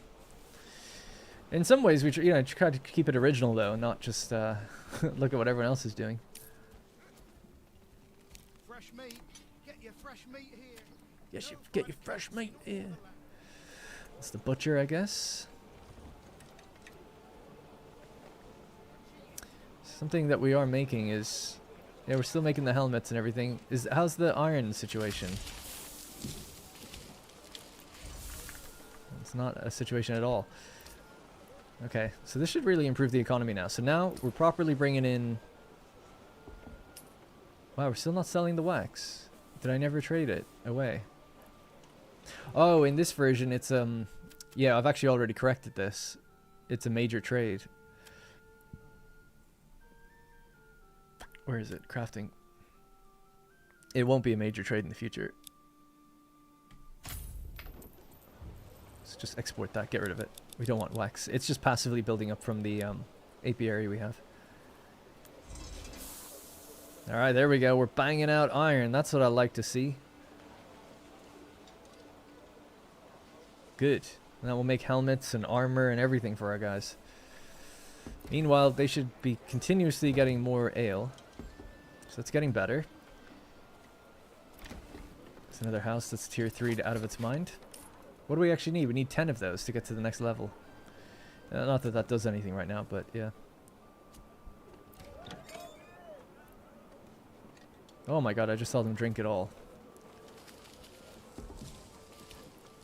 Man, it's pretty tough to keep ahead with this. Kind of surprised. The brewery should have more than enough families, and we have malts, right? So 12 malt in storage. Transporting malt, crafting it. Yeah, maybe we need a second brewer.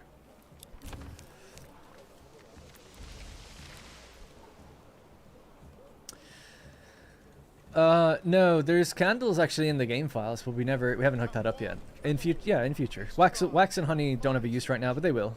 They will. We used to let people consume honey.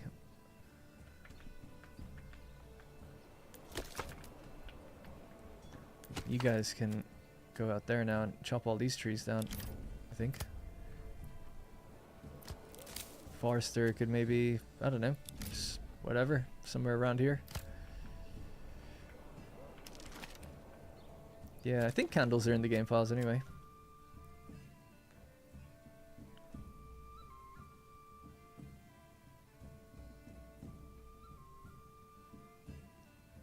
Like, there's a few things there that we don't have in yet. Because we started working on them, but they just weren't quite done or ready for the update. Yeah, not seeing it, but I'm so sure they're there before.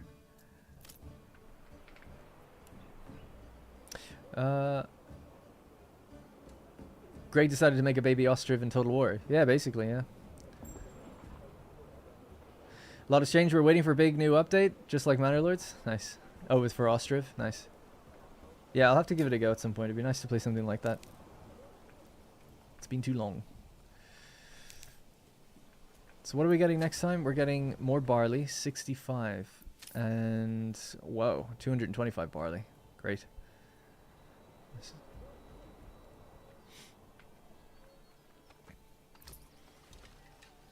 They're making good money over here. They're doing the thing. That's nice. We should be able to buy the pigs now everywhere.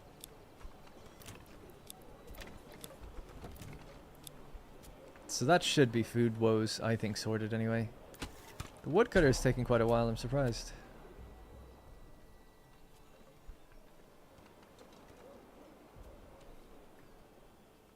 Yeah, once we get those harvests in, we'll be totally fine. And mushrooms again, please.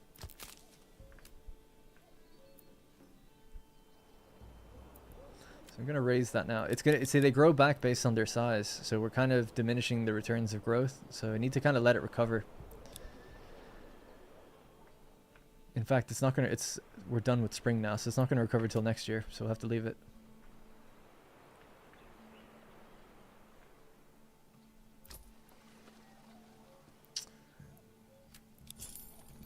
Okay, and one more hitching post and you're good to go. That's all the horses that we can have. We'll put on some different music for a bit.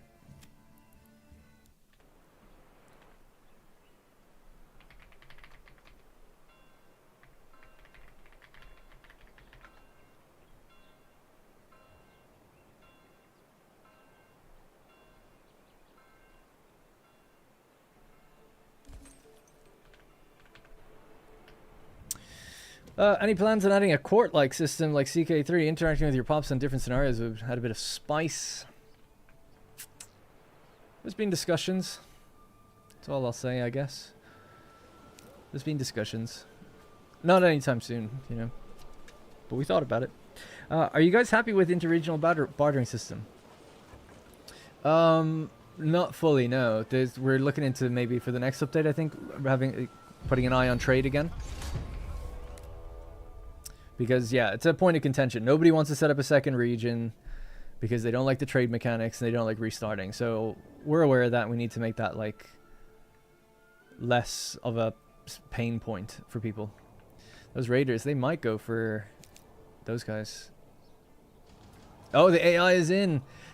Good job. So they were going to get attacked and they just went straight with mercenaries. They bought their own raiders. It might still be too late. 2 of the units are making their way over. And then they have 2 units back here. They're actually engaged the archers straight up. That guy just took a shield to the face.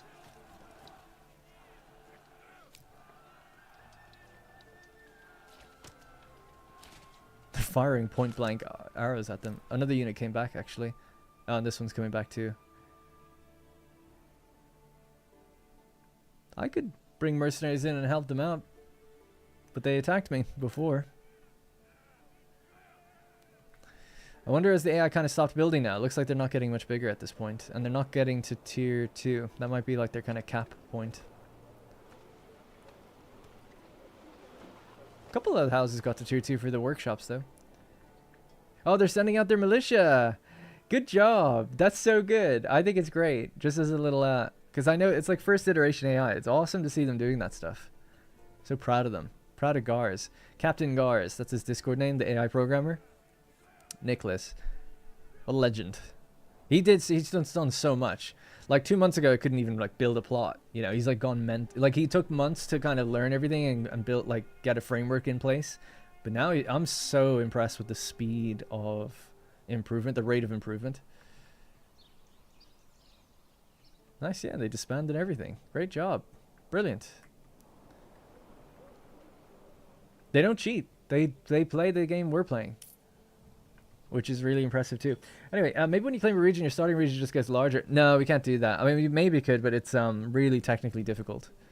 Also, I'd be careful what you wish for in some ways, where it's like you'd have such long transport routes. I mean, the pathfinding alone would be such a tax on the game for regular people moving around. So we really want to make the region system just something people use.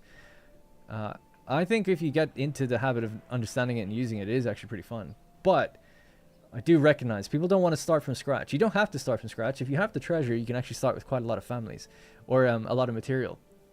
But if we just bump the amount of families you get and give people more materials, it won't feel like such a chore. If we smoothen out the trade between regions and make like a trade route system between two, like an Anno game, I think that would go a long way also. A big sticking point for people is like, I have to pay. This has its own economy and that has its own economy. And I can't just trade iron from one to another. I have to pay for it. One region has to pay the money into the other. So people find it very challenging to balance that. And it is difficult. I've gotten somewhat lucky, right? This region makes tons of money. We've got good resources. There was no problem earning money here. So they can buy the grain that comes from here. No problem. And then they can use their money to get whatever they're missing. So that's working as intended. But it's coincidence. We just went with the first roll of the game we went with. You can find yourself in a situation where it's a bit harder than that. And Greg really doesn't want to sacrifice this idea of like a separate economy. But I've been like pitching and thinking of ideas like, okay, if you settle a region, you make it an outpost, maybe they can export their goods for a discount or for free. But they have other concessions, like they can't build as high, or like they can't like level up, or just something else isn't as good with them. Something like that. So it's like, okay, it's like an extension of the main region, but it's not fully capable. It doesn't need its own church. Maybe it can't have its own manor. You can't have your own retinue. There's sacrifices, or you can choose to go full-blown settlement and trade between them, that kind of thing. But yeah, we're working on it. We're thinking about it and how we can improve that. But a lot of stuff is like, yeah, after this update's done, then we're going to really sit down and say like, okay, like how can we fix like a few of these several pain points, and what will the next update really look like, and then we'll get cracking, So I genuinely don't know literally what we're going to do next. I do know that we want to do the next sets of perks. And in order to do that, I want them to be trade and farming focused. And if we're going to do trade perks, we need to figure out trade. So to me, it seems like trade's going to come up next.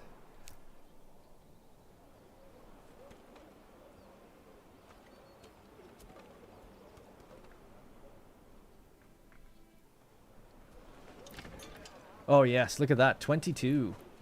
That is what you love to see. So just move this over here. Oh yeah, they're all gonna be ready to upgrade now. Woohoo! I did it, Mom. It only took me 3 hours 20 minutes on the stream to do that. But let's get level 3 out of our mind. Spend all that wealth. It's 25 wealth a pop. You can't do it.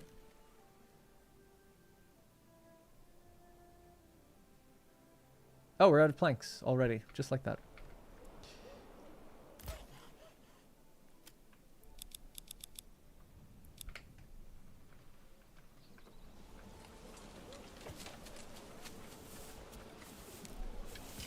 It'll become a challenge with the micromanagement though when the villages become quite large. Yeah. I still think that's okay. But to me, like I look at a game like Anno and I think like the amount of stuff you're building there is way more than you're managing in this game. And you play those games over multiple islands, and then 2 separate maps even. More than that, even in Anno 1800 you got 4 separate maps, multiple islands in each. They all have their own needs and wants and things. The only difference is in this game you have to pay for everything that you transfer. I think most people kind of play the game where they do have a main region and then they set up 1 or 2 supplemental regions to help that main region. Most people who play these games tend to want to just build big and focus everything into one place.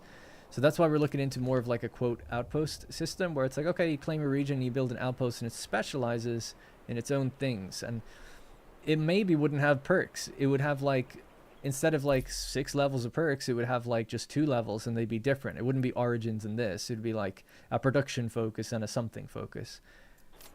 Now I'm just completely spitballing. I don't know. This is just what I've been thinking. It's not even I've been thinking. And that way it's like, okay, if you want, you can set up another town. Get the full breadth of perks, get the full breadth of trade, all of that good stuff. But the sacrifice is you obviously have to manage its own economy. Or you go with an outpost. And an outpost has a limited amount of perks. It can't build that big. And it specializes in 1 or 2 things, which is maybe just what you want. Maybe maybe the trade or bartering values are way lower, if not completely gone. And that way you can go like, I'm going to set up a mining outpost. It's got rich stone. We're going to bring back the stone to the main region at a really discounted price. And they've got other perks and things to help them sustain themselves. That might be the way to do it. Depends on the feedback and what we think, or what other solutions we come up with. But that's one possible solution. But I need to game it out more and think like, what would that really be like? Maybe limited shipments that lose significance as your consumption of population goes up. Yeah. Yeah, the artwork is awesome. Need that search bar to have to type in search, and that's one heavy darn. This is so true after the basics. Makes for feeling like you're doing something different. I think in Anno 1800 different regions have different buildings, so it's not just build the same thing as before. Well, they do have different fertilities. But I guess you're right. I mean, well, I don't know. Like in Anno, like I'm playing right now, you set up a new island. I do have to just build the same houses. I have to build a bunch of regular houses and supply them with the same base stuff, porridge and fish. They need that to get to the next tier, right? Now, like in Anno, let's talk 1800. 117 is too quite new, but it's the same thing. But let's just talk 1800. In Anno 1800, you set up another island, and you do have to put down the same residents that you had on your original one, and progress them to tier 2, maybe tier 3, because you need the workforce to work certain things. Like you need a mine. Let's say you want to get more copper, you need workers, so you need to go up a tier. So I don't see how that's not the same. Like you're building houses, you're building all the infrastructure they need to get that. The only different thing you'd be building is then a mine and sending that to your other island.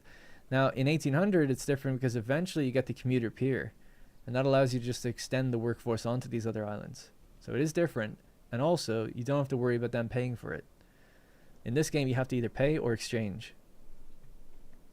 So it's not not fully the same, but I don't know about the building thing. I feel like you do build the same stuff. Like you're building the same buildings in the other place.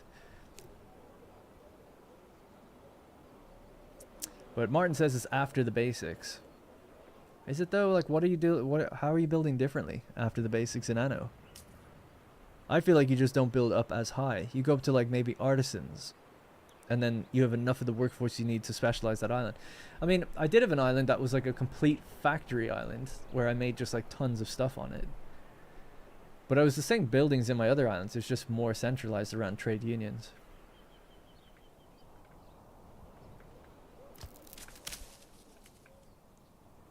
Do you plan to allow repopulate raided region which was claimed, but all the people died due to hunger or frozen death? So do you plan to solve or allow repopulated raided regions? So your region's been raided, which was claimed, but all the people died due to hunger and frozen death. I'm not really even too sure what you mean. So if this region gets raided and everybody dies, oh yeah, I see what you mean. The region doesn't get made neutral, right? Well, I guess it doesn't if it's raiders. So then it stays neutral. And then can I ever rebuild in it? You can only get families in if you have approval. Do you know, that's something I haven't even realized. But I guess if everything was destroyed, you wouldn't be able to build anything, right? Is that what you're saying? In 1800 with the docks, you can buy everything after a while. That's true. That was a DLC though, but yeah, that is true. Yeah. I'll have to write it down. I will write it down. I mean, Greg probably knows about that one. For some reason, I haven't really thought. I've just never had it happen, so I never really thought about it. I, for some reason, thought you always can just get your families back. But I suppose They won't come back if you don't have any approval. Yeah, so I suppose what would have to happen is if a region is destroyed to the point where there's no families, it should probably become neutral or allow you to just build the settlers camp again, right? That's what should happen. Either you lose the territory, which shouldn't happen really if you're fighting raiders. It just got raided. But you should probably have to repopulate it with a settlers camp. And that costs treasury. I'm just writing it down so I remember. It's my first time on stream, but a big viewer on YouTube. Just wanted to thank you for all the great content. Have a great stream. Thank you, Max. Thank you very much. Appreciate that a lot. Thank you. Shout out as well to Flycam Chronicles earlier who gave a super chat. Appreciated that too. And just everyone here. How many viewers do we have, by the way? Just out of curiosity. Any plans to improve roads? Yeah, eventually, yeah. I'd like that to be a sooner rather than later thing. I don't know if it'll happen, but just because we added like more uses for stone, now you can make like rough stone and dressed stone, and there's like a stonemason perk and stuff. So it would be kind of cool if you could like get your stone roads going soon. See you later, Alex, and thanks for stopping by. Right, I've been a bit distracted. What are we waiting on? We're waiting on to getting more planks so we can upgrade these guys. They have their beverage. They don't have enough animal produce anymore. Well, it's about to be, or potentially orchard. Fruits, I mean. It's about to be September, so they will get their fruits that way. So this is what we need at tier 3 now. We need 2 types of grains, so 2 different types of breads. We have our bread now, by the way, which is great. 208 wheat bread. Love to see it. 284 mushrooms. Where's our baker? Baker is here. And the grain... Looks like we don't have any grain left. I wonder, do they have some still? No, so we've used it all. Okay.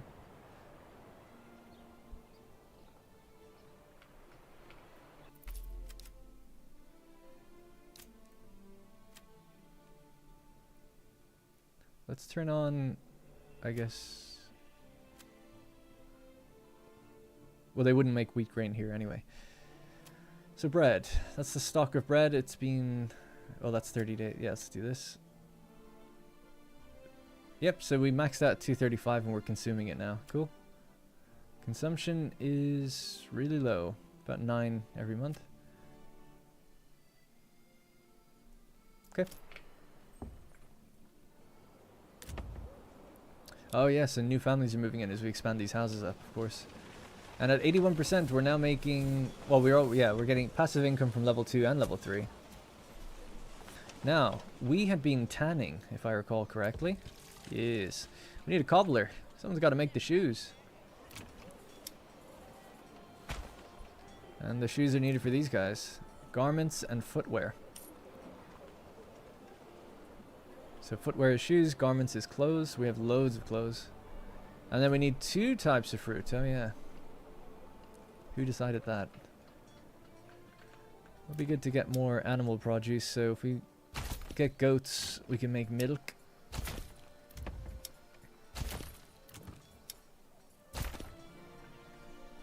And get hides for the shoes. By the way, it's August, so we should get ready for the next farm, next harvest. 3 families not doing anything. Food is okay here now, right? We fixed that. Yep, 9 months of food. That's what we like to see. 96 cabbages, 63 mushrooms, 13 pork. Excellent. We solved it. Self-sufficient. Now they can just do their endless deep mining. Can you build another farmhouse to help with more farmers in the fields? I could. I think we're okay. I guess there's no harm in that. It's just that I felt like I would have to scale up here more. 16, 18, 17. Yeah, I guess we could get just a couple more families and that'll be enough to have 2. You can actually tell a farmhouse to only work a certain group of fields. A lot of people don't really do that. But we could do that. We could have multiple. And we can make more farms here. That was the original idea. Let's do a second farmhouse. Maybe on this patch here where it's not so not so lucrative. Actually, so that's the mine. Let's do something like this. And this farmhouse could maybe just slot in there.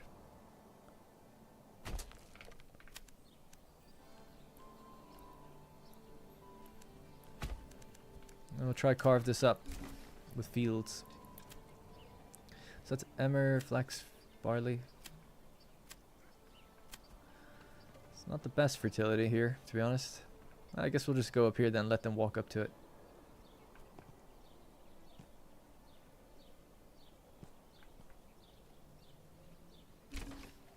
Uh-oh. Doesn't like that for some reason.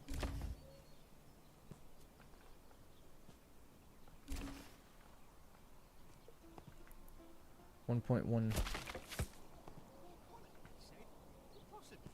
1.5. What do we got? 94% on the wheat. Let's go. And 98% here. Yeah, that's fine.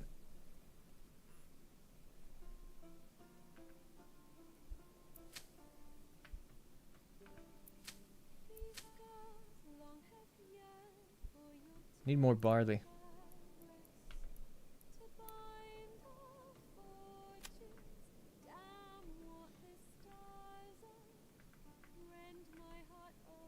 Some there maybe, I guess. I don't know, just take a patch here.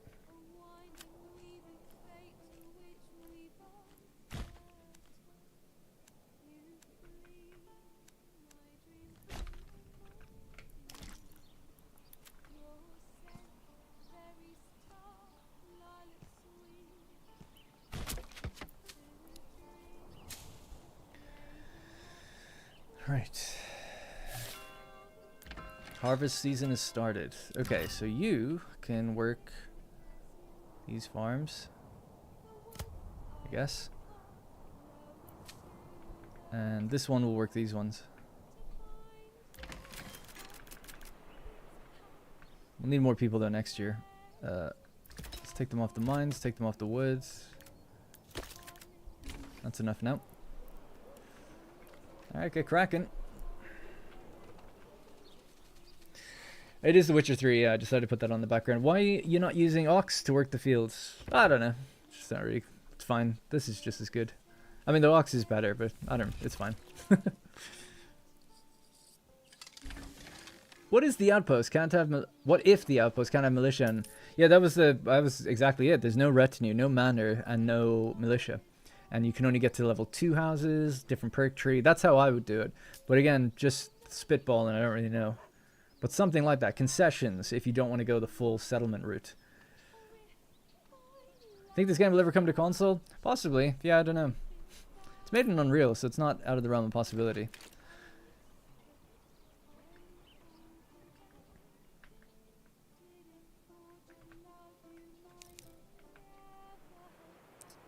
Alright, so the harvest is over, right? So we didn't have crop rotation on for these. So you go with wheat, so that's good. You're on fallow right now. Let's just go barley on this one straight up. I always get confused, like crop rotation is going to kick in October. It's a bit strange because you harvest in September, then October crop rotation like kicks in. I guess it kind of makes sense. It only gives you 2 months to start plowing and figuring out what you want though. So let's leave that the way it was. Barley can go there. Wheat's coming up next for that, and barley's coming up next for this one, but it's pretty bad, so let's leave fallow.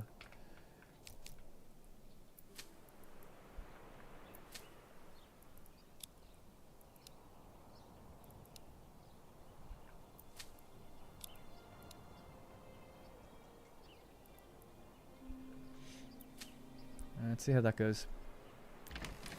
But yeah, we need more people though. If you want to get the second farm up and running, we just need a couple more houses. I'm going to build them down this way because this is where the good fertility is, slightly. Guess just even along here would be probably fine.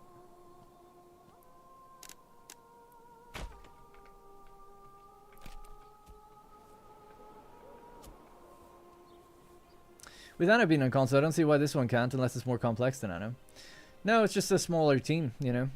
Smaller team. I'm not saying it couldn't. It definitely could come to console. Like, why not? It's just we're a small team, 10 people or so, so it takes time. and the focus is really just on PC. Alright, crop rotation. Fallow, barley. So this one to fallow immediately. Yeah, my bad. Let's just do barley and then fallow.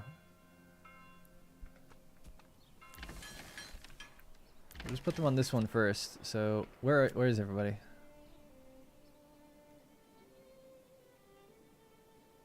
Oh, they're transporting all the stuff back. Yeah, yeah, yeah.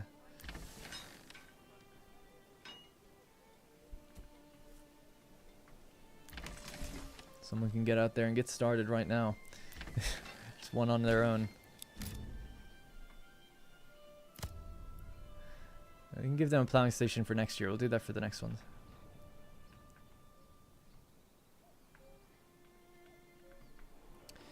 Okay.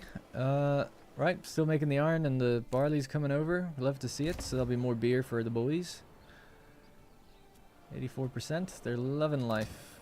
What are they lacking now? So the only thing you're lacking is a little bit of grains. So we should probably look into getting rye then. They need rye bread is what they're looking for. Yeah, let's do that instead.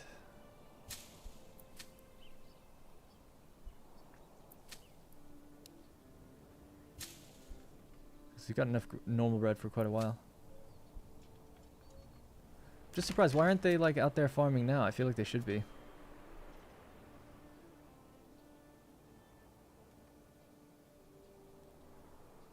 It's October 19th, and you're all transporting stuff. I guess they're taking it all in from here still. Yeah, they're out there now. Okay. Good. So that's going to be wheat again. That's okay. That's on very high. Yeah.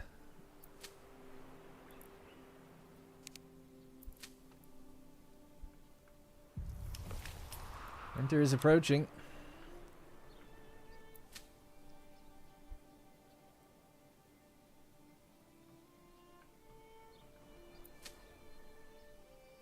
I like how there's a tiny bit there. We should we're almost ready to go out and start like taking on another bit of territory and stuff. Start fighting the Baron. I was trying to get the population up here. We've done that now. There's one living space, and we keep expanding it with these houses as well. So that'll naturally fill our ranks. Don't really have any other weapons in surplus though, but we could make another unit. So what I got? Footmen, one crossbow. We had a lot of crossbows in reserve, don't we? No, it says we've only got one. Oh, yeah. Okay. And spears maybe could be next.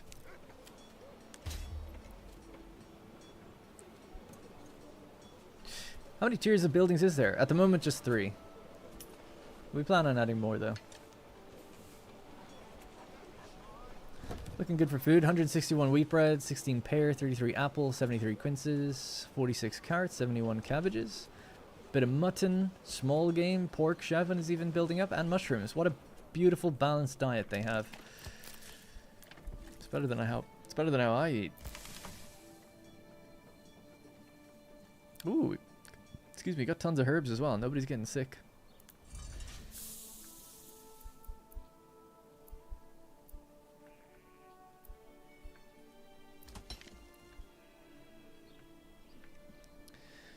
So yeah, we have 1,800 influence, so we can claim one region and then try to claim another one afterwards.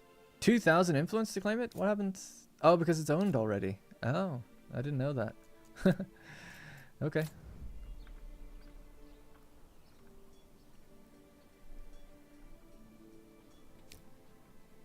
What do we need to get to? Oh, it's 95%, I think, to get to the end here.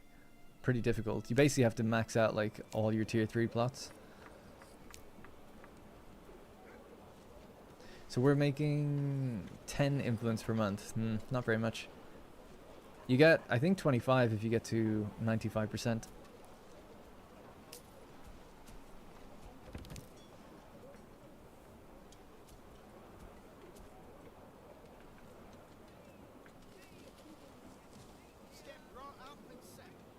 I would love a wide road option.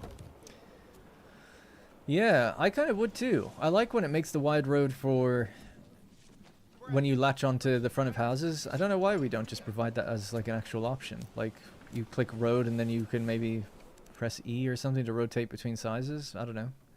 I'd like that. I think Greg would probably like it. He's going mad with all the pathfinding issues on blockages and stuff this update.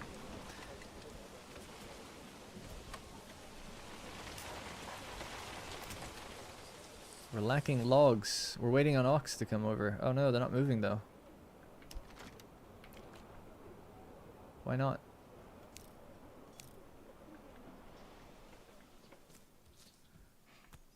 They need someone to come and go get them. Oh no.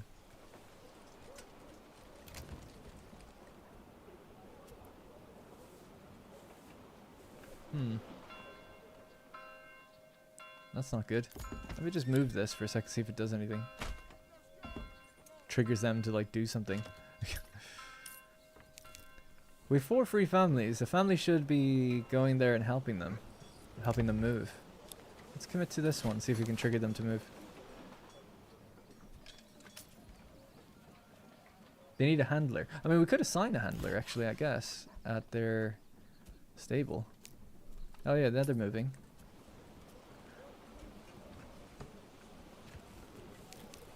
Which house are they going to go to? Uh-oh. There might be a problem with that one. Because they're not dropping the logs for some reason. Damn. Just gonna save this in case I need that save. I think I just overwrote the other bug. Oh well. The one with the combat. Just checking that people aren't stuck or anything now. Oh, they're just chatting away. Yes, there's an order for 3 timber. We have 23. The Ox delivered it here. It's like they don't know about it for this place for some reason. But maybe we've woken them up. Let's see. They have 2 out of 3 here, and they're bringing 2 more logs right now.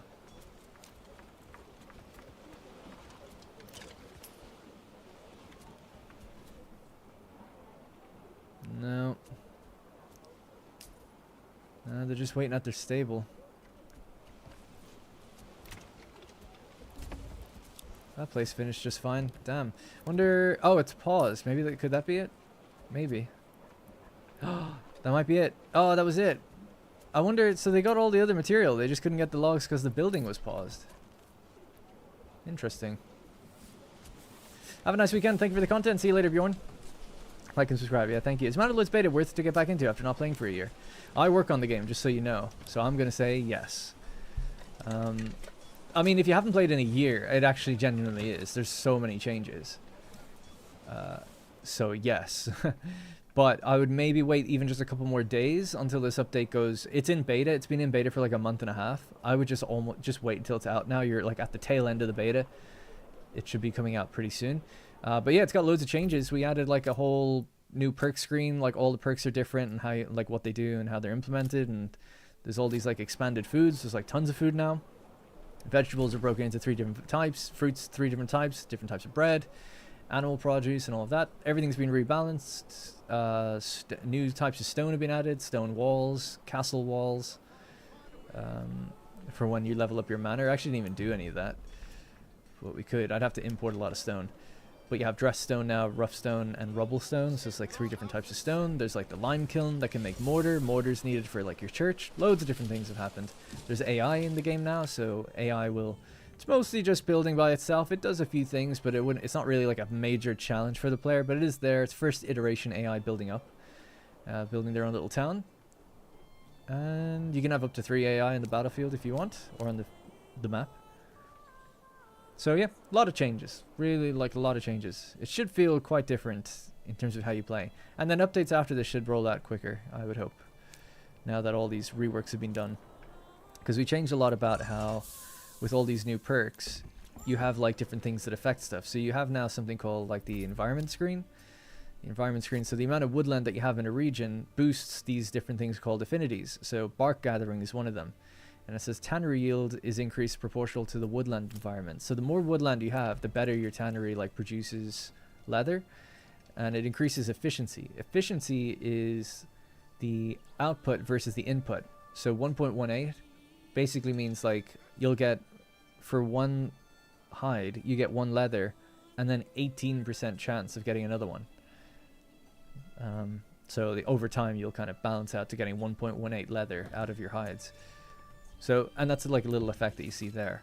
Another one would be like pollination. So pollination improves crop, orchard, and vegetable yields by an amount equal to the meadow environment, and apiation. So apiation is to do with these things. So apiation, when you have an apiary, which is now built into the back of plots, by the way, increases pollination strength by 2% per each active apiary up to 10. That's pretty much as technical as any of the numbers ever get. That's probably as complicated as it ever gets. But it basically, the long and short of it is they boost your orchards and your yields of farms and stuff. In fact, we should probably build them over here, considering that this is our farming region. So yeah, loads of little things like that that actually do make a big impact and a big change to how you play. So I really would recommend coming back and checking it out again.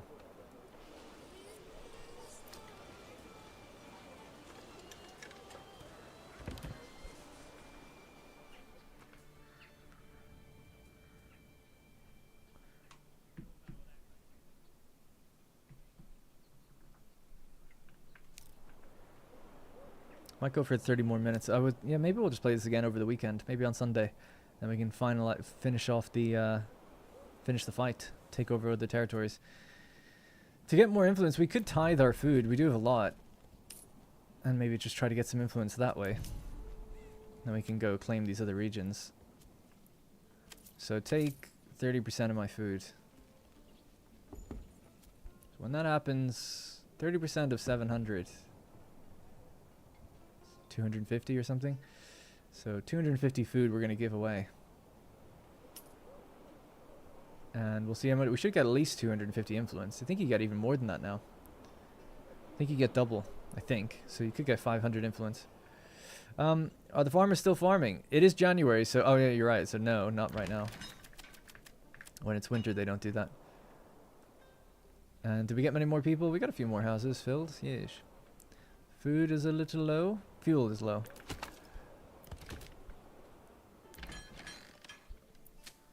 Yeah, this was never started, so I feel like let's leave it on fallow now. We'll put it to barley next year. Excuse me. Fallow now, barley next year. Excuse me again, I'm being attacked. We'll get on that in just one sec. Maybe we should just take him out, claim his region, just destroy the AI. I kind of like watching them though. Sorry, something caught in my throat.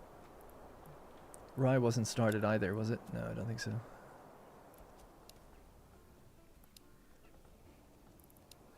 That's fine. Okay, let's fight these guys again. This will give me the influence I need. Oh, by the way, we got the influence we need, actually, so that's good. Hans von Schlong and Michael. Enemy unit spotted. So they're going to come in from over there again. I will let my guys continue working. We will buy mercenaries this time around. We'll have an old-fashioned mercenary battle. Alright, so we got this many units. And we're going to be fighting for here. Okay.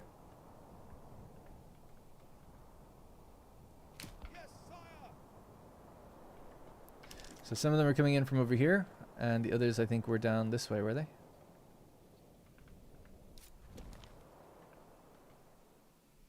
Let's find where they are. Oh, yeah, they are down here. Just couldn't see them. Oh, wow, they're way over. You might want to run, actually.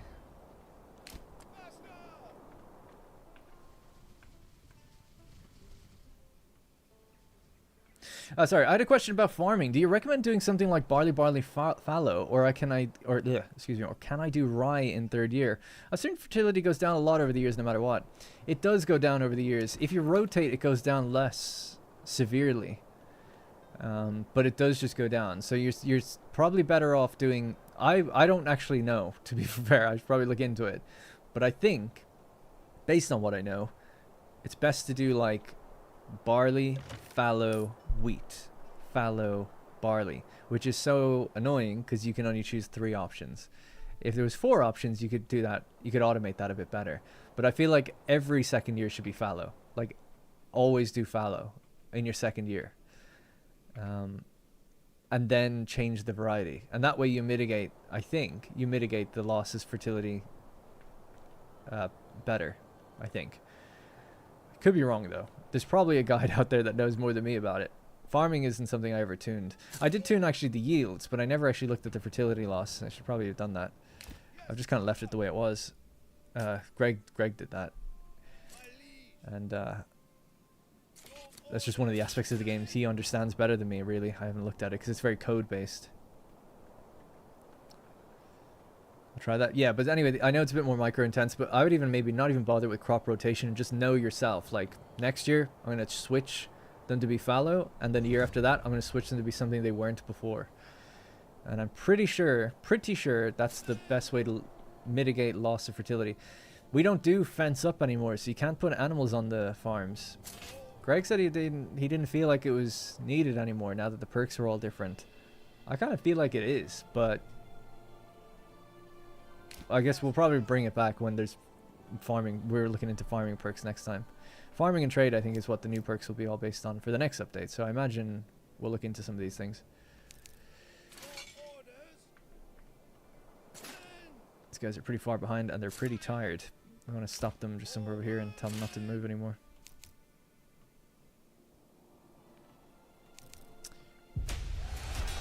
Battle begins. Battle begins. I might have to go out and attack them because they've got the range and I don't. So if you press tab, you actually get a detailed. This is that person didn't know you could press tab to see where your troops are going to go. But you actually also get a detailed thing about their effectiveness and why it is the way it is.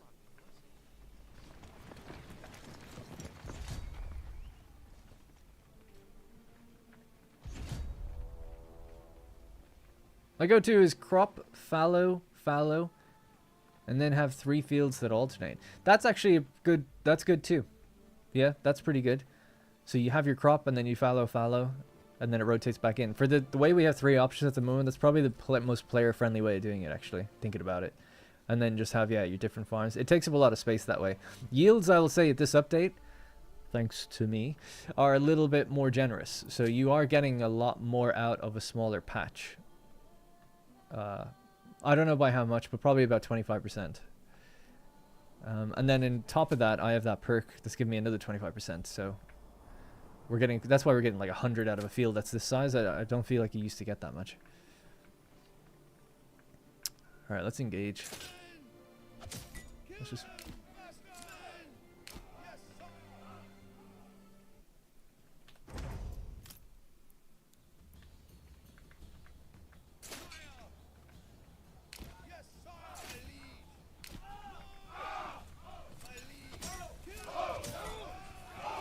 I didn't get my charge on. I was trying to move them before I did it. Oh well, that's my bad. Let me get rid of some of it. We're always fighting in winter. I feel like we should make it so that the bandits attack during summer. I don't like fighting in the snow all the time. I feel like it makes everything so hard to see. What a mosh pit. So those guys are just archers. We could probably take them out with these guys then.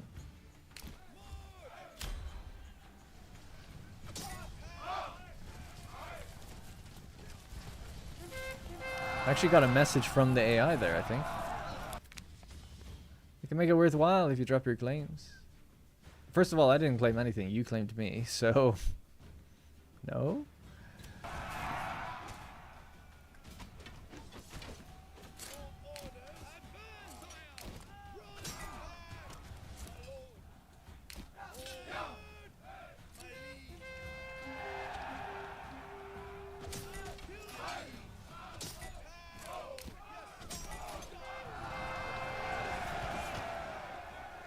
Alright.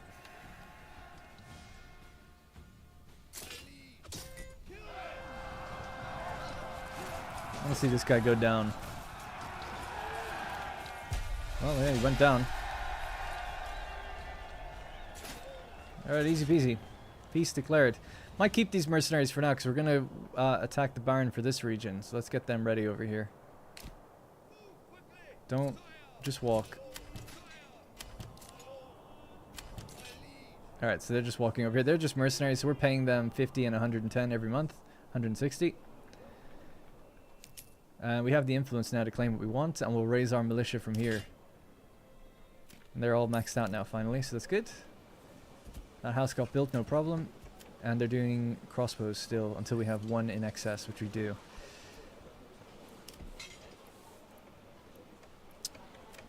Might do another crossbow unit, seeing as we don't have much range. So 18 out of 36. So yeah, just make more crossbows. They'll make them here as long as we keep making the iron parts that are needed.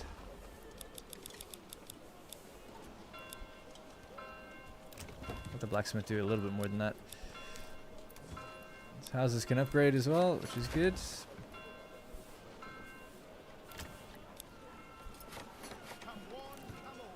I'll leave that one. This one can go up as well. I don't know if it's working, but do we have urban now yet? No, not yet. Basically, the more tier 3 you I mean, it is a small fraction of this region, but the more tier 3 houses you have, the more urban you should get, and then the less maintenance you need to pay. It's funny because we actually need maintenance right now. We did say that this blacksmith would just work on tools, yeah? Are we out of iron? No, we have 170 slabs. You should be making them, no problem. Needs maintenance. You're the guy that makes the damn things. Waiting, transporting. This person is transporting. So they're probably going and getting the iron, I would hope. So you go get that iron.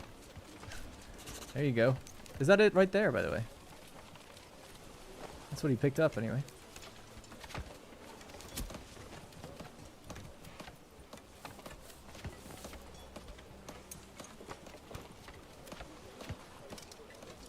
They have an iron slab here.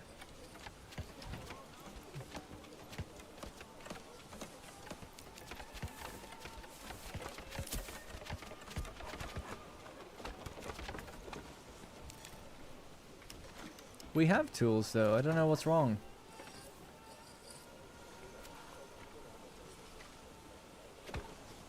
It should say getting maintenance resource if that's what they're getting.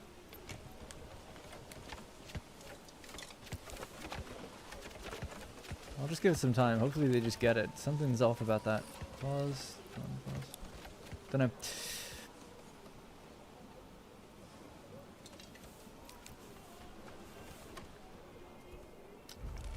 We're up to 70 families now. Nice. Exposed stocks are getting soaked in the storehouse. Storehouse is full. Let's get more people on this. We have a lot of leather and a lot of shoes.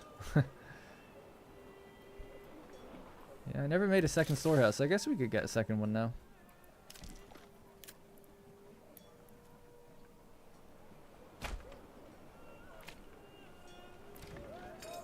Ale is looking good. Entertainment is being supplied. Nice. Alright, good.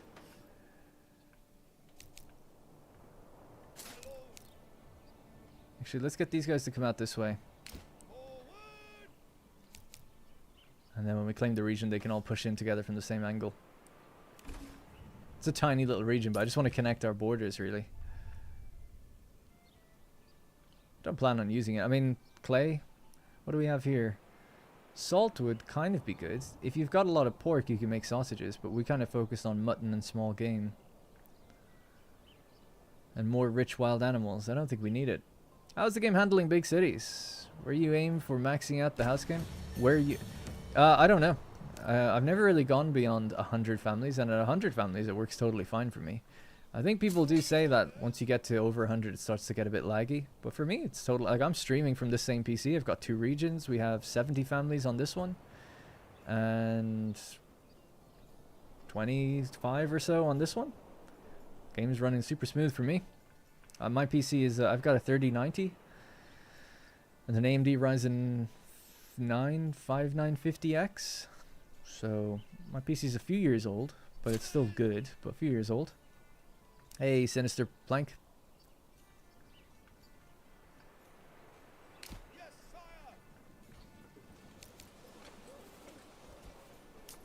Yeah, I'm a bit miffed about this blacksmith who doesn't have... Who has 1 iron slab, which is what they need to make a tool, and they've been given the... Oh, there's a reserve of 10 tools, though. But that still shouldn't be a problem. They should be going and getting more. Yeah, that's not the problem. There's something wrong that they're not going out and getting it. They'll make more tools. Hopefully if they just make a tool, they'll just use it then here.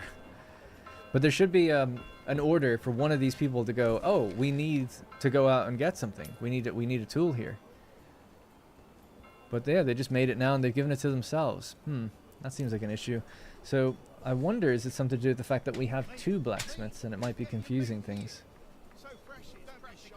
Sirs and ladies. And it was saying that ultimately the reserve was kind of the... Well, part of it was the reserve was the problem, right? I had a reserve of tools.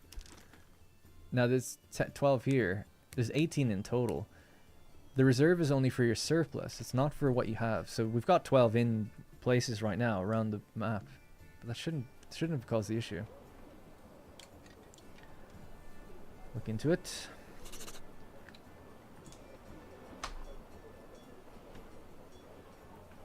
The ravenous vultures and the battle brothers have been paid. Alright, well at least we fixed it. I was glad to get rid of that little problem. Work area is empty for the shrooms. It is April, the shrooms will come back. This place seems to be handling traffic and what it's selling just fine, so we can maybe try to offload some extra stuff. We've got a bit too much in storage right now.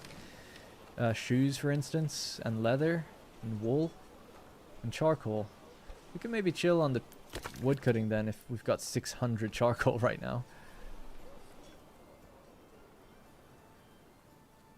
How are they doing for everything? So let's... This was growing back. We wanted to give it a year to kind of get back to where it should be. I can now set that actually to be maybe 100 and just put people on that permanently. Alright, so food is okay here. We've got 8 families free. Everyone's working on their woodcutter lodge, but you've got... Oh yeah, that's okay. I feel like we need 1 or 2 more families just for the other farmhouse.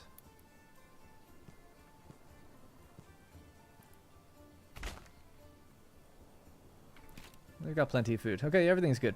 Smith, not smithing? Yeah, so here's, you know, trying to figure out the problem. We basically have 2 blacksmiths. So there was one here.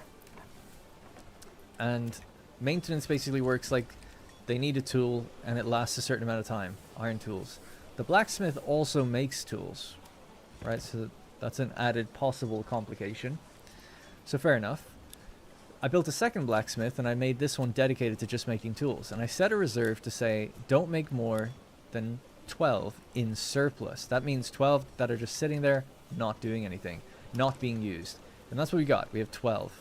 If I click this, we can see how many in total we have. We have 23, but they're reserved for some reason to do something. These are the ones that are free. So we've got 12 just sitting there. There's 12 sitting here, but this is maxed out. We've blown past the storage amount. Don't even know how. That could be the problem. So what was happening was this other blacksmith wasn't getting their required maintenance. But I don't know why. But it could be that, like, this, we've somehow gone over this amount and maybe something is wrong with this where they're not getting what they should be from it. I'm not too sure. So I was going to open up the trader and offload this and try sell a bunch of things. We've got too much stuff. Namely, shoes would be a good thing to get rid of. So export 284 root, which is crazy, but they keep getting more expensive. And we'll say we don't need more than 80 shoes in reserve. I've also stopped charcoal burning and wood cutting. So we'll just slowly burn through all the charcoal we have and slowly make more, turn more firewood into charcoal. We should be fine with that. Also started to build a second storehouse over here, and they're storing stuff in it already, even though I haven't put anyone in there, which is interesting. They're actually just dropping stuff off. I didn't know they could even do that. But let's let them load this up as well. I should maybe say what they should take in here. So some of the stuff that we don't need here. So this is the one that supplies the market, and it also supplies our trader.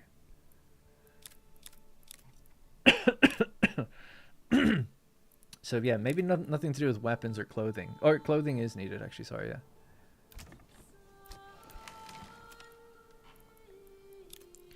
Firewood and that's needed, so that's not needed. Crafting materials are intermediate goods.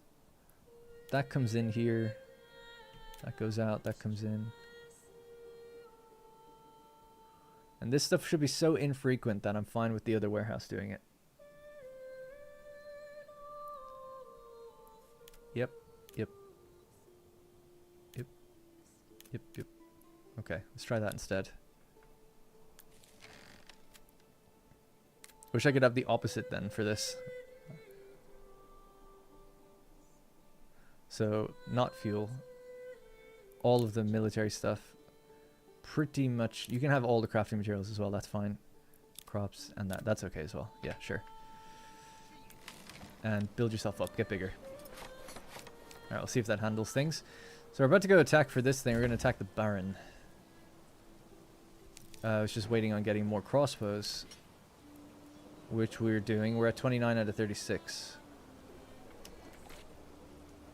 We have one in surplus. So I think we're at the max amount of people. By the looks of things. Yeah. Alright, let's get going. It's April, it's a good time to attack.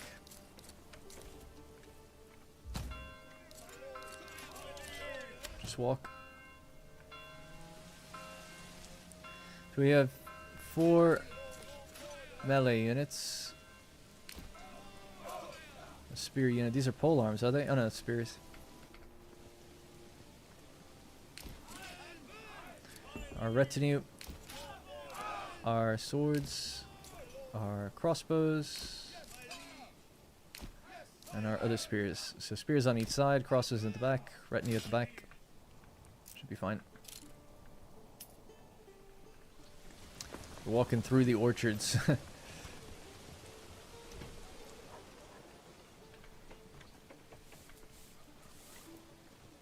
Oh yeah, there's a little gap in the fence there actually. That's kind of nice. They're like, oh, don't go through that person's land.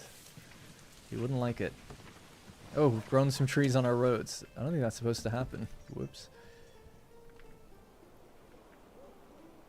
We could tell the logging camp to work out there, maybe.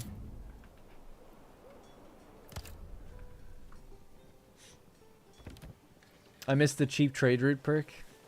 Good. I saw the Darn was live and I had to check out the game he's been working on. Nice way, midway through Satisfactory Live series. Looking forward to him tackling nuclear power. Thank you. And thanks for, thank you for the kind words, Marmite and Toast. And a reaction to Medieval 3 Total War seems years out anyways, I guess. Yeah, no reaction. It's quite underwhelmed, honestly, from, like, I didn't think the trailer was very good, and it's so far away. And I didn't watch the presentation. I think they showed some engine stuff. I've known for a while they've been working on new engines, so I'm excited for that. I think hopefully that will maybe allow them to get... I don't know, maybe it'll just make things better. It might not, but it might. Their previous engine change was a bit of a nightmare. For the old school gamers, anyway. So yeah, there's not much for me to go on. I need to see the game. You know, I'm not impressed by the live action little trailer. Didn't think it was good. Don't know what I was expecting, but... You could have even done something like at the beginning of Medieval 2, when it opens, you've got this monk looking over some scrolls and stuff, and he's like, "Storm clouds gather over Europe," and he's talking about like what's going on in Europe.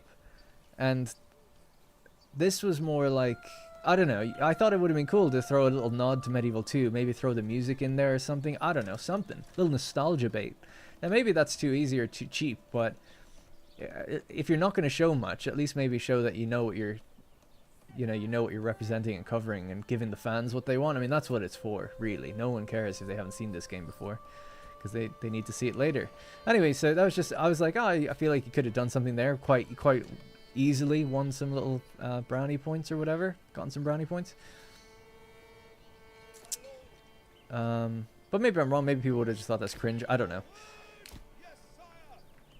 And it seems like, based on the trailer, they're like more of it's like court intrigue or something they might introduce. So that's cool if they want to go that route. More like CK3, maybe light elements of CK3. Hopefully, it's not like some, oh, we're going to have Henry VIII taking 1,000 arrows to the face and taking on like whole armies by himself. You gotta get rid of the Legendary Lord thing for this type of game, I think. So I don't know. You know, cautiously optimistic. We'll see what happens, but you know, I would imagine you won't see anything for at least 1 year.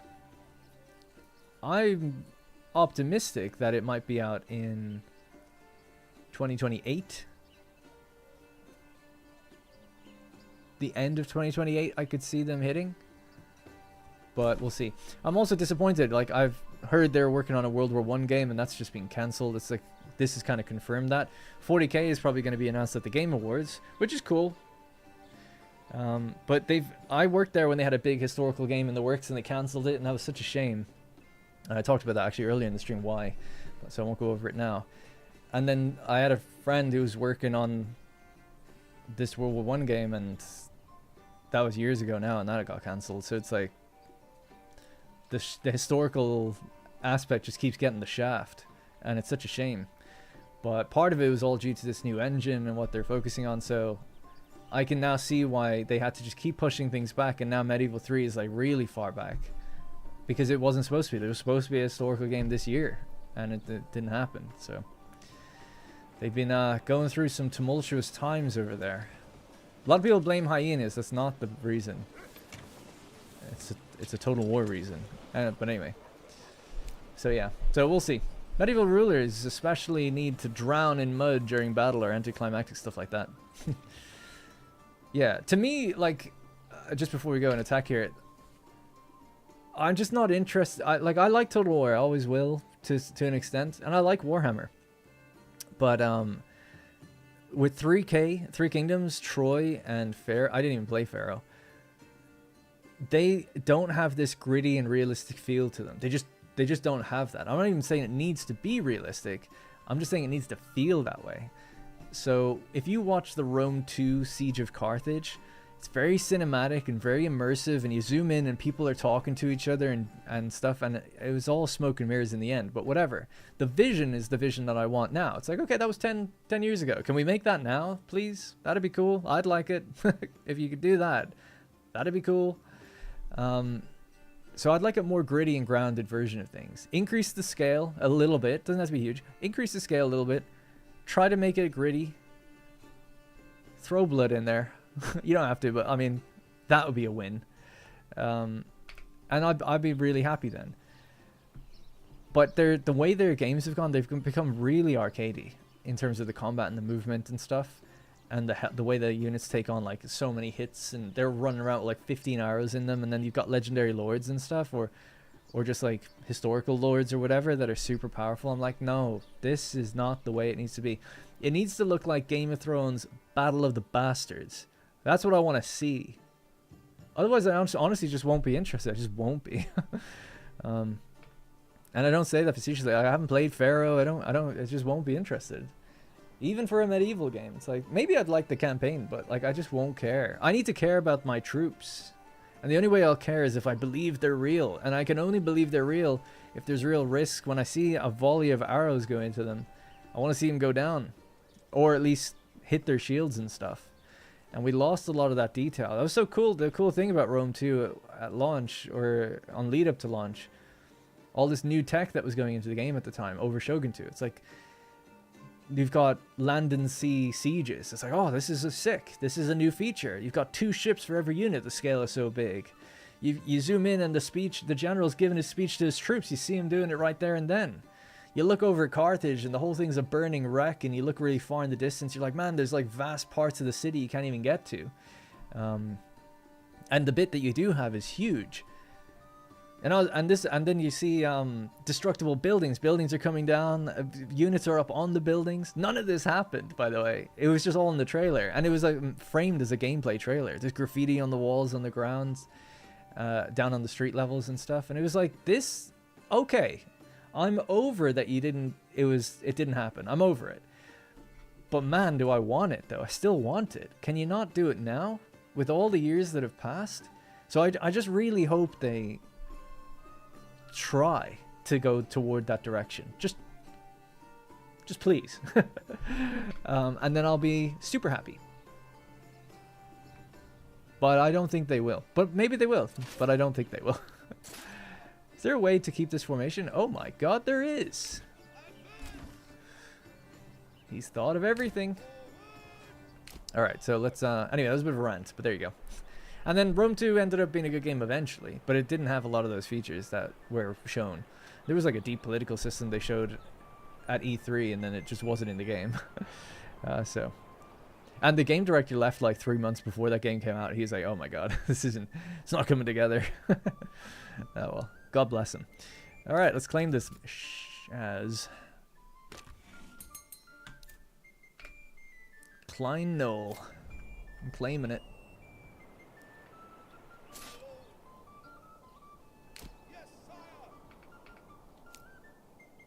Be so anticlimactic if they don't even try to defend.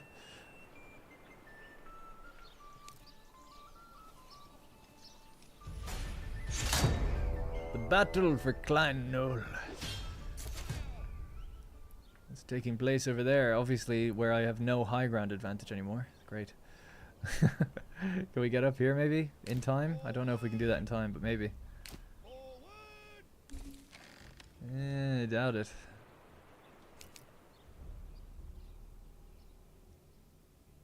So that raider is running off to the side. I still don't understand Total War diplomacy. What's not to understand? I actually think it's really simple. Three Kingdoms has quite complicated Total War diplomacy. The one positive I took was how the developers spoke of authenticity and their love of the ability to detail in history they want. That's cool. I'm gonna sound like the worst person ever to be working on this game. I don't even care about history that much. Not really. I like Roman history. I'm into like Roman history and I like World War II, like learning about it. But I have no knowledge of anything else. I've done a lot of research and reading when I'm working on this game for this region and this era. So I learned lots that way. But I will admit, I don't have a particular affinity or love for it. Again, that's why I was like, Kingdom Come Deliverance is like really realistic. It's like, I just don't care though. Now I say that because what I do really care about is immersion. I don't care what era you're set in. I want to believe the era that I'm in and like feel like the people I'm controlling are real. I'm like a real big baby because I like to play these games and pretend they're real, and I always have. Speaking of big babies, my big baby. Hello. That's Rex, the Void. Oh, you showed yourself on camera. Wow. Well, yeah. Rosie says she hopes that I get more super chats for her appearance. So make it happen. And they'll all go to her. Okay. Why don't you stream for a while?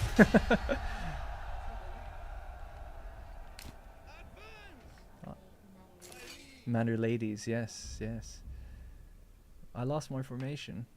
Greg, why? Please. Sorry, I lost my formation. I have to reorganize these guys a little bit.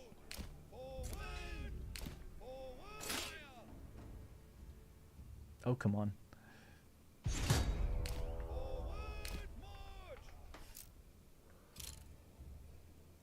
I don't know if we can fire over our own troops with crossbows. I feel like you can't. You're not supposed to. Well, they're doing it anyway.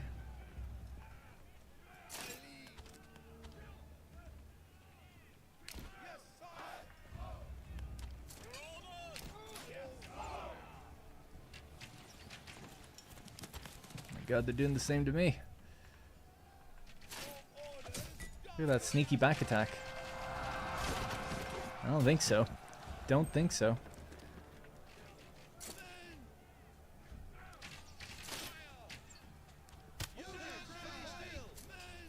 Where are they going? I don't know where they're going.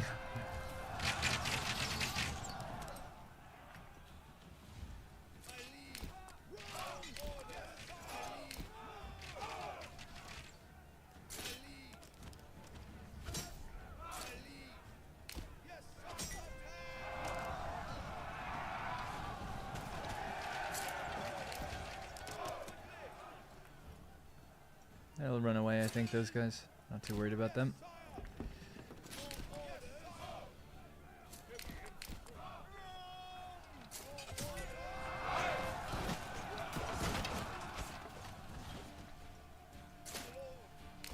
Martin, thank you.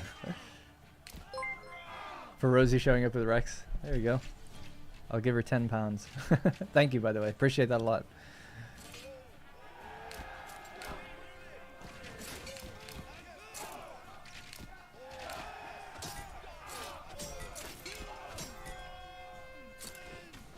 Archers are over there now.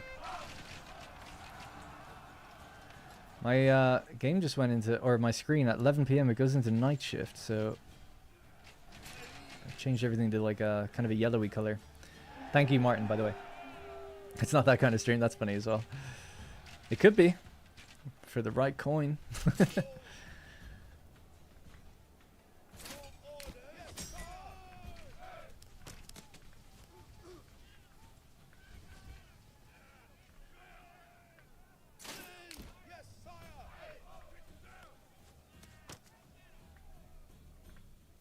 They're still firing at them.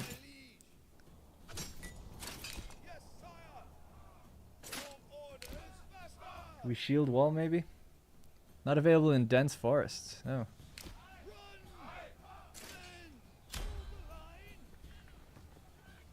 Oh yeah, I don't know if it's in the game. I added a perk where they... Let's see.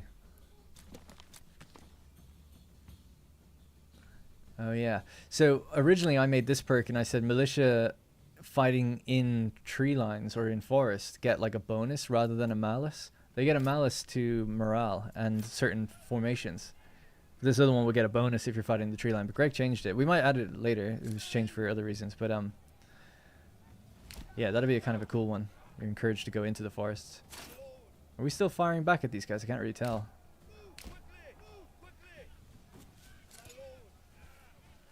Soldiers form a tight defensive formation and block value immediately adjacent allies to is added to each soldier's own block chance. Okay. Kind of wiggling a bit.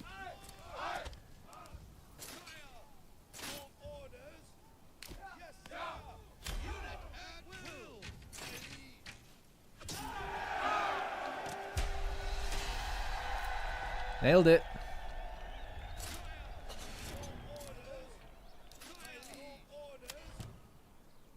Alright, you guys can come on home. Easy. Alright. So just a couple more regions to go, but his armies will get bigger every time, as far as I remember. Whew. Hey, my Chalbalderamos? Chalbalder? Michael Balder Ramos. Something like that. Mike. Yeah. Oh, the tier 3s, they look good.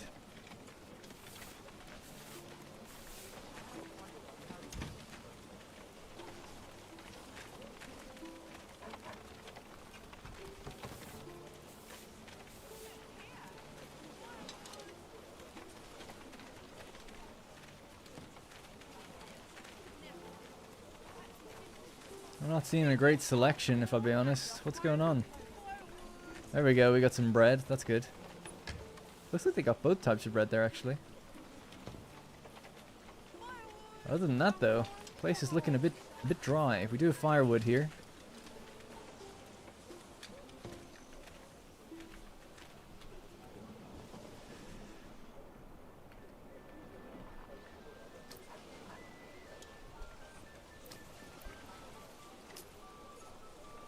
Maybe clothing. Oh, the clothes are there. Yeah.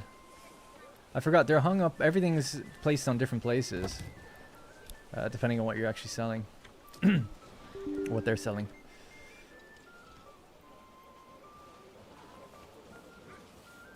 Oh, sorry, the diplomacy feels arbitrary and ineffectual.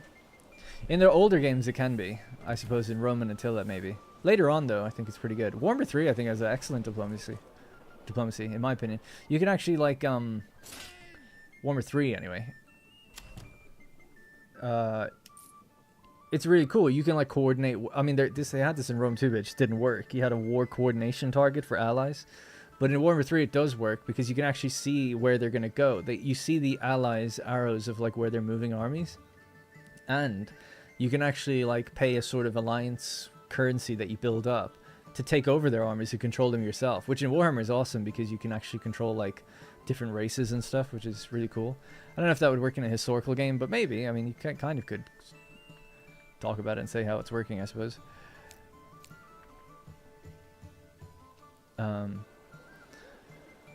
But yeah, and then Three Kingdoms is really good diplomacy. They actually kind of exposed all the numbers and let you just see like everything you need to make diplomatic deals work and stuff.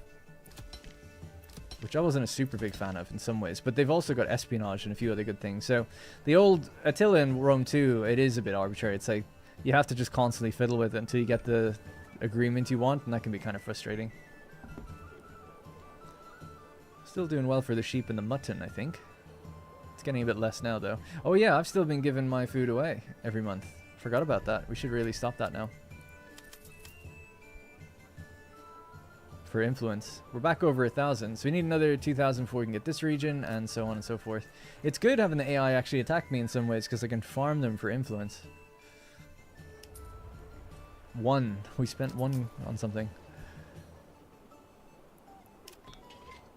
36, 32. Yeah, we just need more crossbows. Yeah, it's just really a waiting game now to build up the economy and go take on the other stuff. I don't think we are missing anything. And just get more bigger houses, I guess. What are you missing now? 2 types. Oh yeah, the 2 types of grain. Did we ever make the rye? I don't think we did, actually. I certainly never shipped it over here if we did. We have loads of barley. Ale has been made, so that's good.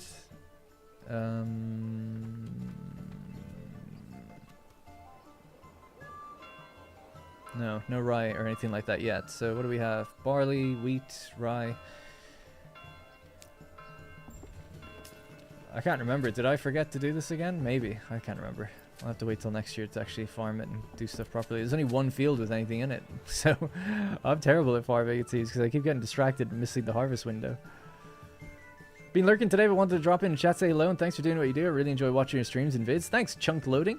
Cool name, by the way. Chunk Loading. It's like Minecraft, right?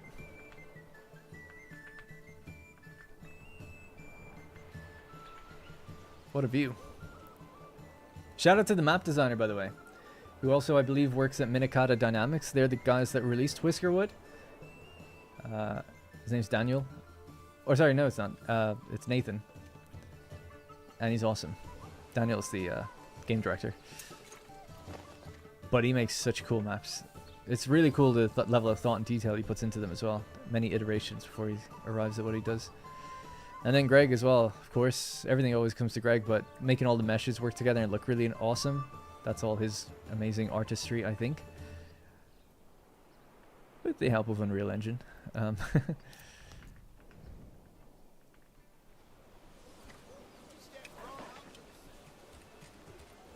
happy in my little town. Need to hammer on the food even more, though. And we're keeping up with the taxes just fine. Days left until collection, 270, 300 is needed. We've got 5 grand. We could tax our guys a little bit more now. Take the hit. Handcrafted maps will always look better than procedurally generated ones. Yeah, well, maybe not always, but for the most part, yes. Yeah, the human touch makes a big difference, I think.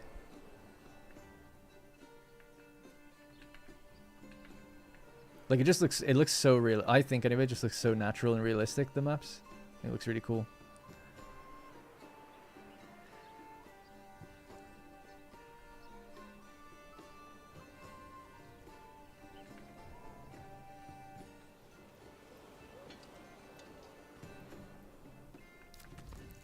So do we want to grab anything from here? I don't think so. You'd have to set up a whole region and then trade it. I don't think there's any need for what they've got. They must have rich fertility here as well. Oh yeah, they do. It's a really small region though, I will say. Not sure about the region borders. I mean, I quite like this region. It's quite big, but I almost feel like they're really fairly small. I almost wonder if the region should, if the border went like this around this cliff, and they could maybe have more of a chunk. But whatever. I'm sure he has his reasons. I guess I'll probably have to leave it there, to be honest, because we fought our battles, we took a region. It's going to take a while to get more influence. I have -1 king's favor. Oh, I guess I just attacked someone. But yeah, maybe on Sunday I'll come back and we'll just finish this off. It'll just be a matter of racking up the influence, taking 3 regions, and calling it a day. It'd be kind of fun to get it done. And then scaling up more tier 3 homes if I can, just for the fun of it. The fruits, we're really dependent on the orchard yields every year, but they're not quite enough. We sort of need more animal produce. Or a bigger orchard, I guess. Which we could do. A couple of really big ones. And then, oh yeah, it would be nice to maybe build up the manor. We never did that. Build stone walls and stuff. I've got 64 stone. Yeah, so the ox has been told to go out there and cut that down. So if we get that done...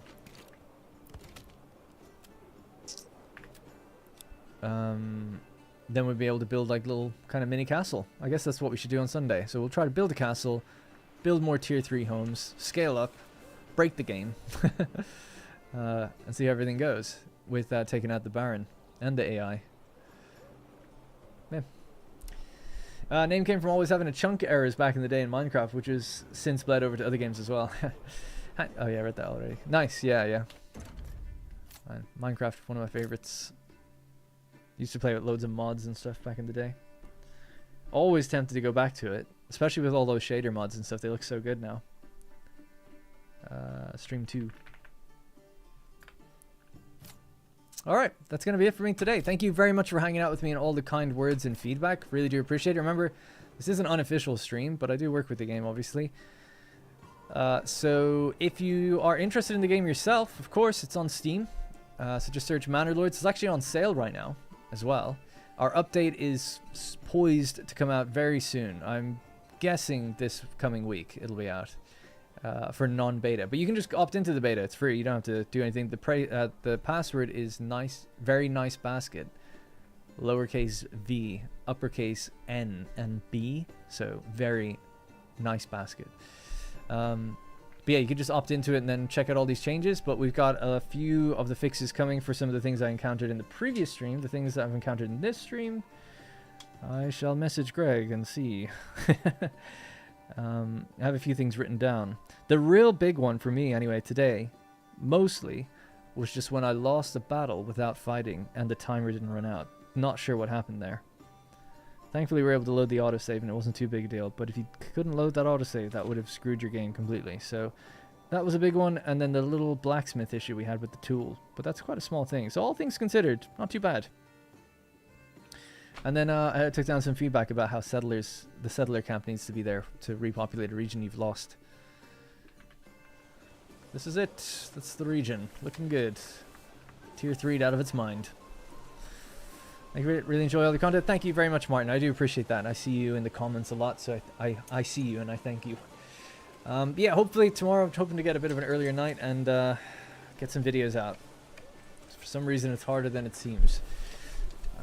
It should be all good though. I really want to play Surviving Mars. I mean, desperate to play that game.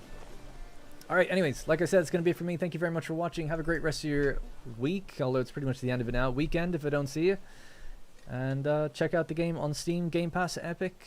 And join our Discord if you are part of it to leave your feedback and suggestions. That's the best place for it, so other people can see it and upvote it and stuff as well. I'm so sorry, CC Rushim. I'm just about to, or C Crushim, just about to go. But not much is up. Just been playing Manor Lords for the last 4.5 hours and having a good time. Good night, Quintinium. Love that name too. Alright, see you later, Mike, as well. And bye-bye. Take it easy.